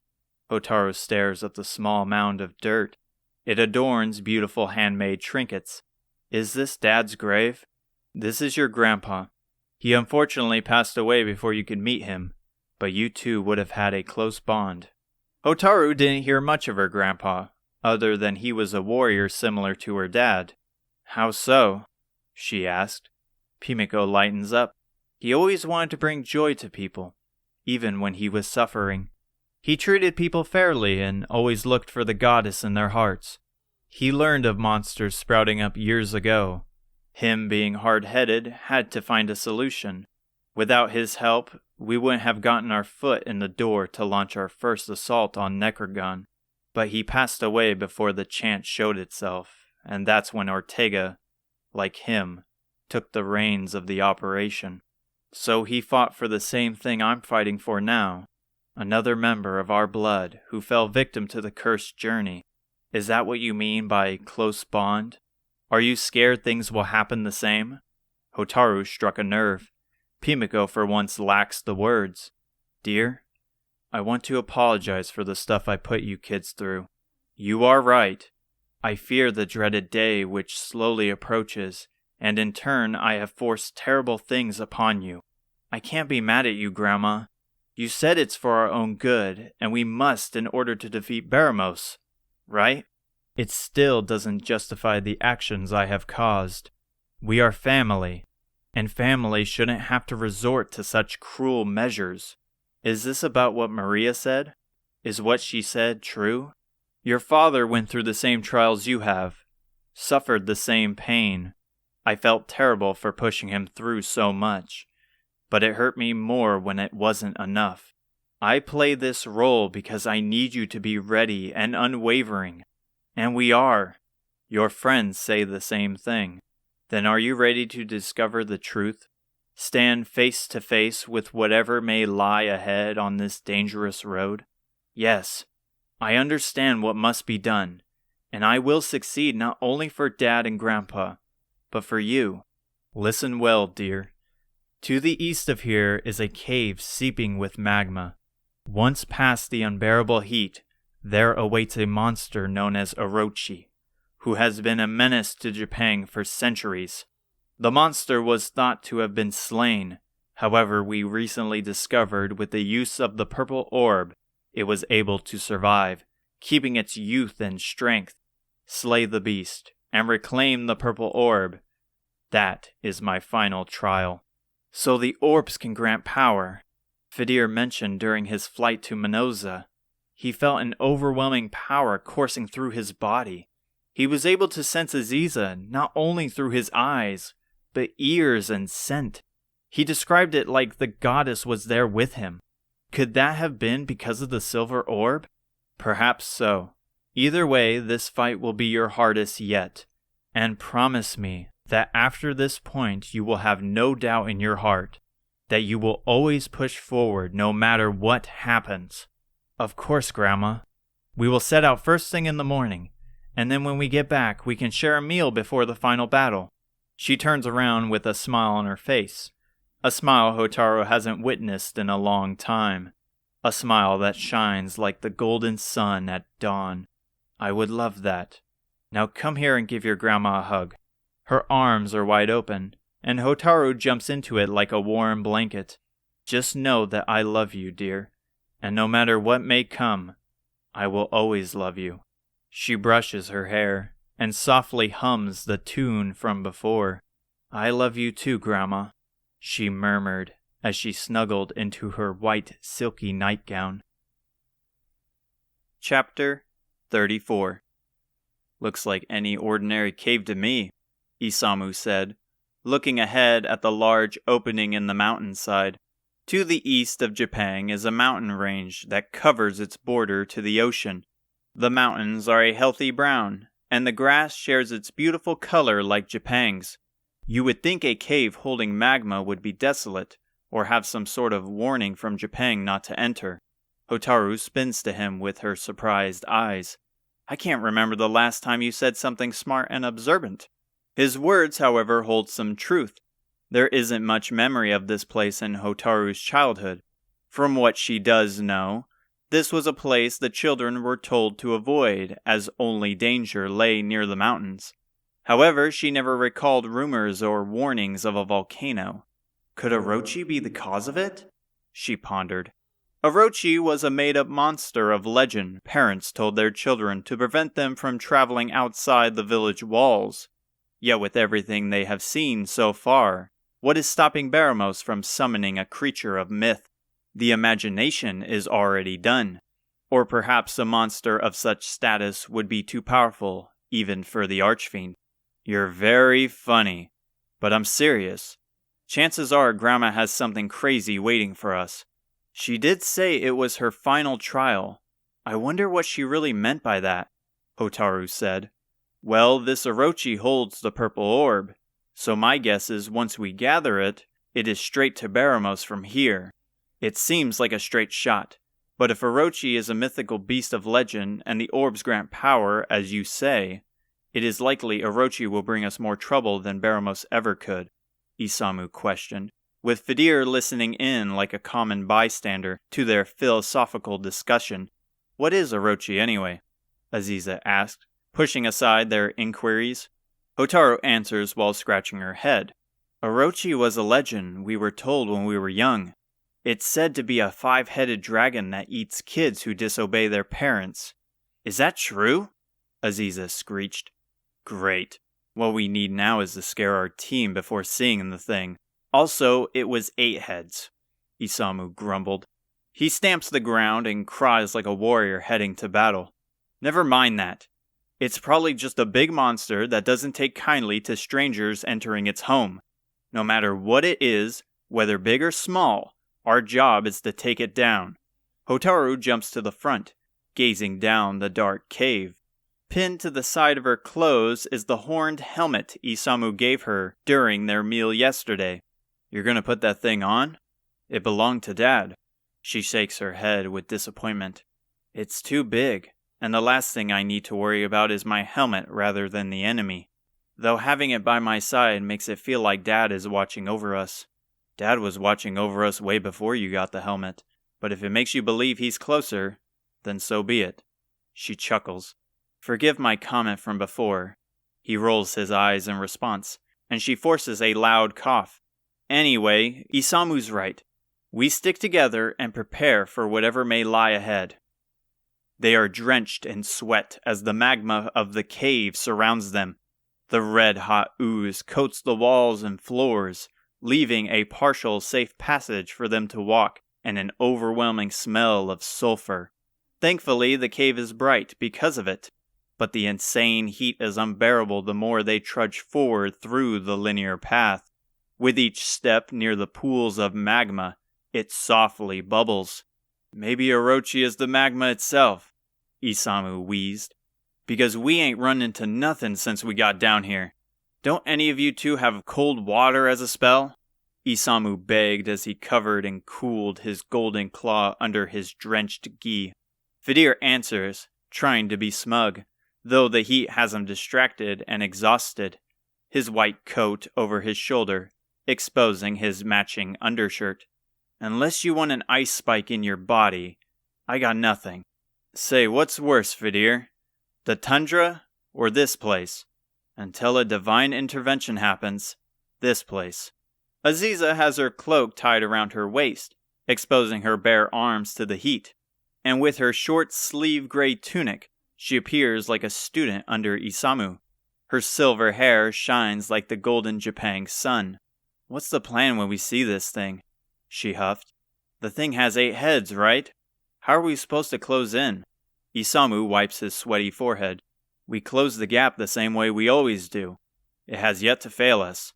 Not this time, Hotaru interjected, holding her electrifying hand, somehow withstanding the sweltering air. Fidir and I will stay back, casting spells. If Fidir is capable of using the orb to increase his magical power, what is stopping me? She places her hand in the pocket of her trousers to feel the blue orb. It radiates with immense power. And you want Aziza and I to lead the assault? She looks to Isamu, who is awaiting her command like a soldier. You are a must for the front lines. However, you needn't worry about me. I will join him. We are both quick enough to distract whatever lies ahead. Fidir has spells to grant us boons on the battlefield. As for you, Pimiko said your new power is the strongest magic wielded by the hero. I would like to see it for myself. All right, Aziza. I like where your head's at, Isamu said. She smirks. I grew to enjoy my battles up and close. Grandma did mention the power of electricity I acquired and how it is a must to continue forward. From what she also told me is it's a power most try to acquire by enduring the torture given by the Thunderbolt's sword. Kinda wish she told me before to prepare myself from believing the sword to be a proper blade. Sounds like a plan then, Hotaru said. You two just make sure to lay down the heat. Well, maybe not that. A rippling roar echoes in the air. The magma along the walls violently shakes, dripping to the floor below. The liquid pools bubble like a boiling pot. They preemptively draw their weapons and step forward. The bellowing roars bring them closer. Through another opening, leading to the end, brings them to a large arena-like platform surrounded by bright magma. The arena contains massive stalagmites, and at the end the roar greets them face to face.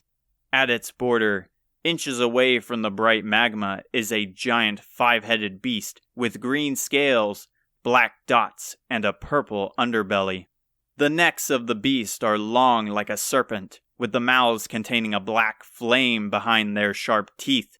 It roars again, creating tremors beneath them. The beast is nothing but malice, an abomination of pure evil in the world.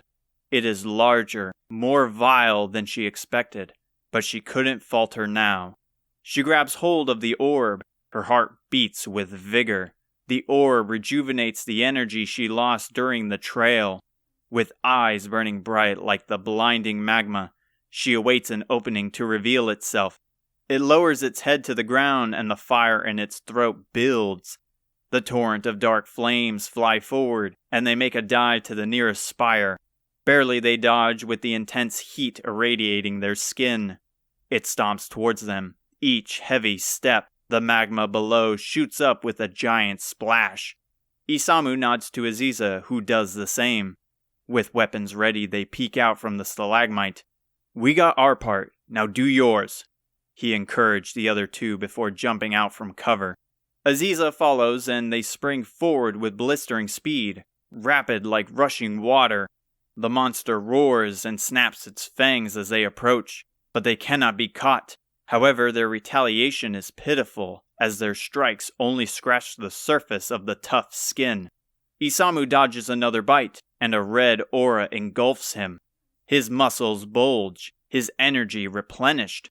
His blood pumps like oil in a destructive machine. With a war cry, he launches to the sky with a powerful pounce, falls straight down like an arrow, and slams his fist on Orochi's head. It wails as it collides with the ash-covered floor, and another splash erupts. Aziza soon follows with a green light swarming her, and her boots sparkle with a blinding light.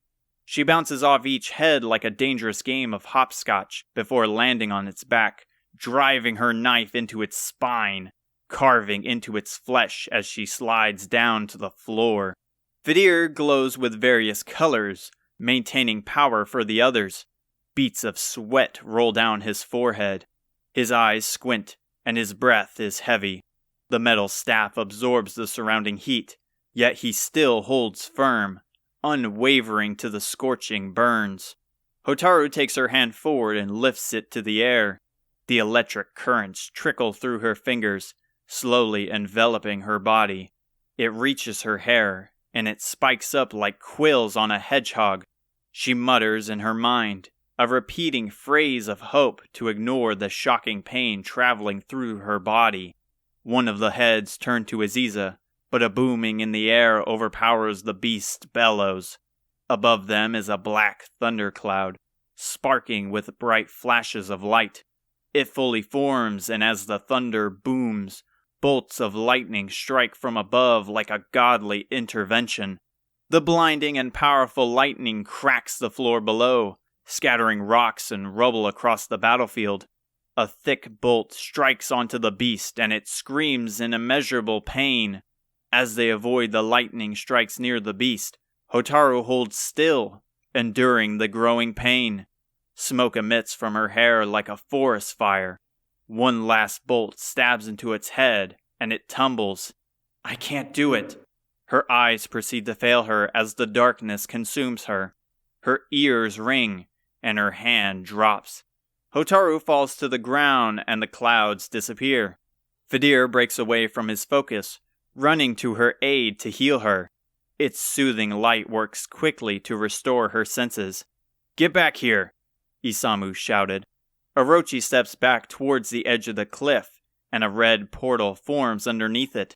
In a flash, it disappears, leaving only the portal in its place. Though the healing isn't complete, Hotaru stands, with the other two aiding her up. Are you okay? Aziza panicked. A sense of electricity emitted from their clothes. I will be fine, but we must chase after it. We take the portal, Isamu ordered. You two go ahead. I will carry Hotaru. They nod and rush forward into the portal, though Fidir's face is hesitant. Isamu lifts Hotaru and cradles her like a baby. Despite the chaos, he snickers. Never knew you had that sort of power Pimiko mentioned. Sure beats my original plan. Are you going to be able to keep it up? Don't worry about me. From what I saw, without Fidir's strengthening spell, you were about as effective as a wooden sword. That was him? I thought I had some hidden potential back there, he commented, leaping into the portal. The red spirals of their vision fade, and they see Fidir and Aziza still near the portal. However, they are frozen with fear. They look up and are caught with the same curse. In the distance at the dead of night is Japan, covered in black fire with Orochi terrorizing her home. Hotaru leaps from Isamu's arms. She has no time to think, and sprints towards the burning village. Wait! Isamu shouted, chasing her. Chapter 35. Black smoke fills the air. Burnt wood and thatch stench the village. Civilians of the young and old scream out in terror as Orochi crushes, burns, or eats them. A white light from their corpses cover its skin like a blanket, restoring the recent cuts and scars left from its last bout. The people of the burning village make for the entrance, with Hotaru running in. Fidir catches up to the rest of them, his eyes blinded by the black, blazing horror. The screams ring so loud he cups one of his ears. The intense flames, a beast terrorizing the village. Something felt off. He wants to echo with the people's cries, but a steady calm takes him. All his senses take in what his mind tells him is a familiar sight. He shields his eyes from the fire, watching as Hotaru screams out to grab its attention, flinging a fireball filled with anger and hate. It flies through the ash-filled air, smacking into one of its heads. A quaking bellow escapes its body. No damage is left on its face as its eyes flare a yellow spark. It redirects its attention to her. Its bone-chilling roar shakes Fidir's core, and the ruined ground tremors. He hears the monster's roar like clear speech, almost human. It calls for them to fight. The fearsome monster lunges its neck forward, but Isamu jumps into the way, uppercutting the beast, repelling it back. Fall back, Hotaru.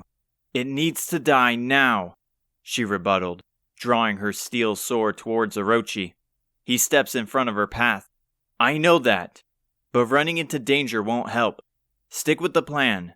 Aziza and I have this. Without a second to respond, Aziza sprints forward with Isamu taking her lead. With their sharp weapons, they pierce into the beast's flesh, though from their size, their attacks sting like small ant bites. While dancing around the monster, avoiding its 4 large feet and grimy yellow nails, Fidir steps next to Hotaru, finishing his healing spell. The warm light coats her skin and pushes away some of the smoke surrounding them, purifying the nearby air. I will provide support. You cast the thunder spell again, he said. His mind tries to block out the swarming chaos to focus on what lies in front of him. She nods, raising her hand in the tainted air. As the warm green light continues to shield her, pulses of yellow electricity are added, flowing up to her messy hair. Thunder booms in the air, and black clouds hide beyond the smoke in the night sky. Her hair spikes up like before, and intense rain pelts the village like hail. Lightning strikes the ground, blowing apart what remains of the land, shooting debris of wood, soil, and stone. Vidir hears the beast cry once more.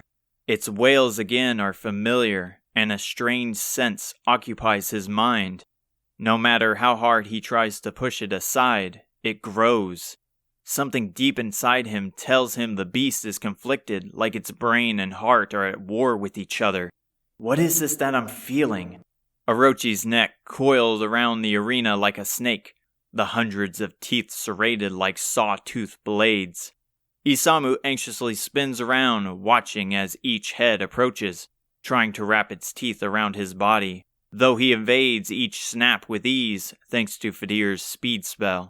He dances around each quick snap, along with the relentless lightning striking down like the goddess's wrath. The thunder booms above them, and with a sliding maneuver Isamu performs thanks to the forming mud, he hides underneath one of its necks. A powerful bolt strikes down like a guillotine, severing the neck from its body. It wails and swings the remaining necks around like a mace. Pouring out from its wound is a pool of light. Isamu readies his claw as the fight is in his favor. However, from the top of its spine, 3 identical heads burst from its purple, scaly skin. "What?" he yelled out. Isamu and Aziza are forced back as it flails its body, smacked away by its thick neck. They are covered in sweat and heavily breathing, trying to gather some air while avoiding to inhale the plentiful smoke. Vidir as well is exhausted as his magic soothes the pain of the others. Yet it's not the lack of magic holding him back. It's his focus. A deep swelling of emotion boils in his chest like a pot of water over lava. Vidir grows frustrated. His teeth grit. His eyes narrow. What's wrong with me? Hotaru is still planted like a sturdy tree, focused on keeping the spell continuous, oblivious to everyone else shouting amongst each other. Where do we even begin with this thing? Isamu huffed. 1 head goes down, and it gains 3 more. Aziza's eyes shine, and she straightens her posture. Look! Around its neck!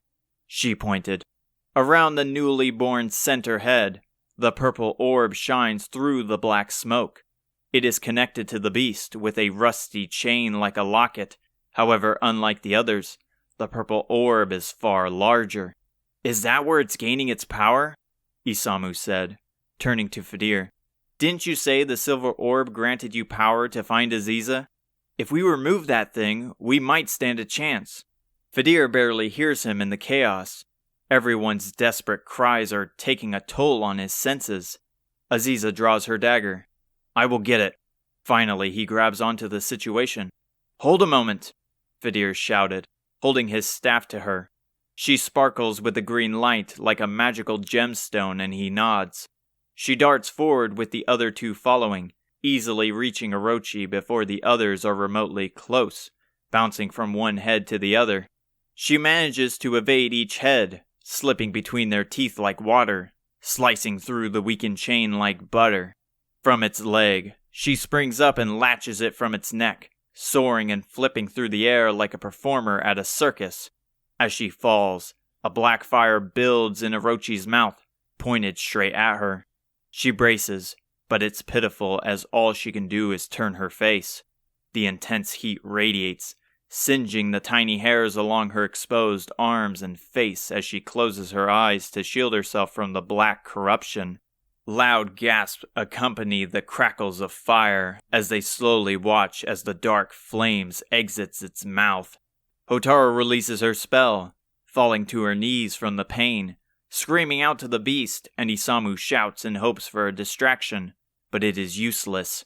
Her demise approaches. Time freezes. Vidir is left hopeless watching his friend die. In this endless hell he finds himself in, he can't bear accepting her death, begging to the goddess through the chaos in his mind to save her.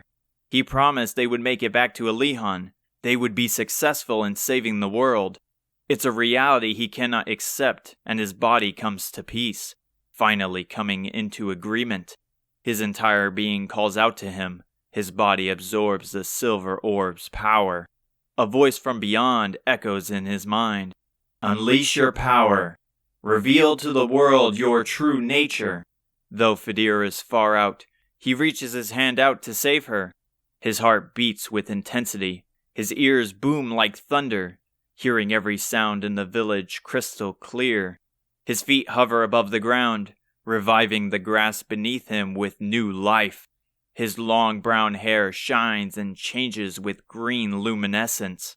His eyes match his hair, witnessing minute specks of detail within his sight as if he wore magical spectacles. Around every living creature, a faint aura surrounds them like stars in a galaxy, with each being having a unique color. Hotaru glows with a blue aura of courage. Isamu, a red fire of resilience and vigor. Aziza shines with a purity of white like the stars in the night sky. The beast is consumed in darkness, with a spark of crimson at its center. Without a thought, a word escapes from his core, and a sparkling spell like an aurora escapes his hands. Insulatable! A magic mirror surrounds her, and it absorbs the fire. However, it's not enough, and it shatters. The black smoke, its heavy smell of toxic and sulfur, engulfs her, and she crashes to the floor, lifeless. Orochi shrinks in size due to the loss of residual power. With each moment going by, so does its mass. Aziza! He shouted. However, he hears in the chaos a horrifying bellow nearby. He turns to Orochi to find another head releasing a built fire in its mouth.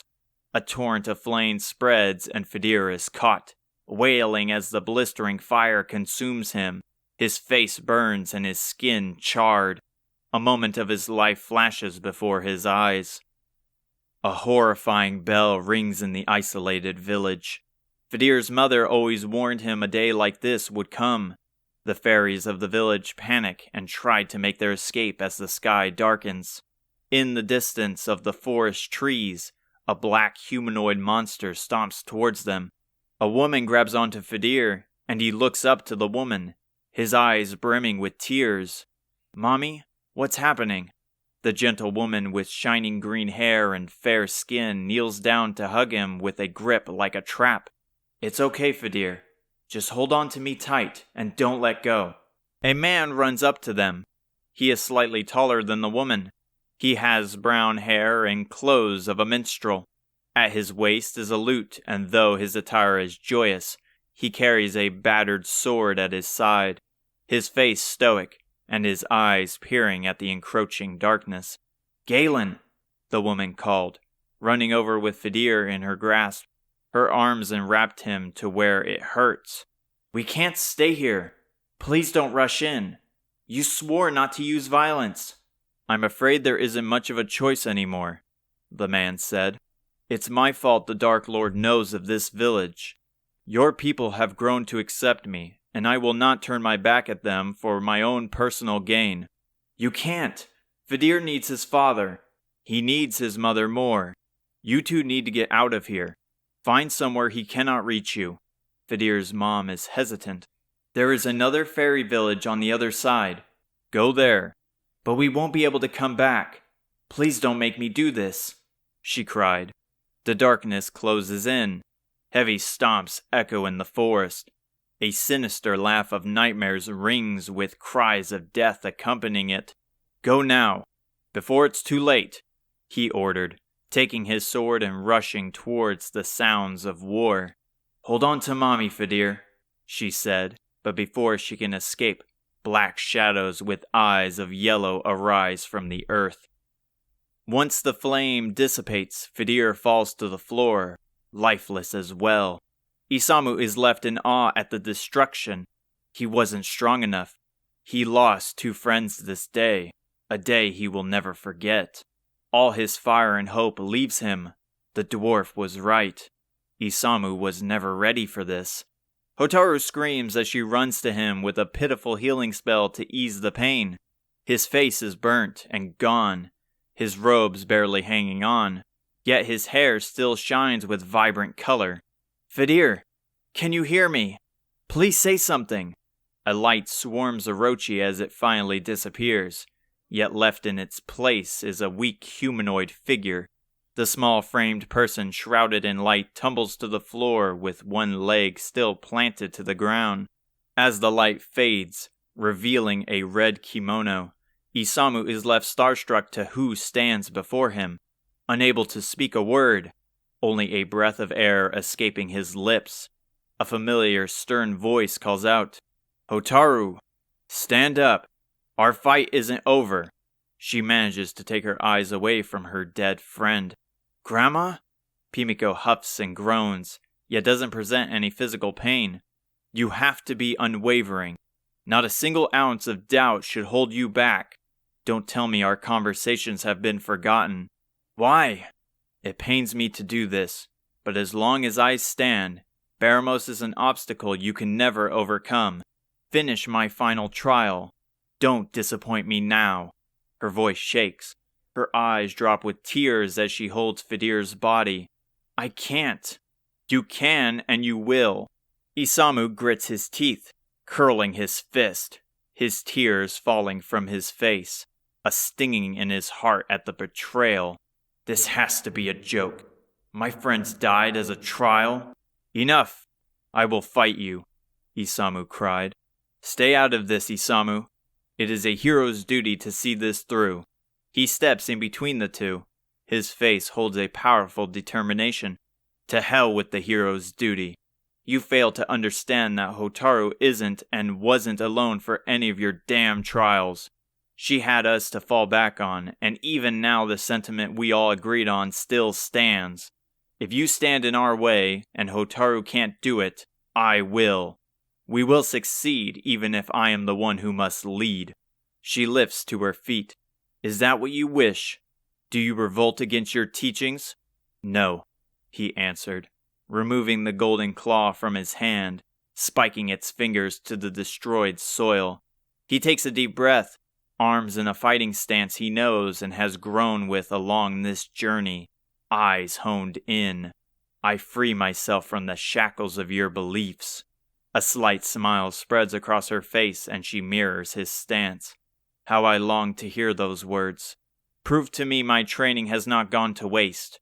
Prove to me the student can surpass the master. They both lunge forward, meeting each other in the center of the desolate waste of the village. Their punches and kicks are fast like flashes of light. Each strike that is blocked echoes across the village like swords clashing against each other in an abandoned battlefield. Through the pain of his aching bones, he neglects their weep and pushes through. Other than their battle cries, Hotaru is heard screaming for the both of them to stop. The day was always meant to come. The day of gaining freedom. His resolve is absolute. Baramos' time is closing in, and Pimiko stands as the final stepping stone. He has endured the horrors of the world and conquered each trial with the merits of his friends and himself. Now he only had to show Pimiko what he had learned. He punches forward with a brutal thrust, yet she dodges and strikes his face with an open palm, breaking his nose and pushing him to the ground. He bounces up, mouth covered with heavy blood, taking away his smell and taste. He strikes again and she retaliates the same. However, he dodges, driving his fist to her face, causing the same affliction. She is pushed back from the forceful strike and wipes the fresh blood off her face. Her eyes narrow like a hawk about to finish its prey, similar to her savagery at the start of the journey. The final blow has come as they are ready for their final attack. Once more they pounce forward with fist reeled back. A scream to rival a volcanic eruption spreads across the land. Both strikes land on each other's face and they stop. Pimiko's fist rests on his cheek, cracking with every push forward, but he doesn't flinch. Instead, his eyes burn with a blistering fire, like which coats the village. With the other hand, he punches her stomach. The intense pain has her stepping back, and he takes his hand from her face and drives it forward, again and again, spiking her to the ground. her body breaking through the crust of the earth like a meteorite. Left with no energy to stand back up as she lays a few inches away from the surface, he nearly falls along with her. He takes a calming breath, smearing the blood as he wipes his face. It is done. I have won. I am my own master, controller of my own fate. She mutters a weak sigh. You have become quite a formidable foe. He doesn't say anything, but looks at the dying smile on her face as a white light gathers around her. Though we aren't connected by blood, I am proud to call you my student and grandson. She reaches out her shaking hand, and Isamu kneels down to grab it. He bears no tears for her, yet holds no hatred for his master. She grants him a quivering smile, a smile devoid of worry. You have a good head on your shoulders. Past the mountains of Thedon is the altar to awaken Ramia. Take the orbs there. Promise me to end this chaos. Bring an end to the cruelty and destruction not only of Baramos, but of I as well. The memories of their time flood in. How much he wanted to tell her before the inevitable. How long he wanted to hold a celebration of his success. It was never meant to be like this. His facade is broken. Tears brim in his eyes, muddling the blood on his face. His injured arm trembles as he holds her cold hand, and her body slowly disappears into the light. He looks at her, not like a student of her teaching, but as family. I will, Grandma. You and Dad won't have to worry about anything. Thank you, she whispered, tears managing to briefly form as the light finished taking her to the dark sky above. Hotaru's blood-curdling scream accompanies her, as all that remains are the memories and a final request. Chapter 36. The strong smell of ash rises Fidir awake like the undead. His breathing is heavy and warm, yet the heat from his mouth spreads across his covered face. In his vision there is no black or white. Instead, simply nothing. Normally panic would fill his mind, but he senses a calm aura in his heart, as if speaking of his safety and care. No longer does it conflict like before, but instead complies with his choices and thoughts like a guiding hand of a higher being. He grazes his fingers across his skin to find it patchy, burnt, and dry like bark from an old tree. Lastly, he combs his face and head to find himself wrapped in dry bandages. However, his hair remains undamaged as its long flow reaches down to the firm pillow he lifted his head from. He tries to speak, but his lips struggle to reach each other as if glued in place, uncomfortably stretching and cracking with each breath. Soft footsteps of a small person are heard from a distance. They approach slowly like taking in the sights, yet the emotion coming from the direction is filled with somber and distress. A heavy flap swings open and a cool breeze is pushed into the structure he lies in as it closes. A soft gasp of a young woman's voice echoes in the air. He can sense the person nearby through an aura his heart clearly communicates. Its being the same courageous blue from before. Without the use of sight, he knew who stood before him. His power knew. Hotaru. His head and heart spoke. Fidir. Her soft steps turn to stomps as she rushes towards him. Thank the goddess you're alive. We were all worried for you. Her silent sobbing and wet tears press against his flimsy chest, dampening the bandages covering it. Despite the sudden tackle, he feels no immediate pain, only the weak but consistent toxic burns deep within his skin, barely wrapping his thin arms around her to the best of his ability. With every subtle touch, he feels traces of old dirt and static, as well as deep underneath her skin along her back and arms. Soothing words like a song leave his mouth, and though they are muffled and distorted, they are his words, with his voice. Please calm yourself. Can you tell me what happened? It was awful.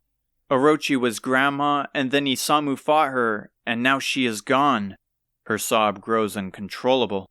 It's been a few days since then, but I cannot unsee it. Pimiko was the person I sensed under Orochi. How does this all make sense?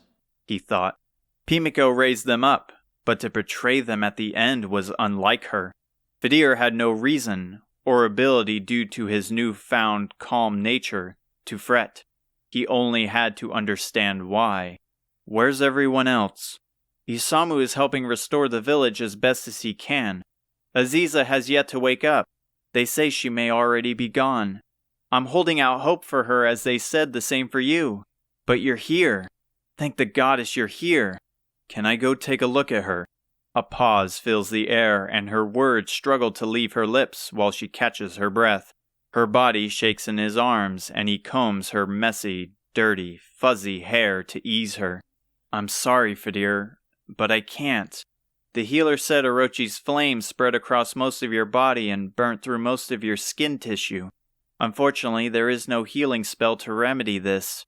Your body at this time cannot support you, and I don't know if it ever will.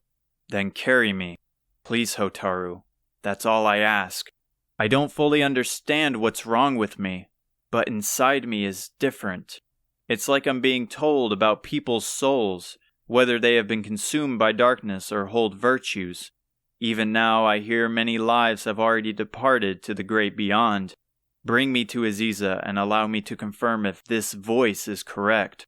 Another moment of hesitation, and the air cools with every turn of her cape. The short time feels like grueling hours, waiting for Hotaru to answer.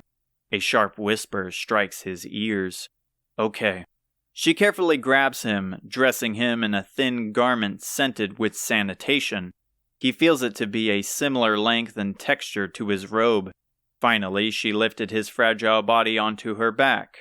Pressed against her back, the sadness in her heart has faded, and her body radiates a warmth full of vigor and bravery.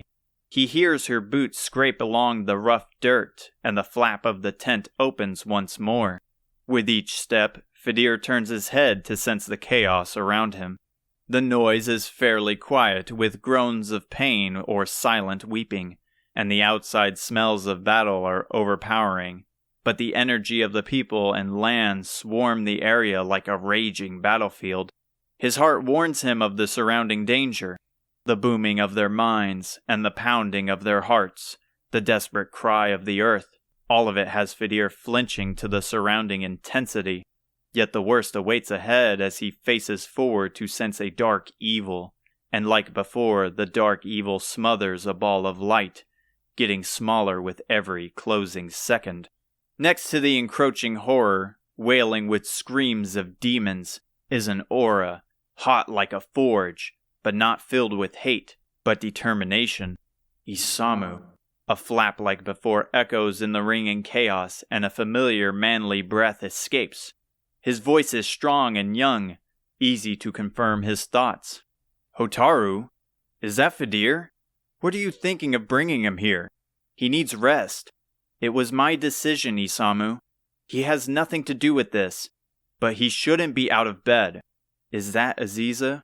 Fidir asked, flicking his head over to the swallowing darkness. However, he doesn't need their confirmation. The pure aura gives her away. Part of him still hopes they may prove him wrong. Isamu puffs out a bit of hot air before continuing. It is. We don't know what is wrong with her, though. Because of your spell, she doesn't bear any physical injuries, but she has yet to wake up. She may already be gone for all I know. She's cursed. What? Hotaru shouted, her thundering voice disorienting. Are you certain? He struggles to find the words. His dry mouth manages to speak despite the pain they bring him. A darkness is looming around her heart, choking the remainder of its light. It's unholy. Just like what Pimiko had. Orochi's flames must have cursed her. Briefly, Isamu mutters something quiet under his breath that gets quickly taken by the light wind. Grandma had the same thing? He takes an audible breath of anger. But that doesn't make sense, Isamu said. You were hit by that fire as well, yet you have awakened. I wish I knew, but I don't know why I haven't been stricken with the same hand. Well, your hair has also changed to that green color, and still glows as when we first saw it. Did you cast a spell on yourself? Could that be the cause of this transformation? He thinks deeply of his final moments. He remembers the emotions that consumed him, the orb's energy pulsating in his robes, the spell he casted, the fire approaching, the strange dream. No, memory. Was that my home and my mother? It's all too much to think, too much to grasp. His head needs to quiet for a moment before it drives him to insanity. I don't recall. It all happened so fast that it was like my body was telling me to save her with all my being. It felt the same as when I flew through the sky. In fact, these senses I have aren't foreign to me. He shakes his head. I can't think. It hurts. Never mind about me. The white light in her heart is dwindling and we need to do something. Slow down, Fadir. We don't know what you are saying. If you know of a way to save her, then spit it out. That's enough for now, Hotaru said. I can feel you shaking, Fadir. Your body is under too much stress. You need to continue your rest. It was wrong of me to agree to taking you here. Please, Hotaru. We don't have time for rest. Aziza needs our help, and the longer we wait, the more opportunity we lose. He forces his mind to sprint like an old racehorse with heavy stakes on the line. He searches into the depths of his knowledge, only to reach an uneasy solution, one reliant on the goddess. If we can get our hands on an Yggdrasil leaf, we may be able to save her. An Yggdrasil leaf? Hotaru whispered. It was written in the tomes of the church. The scriptures tell of how when the dark world was covered in toxic, the goddess flew to the heavens to retrieve a single sapling from the tree of life, sowing its seed at the center of the land. Once the tree was planted, 100 years passed before the world regained life and color, coating the wasteland in a luscious forest, bearing a special leaf from its branches every century. The leaf of Yggdrasil is said to remedy any illness, curse, and even bring wandering souls back from beyond. Please be serious, Fadir. Those are just stories. This is no time to follow legends. I am serious, Isamu. It's said that the world we walk was once the dark world, and if the scriptures are true, then that would mean Yggdrasil exists. And where is the largest forest? Where is the center of our world? You don't mean the forest north of here, Hotaru answered. We were told our whole lives not to enter them. The trees are never-ending and the monsters are ferocious. Get real, Isamu interjected, scaring Hotaru silent with a whimper, her body shaking with fear. You want us to go into a dangerous forest, hoping that this leaf is happily waiting for us to gather it? We don't have time to dawdle in some damn forest. What makes you believe any of this is even real in the first place? Because I have faith it is. Faith? Heavy stomps close in. Hotaru flinches her body, yet Fadir stays facing him and absorbing the spit coming from his mouth. How can you believe in faith? Your face is mostly gone. She has taken your sight. Your goddess has abandoned you. If only you could see the destruction around you, the tears they cry, the horrors of the remains of their loved ones right before them. Where was your goddess during all of this? Aziza is a lost cause, and we have to focus on Baramos before any more of this can happen. It's our job to take fate into our own hands. I don't know why this had to happen. You don't think this has me frustrated as well? I can't lose faith in her. She must have something planned. It has to be. His body burns to fight back, quickly matching his energy. Unlike you, I care about my friends, and I will help those who can still be saved. Not because of my faith, but because of who I am. Baramos does need to be stopped, but not without her by our side. She is family, and I will do what is necessary to bring her back. Deep down the words you spout, you don't believe. Those were Pimiko's words, not yours. As a refresher, your words were a promise to set out on this journey and return back in one piece. Please stop. We can't fight like this. Put me down, Hotaru. Please. Though reluctant, she slowly lowers him, but his feet never hit the ground. He feels himself upright and light as a feather. You're hovering, Hotaru gasps. He floats to the dark aura and feels himself reaching down to it.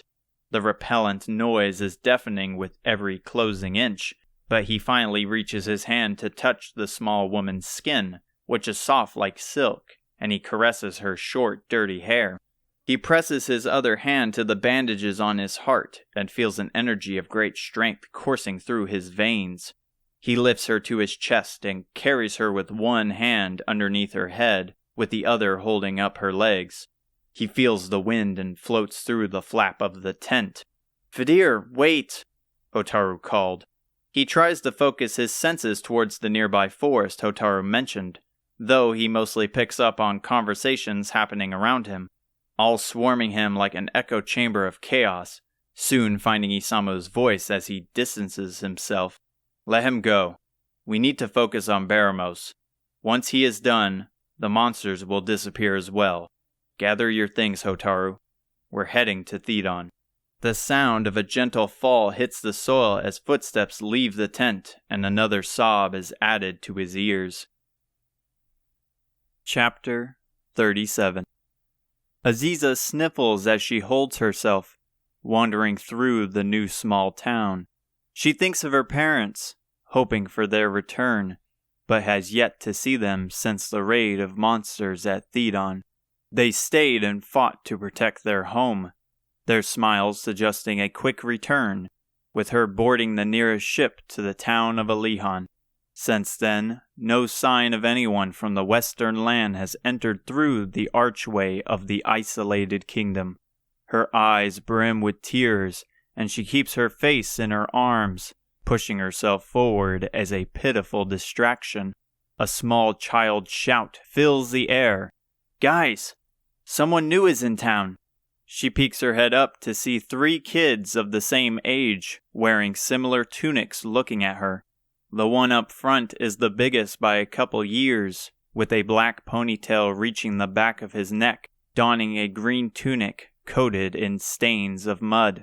The other boy besides him is smaller and clean with short brown hair. His face is more timid as he shelters himself slightly behind the biggest kid. Lastly is the girl with long black hair, who is far smaller than both of them, closely following the tallest one. As the tallest steps forward, the other 2 must know of her defensive stance and the fear she holds, the young boy matching her energy as if he understands her pain. The tall kid smiles from cheek to cheek as she hides her face in fear of what he might do. She didn't get along with many people at home. In an approaching world of darkness, the children participated as pawns to serve their town. Aziza was more rebellious, drawing unwanted attention as she wanted more out of life than a role in an army, and her parents understood. Only they sought out joy for her, granting her, with what limited resources they had, a childhood to remember. "Did you move here? My name is Isamu. What's yours? Want to be friends?" She sniffs away the tears in her eyes as she can't answer all his questions. How can he be so happy? She pondered, gazing at the fortified walls of the town. The walls not only brought safety to their small piece of the world, but also ignorance. "Look what you did, Isamu," the girl by him yelled and pouted. "You made her cry."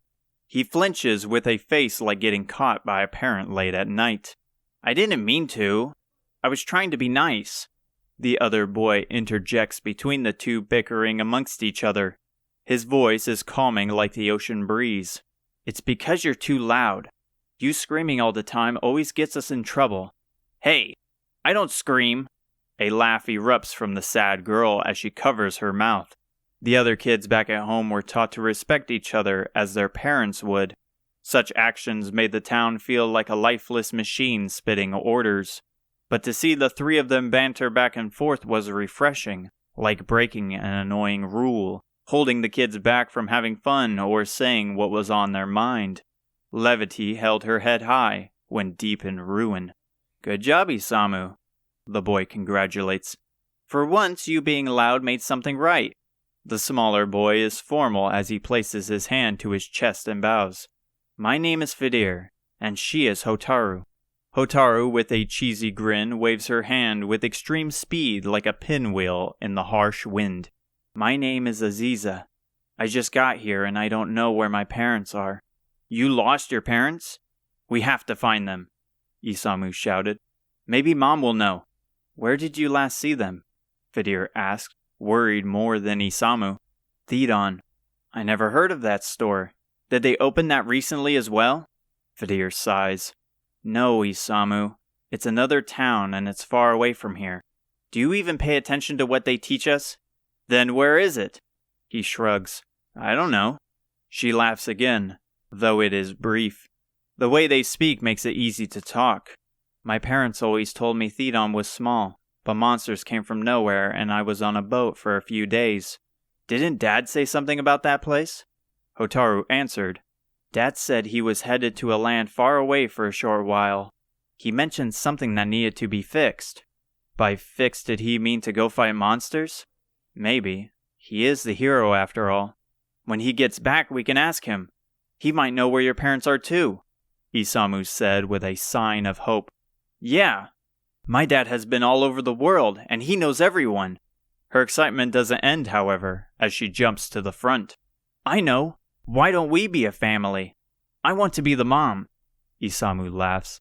Okay. Fidir can be the dad since that's what he wants to be anyway, and me and Aziza are brother and sister. It's being a father, not a dad. They're different. Aziza laughs once more. I want to play. Great. We can set up our house at the church. He turns to the isolated white chapel near the moat of the castle. The outer pavement of stone is paved with purple flowers. We like to play over there, but only when studies are over. Rarely has she heard of playing within the town walls. Such actions were forbidden. But the idea of having friends treat her like family, even if it was pretend, was refreshing. She always wanted to pretend to be a parent like the people she admired most. Yet something in her told her something was wrong, like a gut feeling. The walls were more like a cage and the chapel was off. She recollects it strangely well enough to recall its entrance having more variety in its flowers as Fidir enjoyed bringing as many eyes to the chapel. Another thought crossed her mind. I don't remember playing the child. Wait, none of this is real. She stopped. Once the words were uttered from her lips, a horrifying silence overtook the land. Everything in the vibrant world was now still like a painting. What? The tallest kid muttered. Her stomach twists, and something about them is pulling her closer. Aziza must resist. Slowly she steps away from them, and a flash strikes in the clear day. For a brief moment, the children are revealed to be demonic monsters with the town destroyed and covered in toxic. She screams, not sure of what she truly saw. Stay back. Isamu's small arms grow in length, reaching the grass and curling around itself. His eyes hollow, sinking to the back of his head, and his neck elongates to the buildings. A disgruntled scream of malice and child innocence fuse together to create a monstrosity. The nightmarish creature crawls on its hands and feet, propelling towards her. From the black hole of its disjointed mouth with cage-like teeth is Isamu's call to come over. Each cry grows more monstrous. She runs away as fast as she can, but her feet are in place.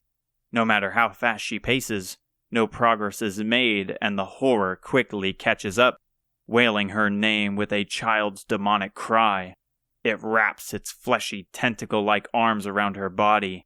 Aziza, it wails, drawing her eyes to the dark hole in its face. In its depths is a black fire which produces a brutal heat, causing her to sweat. The entrance of the mouth is like a gate to the underworld. She screams as the steel teeth of the beast graze her head. Suddenly, as if the goddess herself heard her shrieks of anguish, a pillar of light strikes down the beast. It disappears in an instant, burning away the poison-covered streets.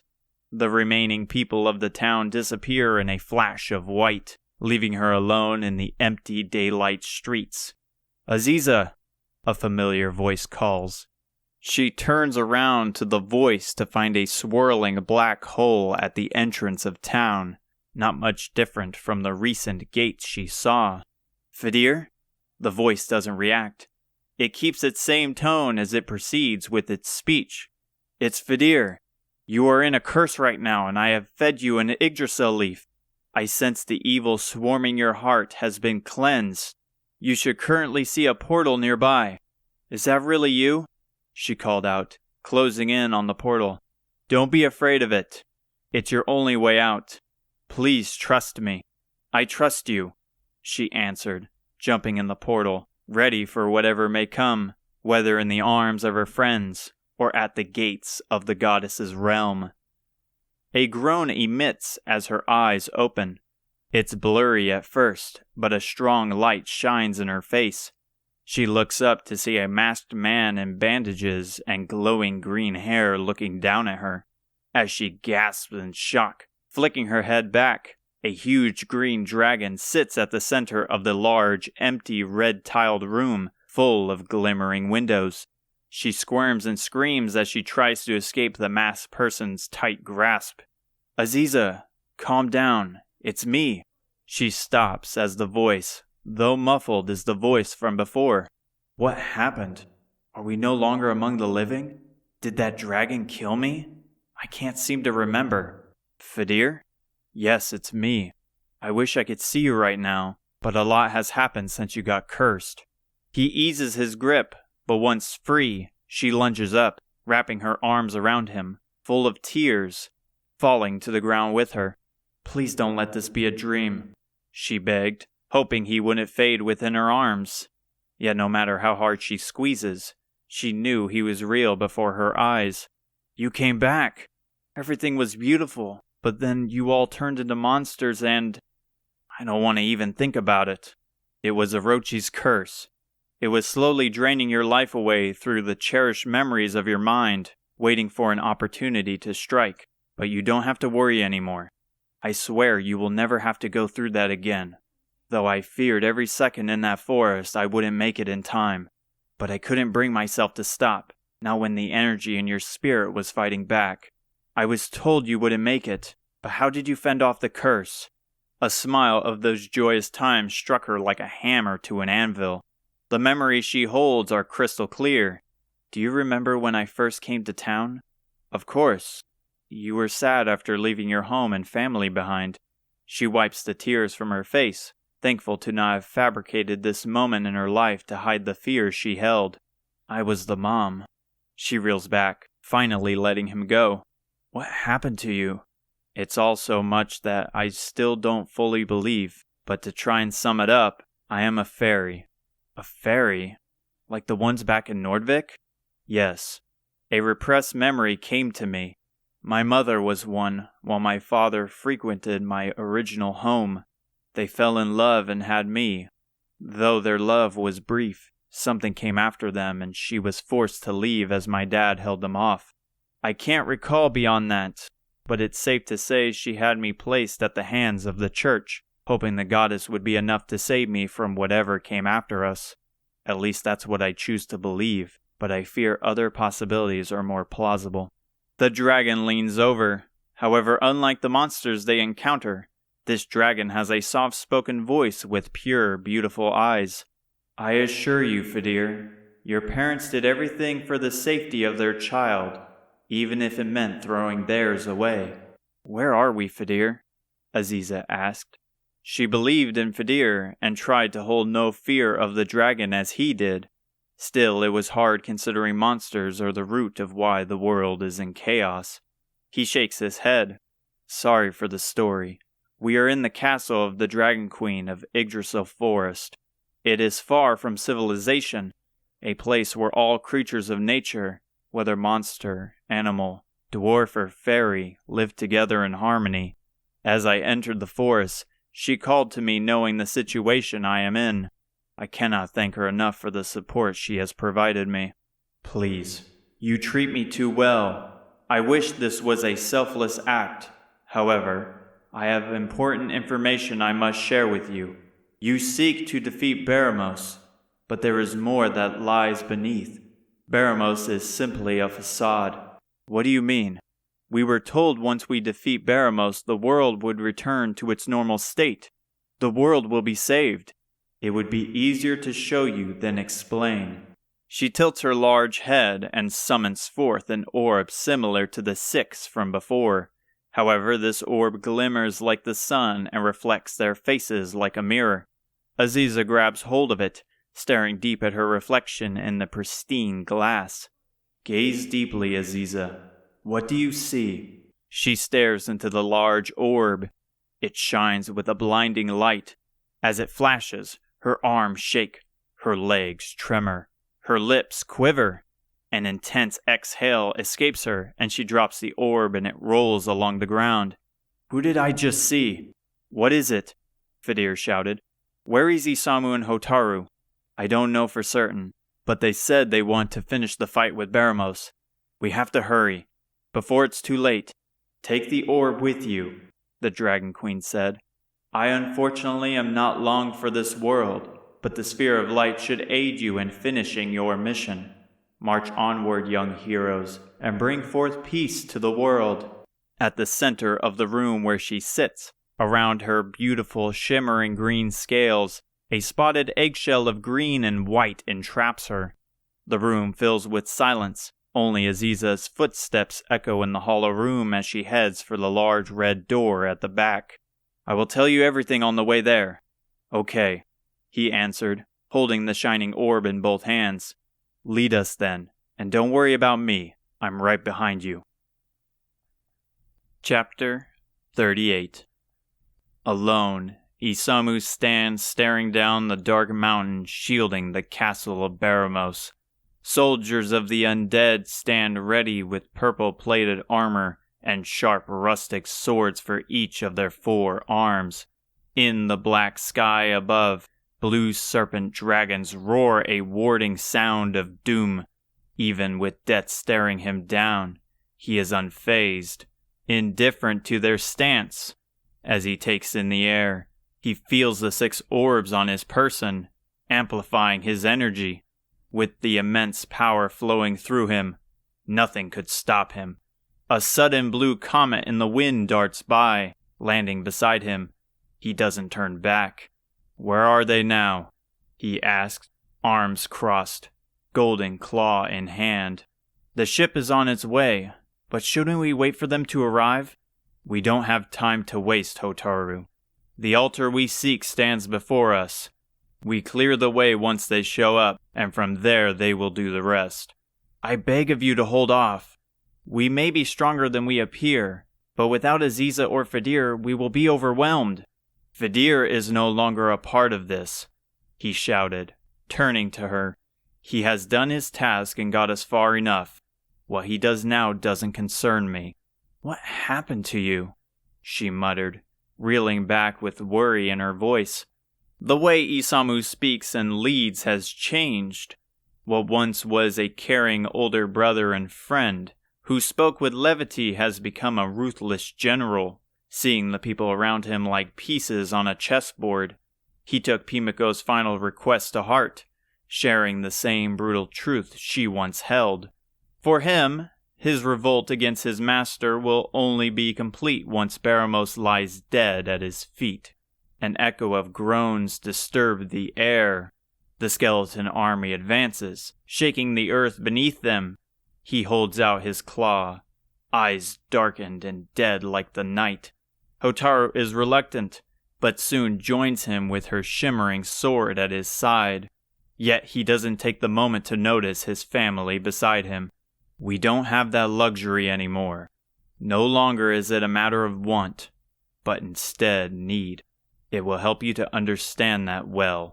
The poisonous ground quakes with each step, kicking up pools of toxic, spreading the disgusting fumes of rot in the air. He springs forward with a leap like an apex beast, slashing away at the exposed bones at their face, ripping through their brittle bones as if they were dry twigs. His war cry draws the attention of the dead, destroying each of his foes in mere seconds. Hotaru, while aiding in the fight, hasn't reached a fraction of enemies he killed. His kicks and strikes are more wild, while hers is more reformed. The style of fighting he uses is filled with hate, pulling back and driving each fist with every ounce of strength. It's sloppy like how he was when the journey started, relinquishing the refined arts of exploiting the weakness of his foe, like how Pimiko taught him. Yet the way he decimates his foes is working.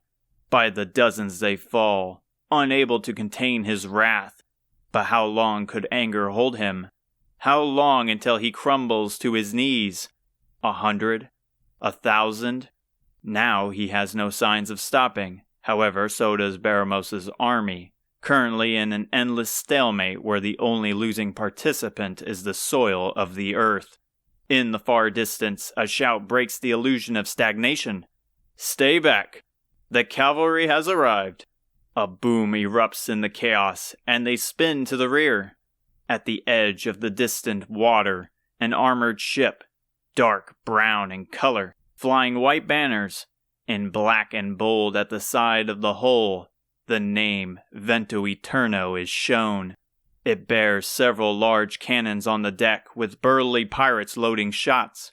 In the sky, a cannonball crashes into the tainted land, blowing apart the approaching undead army. Left in its destructive wake are the toxic fumes. A war cry followed by another accompanied the cannon's explosions and scent of overwhelming gunpowder. 2 men jump from the deck of the ship, landing with a roll onto harsh land. A smile spreads across Hotaru's face. "Simon! Robin Hood!" Isamu keeps himself from being distracted, keeping his eyes on the mountain which guards Necrogond. The two charge headlong into battle, past Isamu, swinging like madmen, tearing through Baramos' forces, dodging the falling destruction of cannon fire. Robin Hood clears a way to the ashy mountain. His axe easily clears the steel-plated skeletons, their loud steel clanging against each other as they fall, like brushing clutter off a table. "It's all you from here. Better show me what that sword can do," Robin Hood announced, reeling back as Simon took the spotlight, drawing the enemies to him. Simon takes his new sword, shining like the sun, hilt-coated in beautiful green scales. He winds the bastard sword back with 2 hands. He screams at the top of his lungs, and the blade glows with blinding light before he swings. Like ripples in water, a giant gust of violent wind coasts along the ground, cutting the grass, thick trees, and Baramos' army without fail. The impending wave of death cleanly cuts through the mountain, severing it in half. The topside tumbling like a rock slide coated the sky with brown dust. Simon holds his blade skyward, a smile held up with victory, one of which hasn't been seen when they left him to gather his thoughts. Witness the might of the legendary mountain cutter, a blade capable of slicing through all that stands in its path. Way to go, kid. And here I thought you were spouting some obscene nonsense. Now all that's left is the altar. It shouldn't be far from his castle, Isamu announced. A storm brews in the distance. A horrifying bellow shakes the land, ocean, and core of their chest. The ocean's wave grow ever more violent. They look to the ship as a familiar sight of danger claws its way up the hull. A pirate darts at Maria at the sturdy and wide bowsprit. "Captain, mermen are climbing to the deck. We are surrounded. Let them come," she shouted. "About time I got revenge on that squid. Come on, Squidzilla. See if you can ravage my ship." Her call echoed like an ancient summon. From the depths of the ocean, bubbles boil to the top of the water. Hot steam pushes to the railing of the ship. Black tentacles emerge from its depths, soon followed by its head. Though the ship is larger than the one before, the oceanic beast still surpasses its size. One eye stares at the struggling pirates, however the other has dried with a sharp knife at the center of its dead pupil. Simon and Robin Hood ready their weapons. All she seeks is revenge for the sinking of her ship. "I knew that woman was crazy," Robin Hood spouted. "Aren't we all?" Simon stares back. "We will stay behind. Find the altar and free Ramia." Without another word, he jumps forward towards the fray, Robin Hood trying to match his pace. There it stands, guarded only by a moat of toxic waste. Baramos' castle. Alone it sits on an isle of desolate land. its bleak walls dilapidated and falling apart. No monsters roam the land, only the dark, tall grass and eerie sound of dragon roars cover the land. Out in the distance of the barren plains is a tower, yet unlike the castle, it is pure, clean, as if it was newly constructed. Everything in the land of Necrogon seems off from the stories of its dangers. Hotaru was on edge as she stood close to her brother, afraid of what might crawl from the ground. Her anxiety continues to grow. Now, a physical representation of the end was visible. In her mind, she failed Pimiko's request. When the final showdown presented itself, she faltered. Only thanks to Isamu are they still standing. Could she redeem herself for her final bout? Part of her struggles to find the answer, partially hoping Isamu will continue to take the reins and be recognized as the hero instead. Isamu stares up at the tower's peak, leading to the black clouds above. That must be the altar. I don't understand, Hotaru whimpered, and he turned to her. Her eyes gazed upon the castle. Did Dad really go up against this? We were told of the dangers this place holds. Don't throw caution to the wind. Baramos has likely laid a trap for us. But where? Even the volcano Dad threw him in isn't present. Baramos has to have destroyed it upon his return to avoid falling for the same mistake. Everything will be clearer once we end this. He steps to the tower before him, with Hotaru hesitant to follow, slowly trailing along as she keeps her eyes on the castle. They look up at the tower of white, watching it rise above the clouds. At the front of it is a staircase that spirals to the top. The path up is cramped and dark, with its walls closing them in. Their footsteps echo on the ancient stone, and then a light shines at the top. They stop at the top of the staircase, stunned as to what they see. The massive empty room of large pedestals in a circle is bright like the morning sun, yet not blistering hot. They stand on the roof, looking at the blue serpent dragons flying past them, though they appear unaware of their existence. The 6 pedestals are like large chalices, with the front being the largest, and at its center is a spotted massive white and golden egg. It's bigger than Isamu and the largest pedestal. As they get close, its calming warmth radiates throughout the area, enough so to make the recent rages of war feel distant. As Hotaru approaches the egg, she catches traces of water on her boots. Upon looking at her feet, there is a wide puddle with small traces of frost. Has someone taken shelter here? But how is this possible? She pondered. 2 female voices echo softly. Heroes of the dark world, what you seek lies isolated in the shadows. Return the goddess's gift to their rightful place, and awaken the light upon the world to reveal the land before you. Hotaru flinches, shooting back up to her feet. What's wrong? Isamu said, scouting around the room. Didn't you hear that? Hear what? 2 women just spoke. They said something of returning the goddess's gift. I think they were saying to put the orbs on the pedestals. Are you certain? He pulls out the largest orb. The purple orb. I guess we won't know till we try. He leaves and circles around the room, placing one orb after another. Hotaru stares back at the egg and is left in shock. Her body freezes in place. 2 short women in orange ceremonial clothing stand next to the egg. Their long black hair covers their face, and atop their head are horned crown-like antlers, completely silent, waiting for Isamu to finish.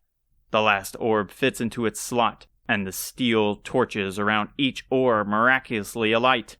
The women place their hands on the egg and it shakes. Return to the world, Ramiya. Fly our heroes through the heavenly skies. A crack echoes and soon another. A blinding light peeks out from the egg as it violently shakes. Isamu runs over to Hotaru, awaiting the creature inside to fully emerge. A flash erupts, forcing them to shield their eyes. A loud screech like an eagle pierces the air. Lowering their hand, and above, flying in the sky, is the legendary bird of the goddess, Ramiya. The large phoenix has wings of pure white, with the tips being vibrant ranges of red and green. Its flowing crest is red like fire, with 2 long tail feathers with a sunset color.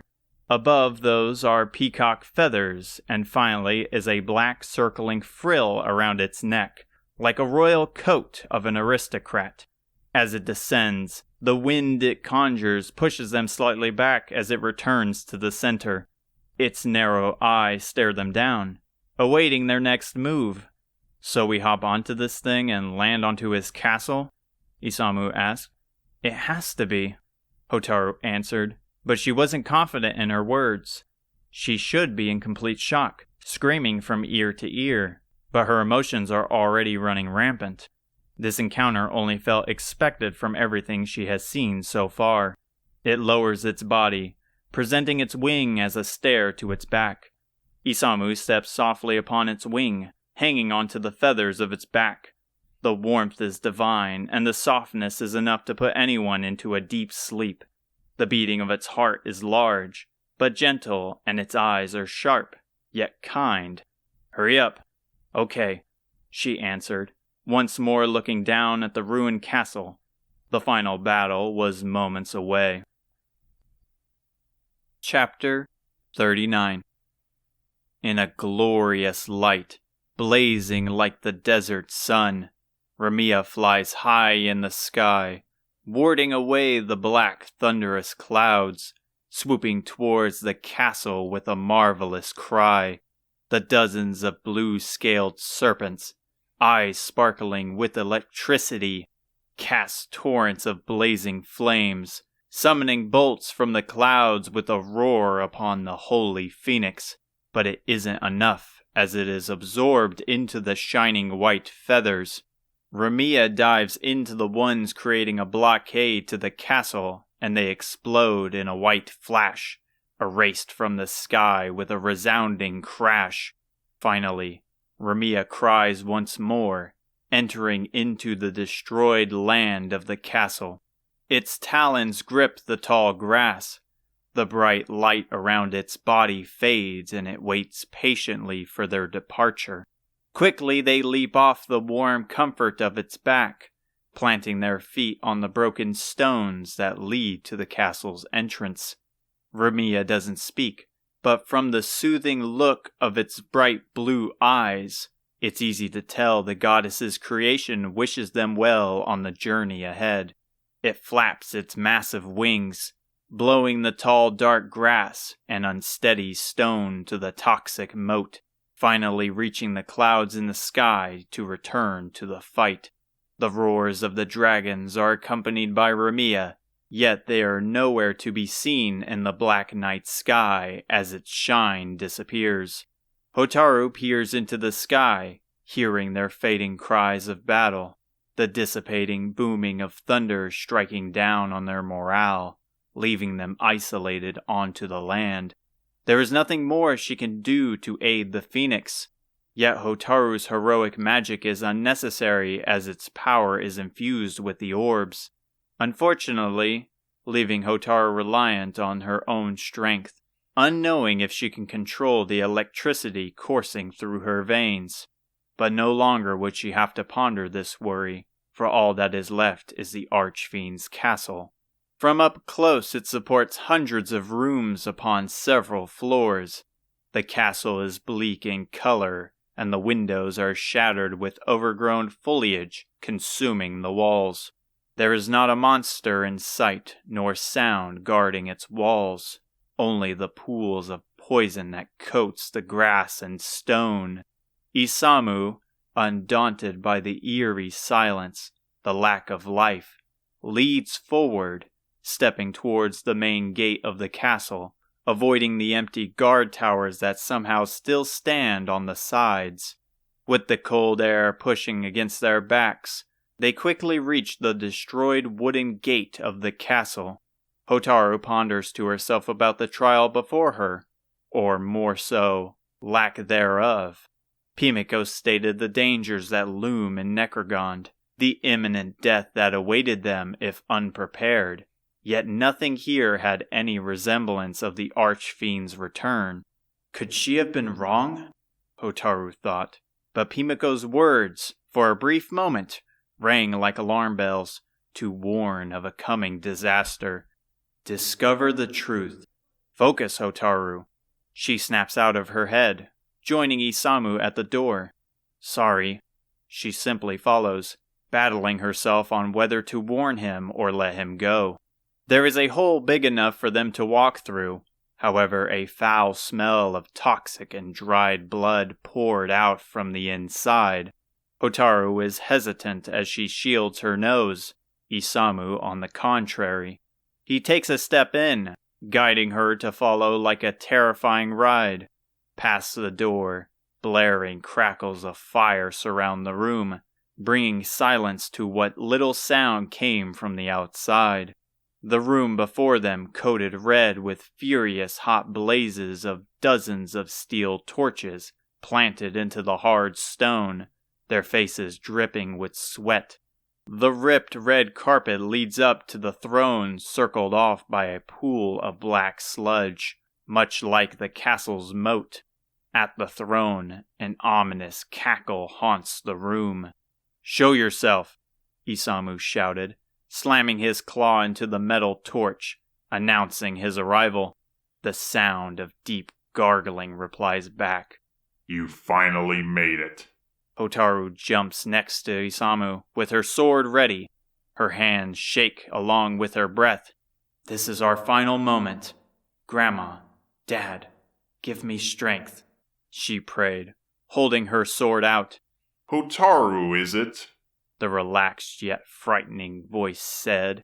"I hear it is you who are the world's new hero, the one to take the place of your father." "Enough of this, Baramos," Isamu yelled again, attempting to draw his attention. "Show yourself now." "You are quite an impatient one. However, you are irrelevant to the equation. It is the hero I seek." "Once I put my claw to your throat, you will wish to have taken me more seriously." "So hate is what drives you. Surely your dear grandmother would have taught you better." "How do you know Grandma?" she whispered, choking on her breath. "You precious little hero, I know all. From the moment you were born to the moment of your departure." A massive shadow appears before the throne, "Ending with the moment of your demise." The light reveals the large figure. Standing atop the rancid poison is a burly humanoid, twice the size of Isamu. His round head has a massive horn at the top and a large beak made of flesh. He wears a massive mage's robe with a purple cape. His feet have 3 talons, nails black like tar. However, only one hand similar in size is seen. She stops and stares at him. Something is wrong. One of his hands is missing, and his green robe is drenched with dried blood. A grim smile spreads upon his face. "You look like you already have 1 foot in the grave," Isamu said, eyeing him down. "It is foolish to assume the strength of your opponent with a simple glance. Such observations are a quick and sound way to meet your end." "Something doesn't seem right, Isamu. Nothing that Grandma warned about is happening. And what do you suggest we do? Walk away until he fully recovers? He won't get the chance. She can't bring him to stop. Baramos must be taunting him, pulling him into a trap. But Hotaru can't figure it out. The empty castle, the lack of resistance. It all has her stomach twisting and her mind spinning." "It is a fight you seek, correct? To bring peace back to your precious world. Here I patiently wait. All I ask is your confirmation. Are you ready?" "If you can't bring yourself to do it, Hotaru, then I will." He steps forward, claw pointed to the Archfiend's throat, just as he had threatened. "Let's end this, Baramos." An evil laugh escapes his lips.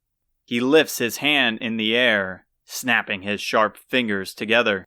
The sound ripples through the air, and the light disappears in an instant, leaving them in complete darkness. No longer does his haunting voice bounce around the freezing room, but instead the terrifying silence. "Behind you!"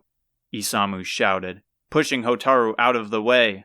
Baramos belches a fierce fire, setting ablaze the torn fabrics of the ruined audience chamber.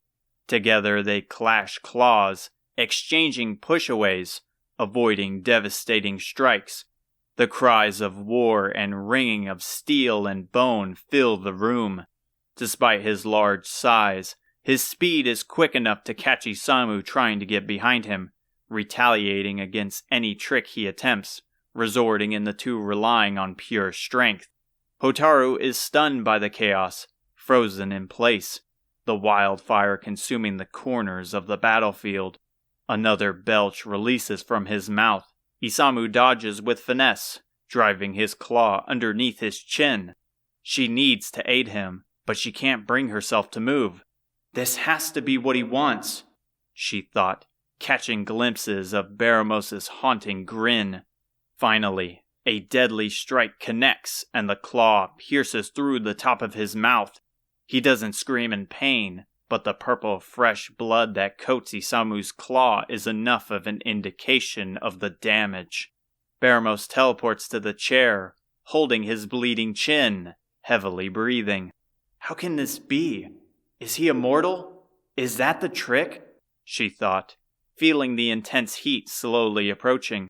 The archfiend who brought destruction to the world, responsible for the death of Ortega, exhausted after a single bout. Yet his grin remains, taunting Isamu to finish the fight. He lunges forward with his claw aimed for his neck, his eyes dead on like an assassin. Baramos doesn't block, simply waiting. "Wait!" A voice called from outside the castle walls. Isamu drives his claw into his neck and he falls to the floor. Two people dart into the pitch-black room. That green glow! It couldn't be!